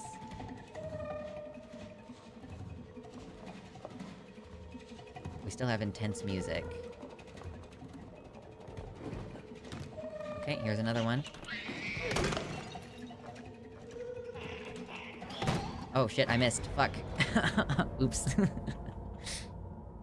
Fun. Okay. Come on, little buddy.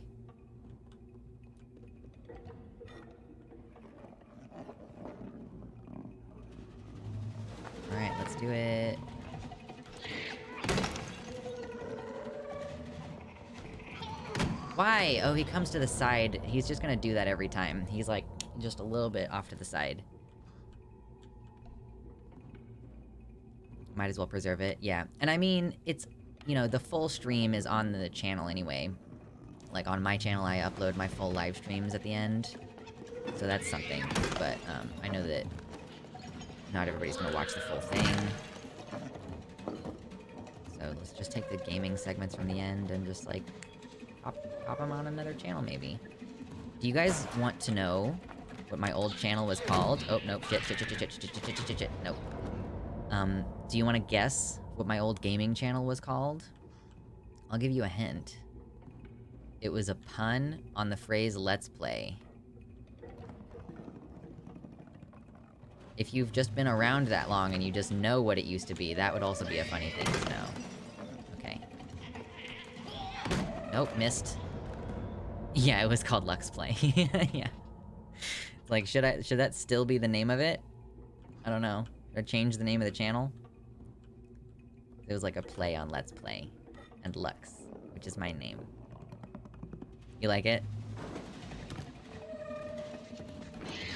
Yeah. No, I missed again. Holy shit, dude. That's fucking annoying.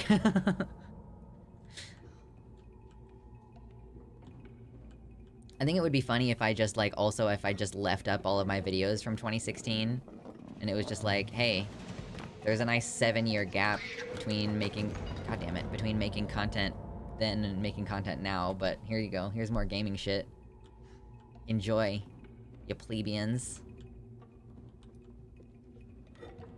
Okay, how many more times am I gonna have to... This is the thing about games like this, is that there's an unfortunate amount of repetition if you're a goofball like me and can't get shit right the first time.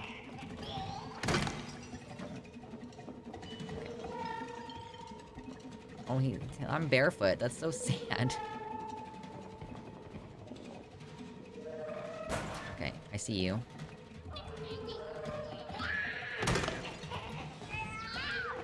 Oops, I was too slow on that one. It's a big hammer. I'm so tiny.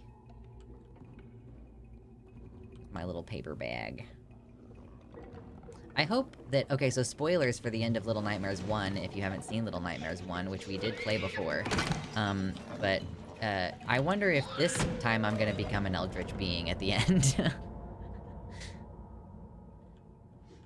Oh, man.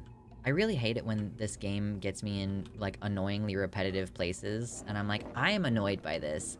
And I don't think it's fun to rewatch me do the same thing on stream over and over and over again. So it's just like, man, everything about this is not very enjoyable right now. Okay, there we go, I got that.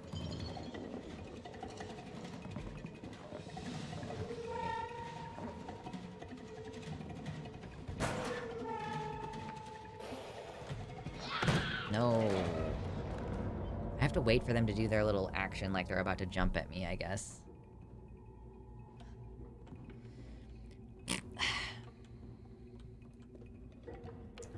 Other people are better at games than me. If you want to watch people who are better at games, go watch someone else play games. I'm not good at games. Okay, I got that one. Okay. She is so weirdly crumpled in that position.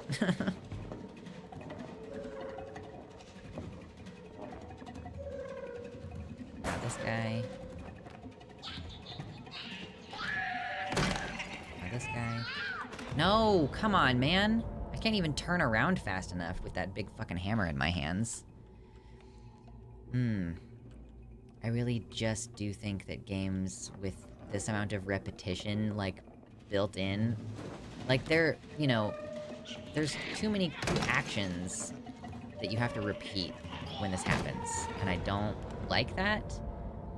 Like, I have to kill these 3 same guys over and over again because the 4th one keeps killing me.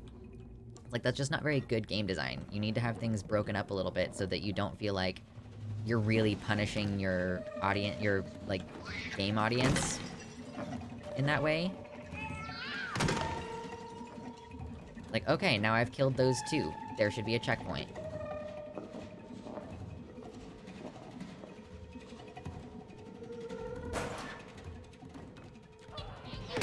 Got him. Okay, he does a completely different timing with his motion and jump. That's fucking annoying. Yeah, like, everything being down to, like, this precise of timing is just not very good game design.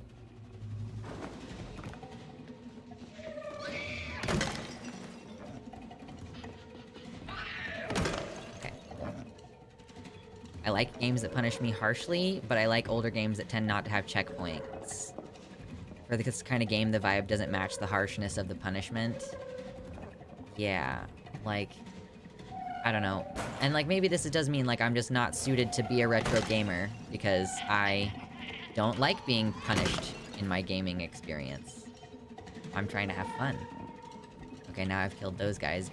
Is there gonna be another thing happening? Someone else gonna jump out of a locker at me? No, I just got home alone. So now I'm gonna have to kill those 4 guys again, and avoid the bucket.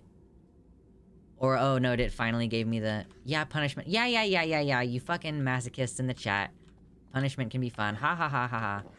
Okay, I'm gonna step over this plank over here, so that I don't get home alone. Okay? Okay, no home alone. Okay. Interesting. Is that my little buddy? What are you doing?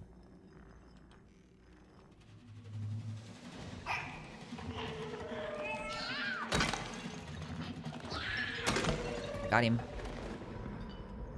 Okay. What's with you up there? Do I need to... Should I let you down? You will die if I let you down, I think.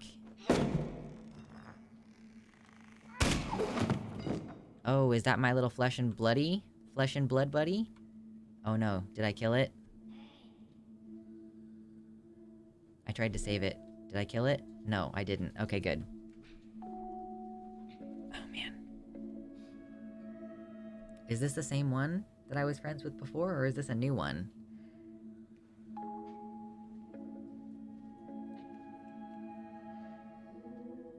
I like the music in this scene. I honestly just can't remember what it looked like before. I can't remember what my buddy looked like the last time we played together.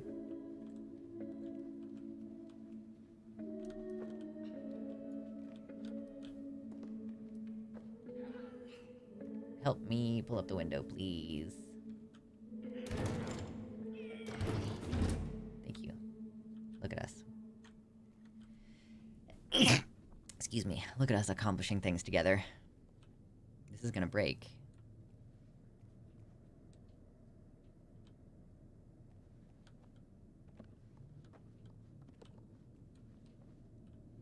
Okay, it didn't break. I thought it was going to.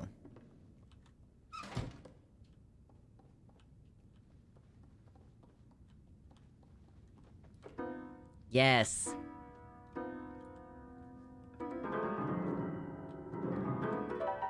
I'm so glad that it makes noise. Oh, that's cute. Oh, it makes noise. Thank you for the bless you. Yeah, I think I need to get a Corsi Rosenthal filter in here going, because we are a very sneezy family right now. Okay, this, I need to raise this up.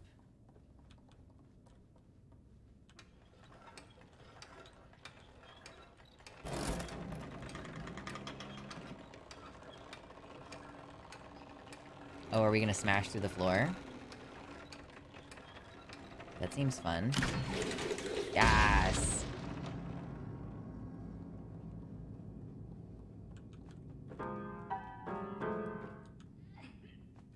Now we can climb. Can we climb?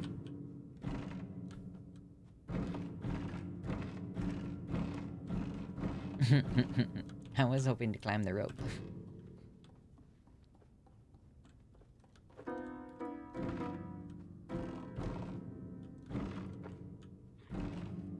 Am I supposed to jump somewhere? Okay, are we at the point where I can't see where I'm supposed to jump to? Little buddy is staying up there, so that makes it seem like I'm supposed to go up there. Do I need to raise you up now?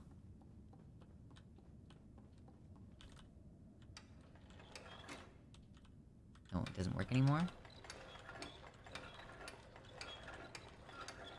Okay, this does nothing now. Okay, good.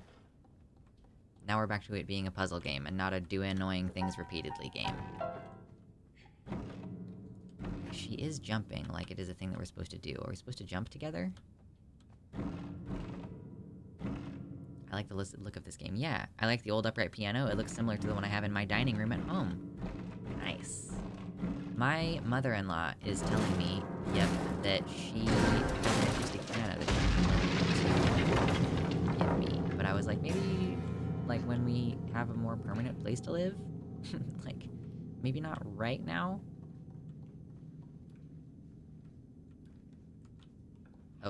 Oh, you're gonna let me jump on you? Cool. Oh, there's a little person. And they have a key? Can I have that, please? Okay, she's gonna... Okay, I have to do something else. Or go somewhere else first? No, that's... I need the key. Okay, good. Hey, buddy. Can you help me?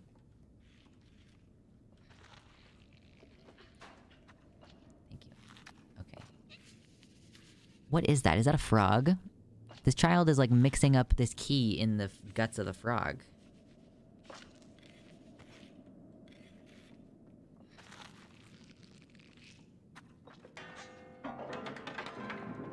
Okay.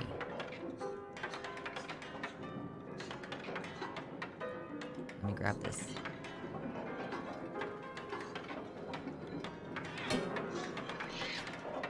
Got him. I kind of fucked it up, but I got him. Okay, I picked up the key. Oh wait, now I need to lift this up.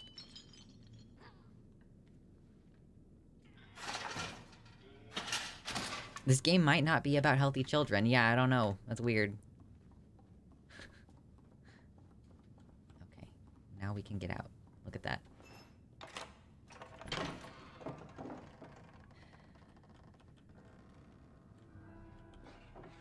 Okay, I need the weapon. I need the weapon. Thank you. Just gonna go ahead and take this weapon. This pipe.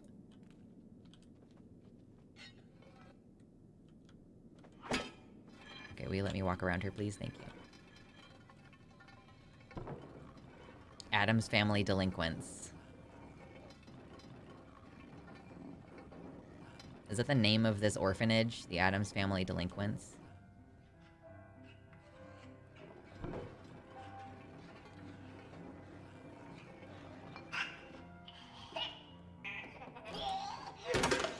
Got him. Okay, would you also like a hammer? Do you want to help with the combat? No? Okay.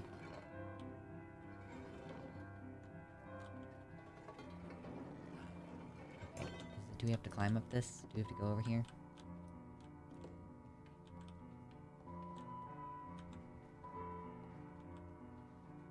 Someone's playing a piano somewhere.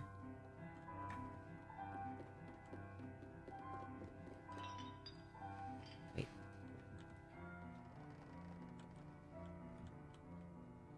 Is someone playing this piano all of a sudden? She's crouching. Why are you crouching?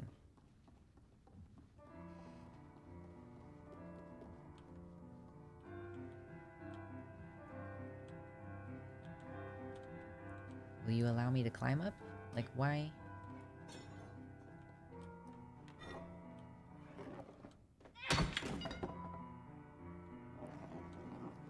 Okay, I'm not totally sure what needs to happen now. Good luck with the nightmares. Yeah, later.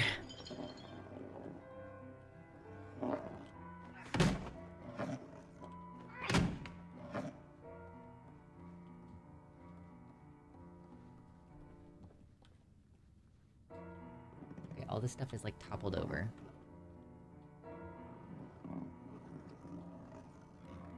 Yeah, whenever you're confused, just smack things with a hammer. That's exactly what I'm gonna do.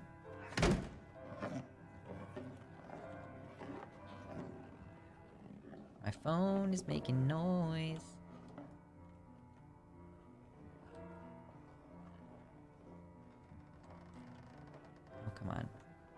to go into there.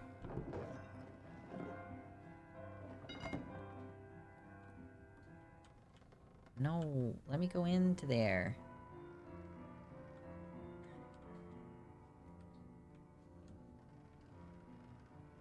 Okay, it doesn't let you backtrack, apparently, is what I'm learning. Why are you crouching?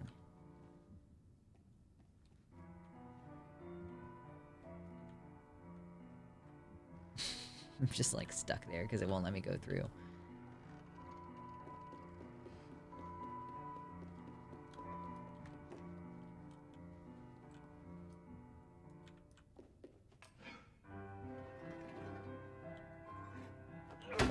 I want to know who's playing the piano.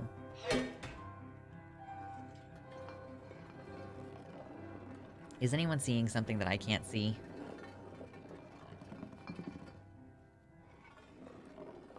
There's nothing in the foreground.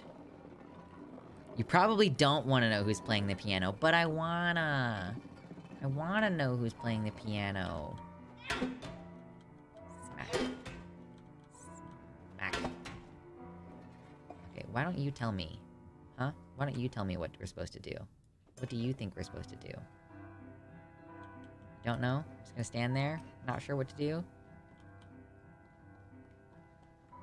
Can you crouch under the filing cabinets on the left? They're like lockers.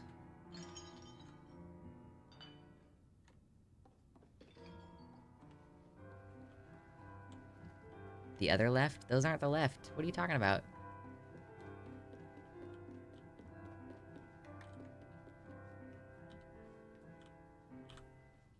Like, this seems like I should be able to crawl through and under, and I just can't. Like, there's just nowhere for me to crawl.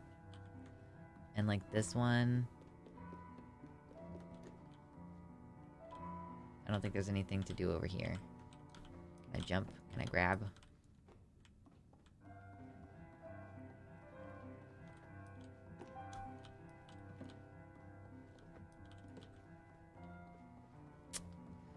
Well, might be ready to pack it in for now. I might have to Google it later. Go back and get the shotgun and just start blasting. It's not a shotgun, it's a pipe. I have access to a pipe and a hammer. That's what I have access to. What if I want to crush him more? Oh, will you let me crush him more? No, it won't let me crush him more. He's just debris on the ground now.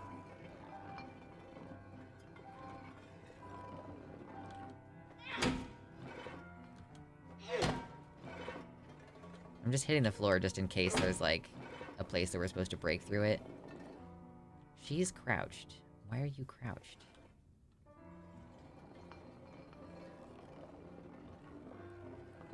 I've already determined that it won't let me back in here. Do I have to grab the door?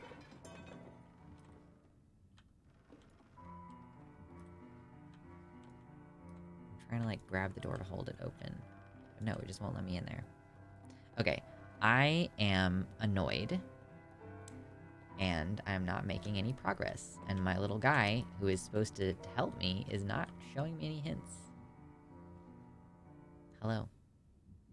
Do you mind? Oh, I can change my hat. I can change my hat. Do you mind filling me in on where you think we should go? No? I wonder if you have to pull out the shelf on the cabinet. I've tried to, like... Oh, yeah, I guess so. Okay, thank you. I'm glad someone's paying attention in here. She was not being very helpful. You are not being very helpful, madam.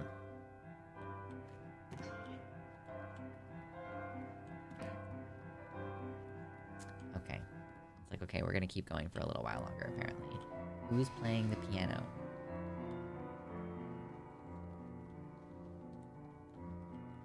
I love all the dust motes hanging in the air. It's a part of the ambiance that I really enjoy.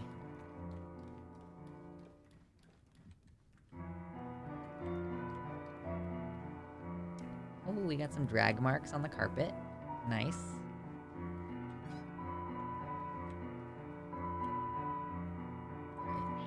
Okay, yeah, thank you for telling me now where to go when I figured out that I needed to go up there already. Oh, shoot. Please. Okay, why?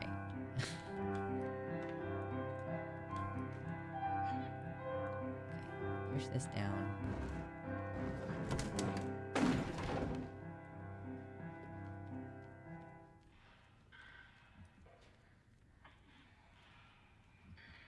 Let's go, little buddy.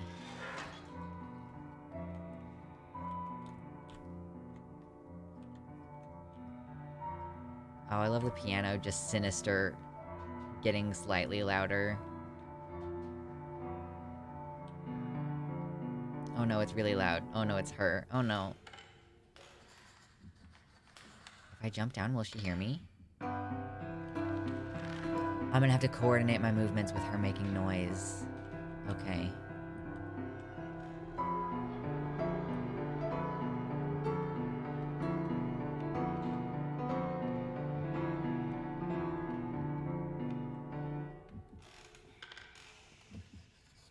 Okay. We're doing it.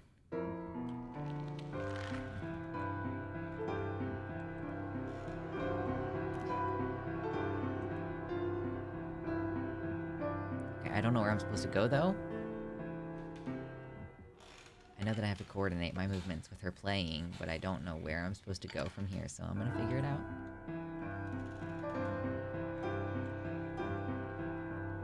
Okay, I need to turn this thingy.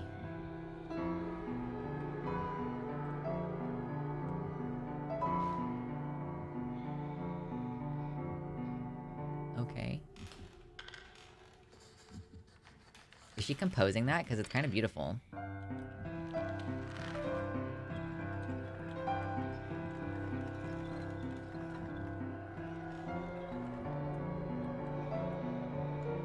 Okay. Oh, no, shoot. I have to keep holding onto it. Okay. It's so sinister.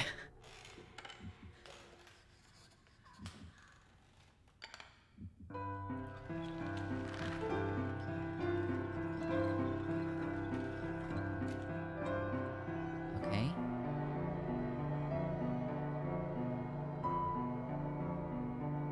This game gives me Tim Burton vibes. This game is creepier than Tim Burton shit, I think. What am I supposed to have you do now?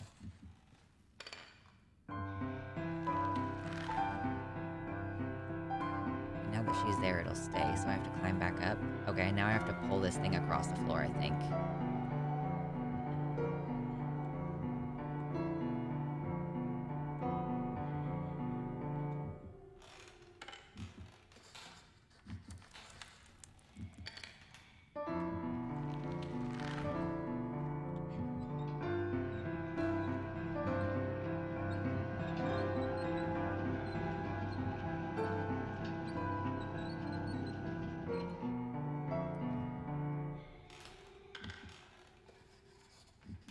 She wants to eat my butthole.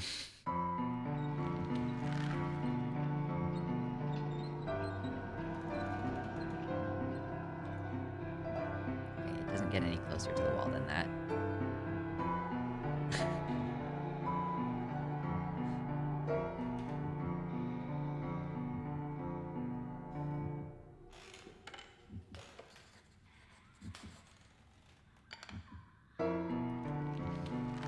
Okay.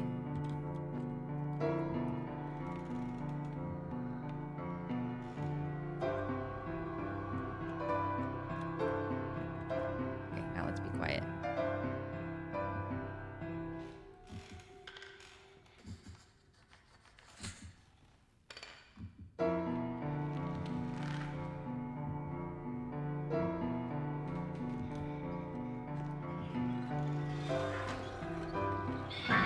Nope, nope, nope, nope, nope, nope, nope. Oh my god. Okay. Okay. Okay. I hate that. I'm not a huge fan of that. I don't like that at all. Why is she still coming?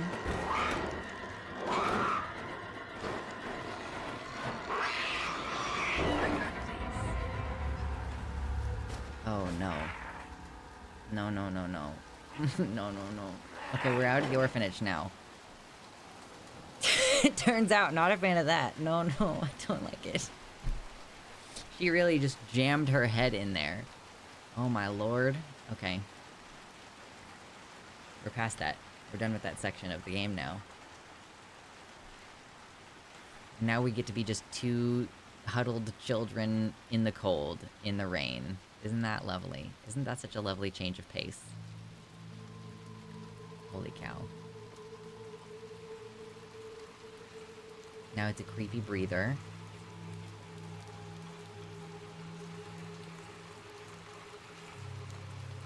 Interesting.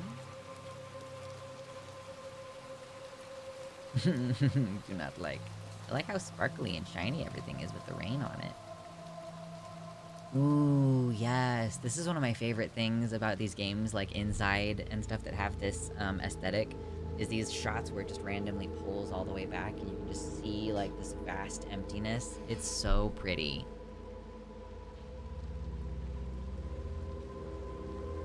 My phone making all kinds of noise. Why are you making so much noise? Cease and desist, sir.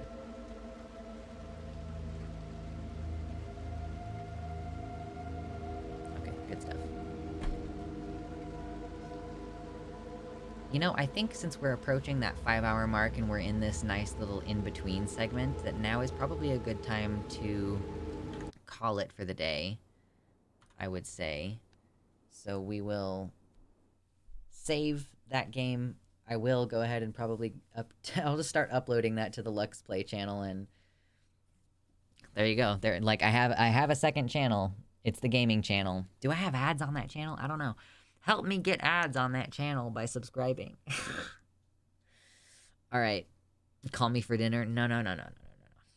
I'm having leftover brisket tonight. That's what I'm having for dinner tonight. So, all right. Thank you all for enjoying hanging out with me. It's been a longer stream than usual. This is probably we're do like twice a week longer streams than what we were doing previously. So, we'll see you next time. Enjoy, behave, or at least don't get caught.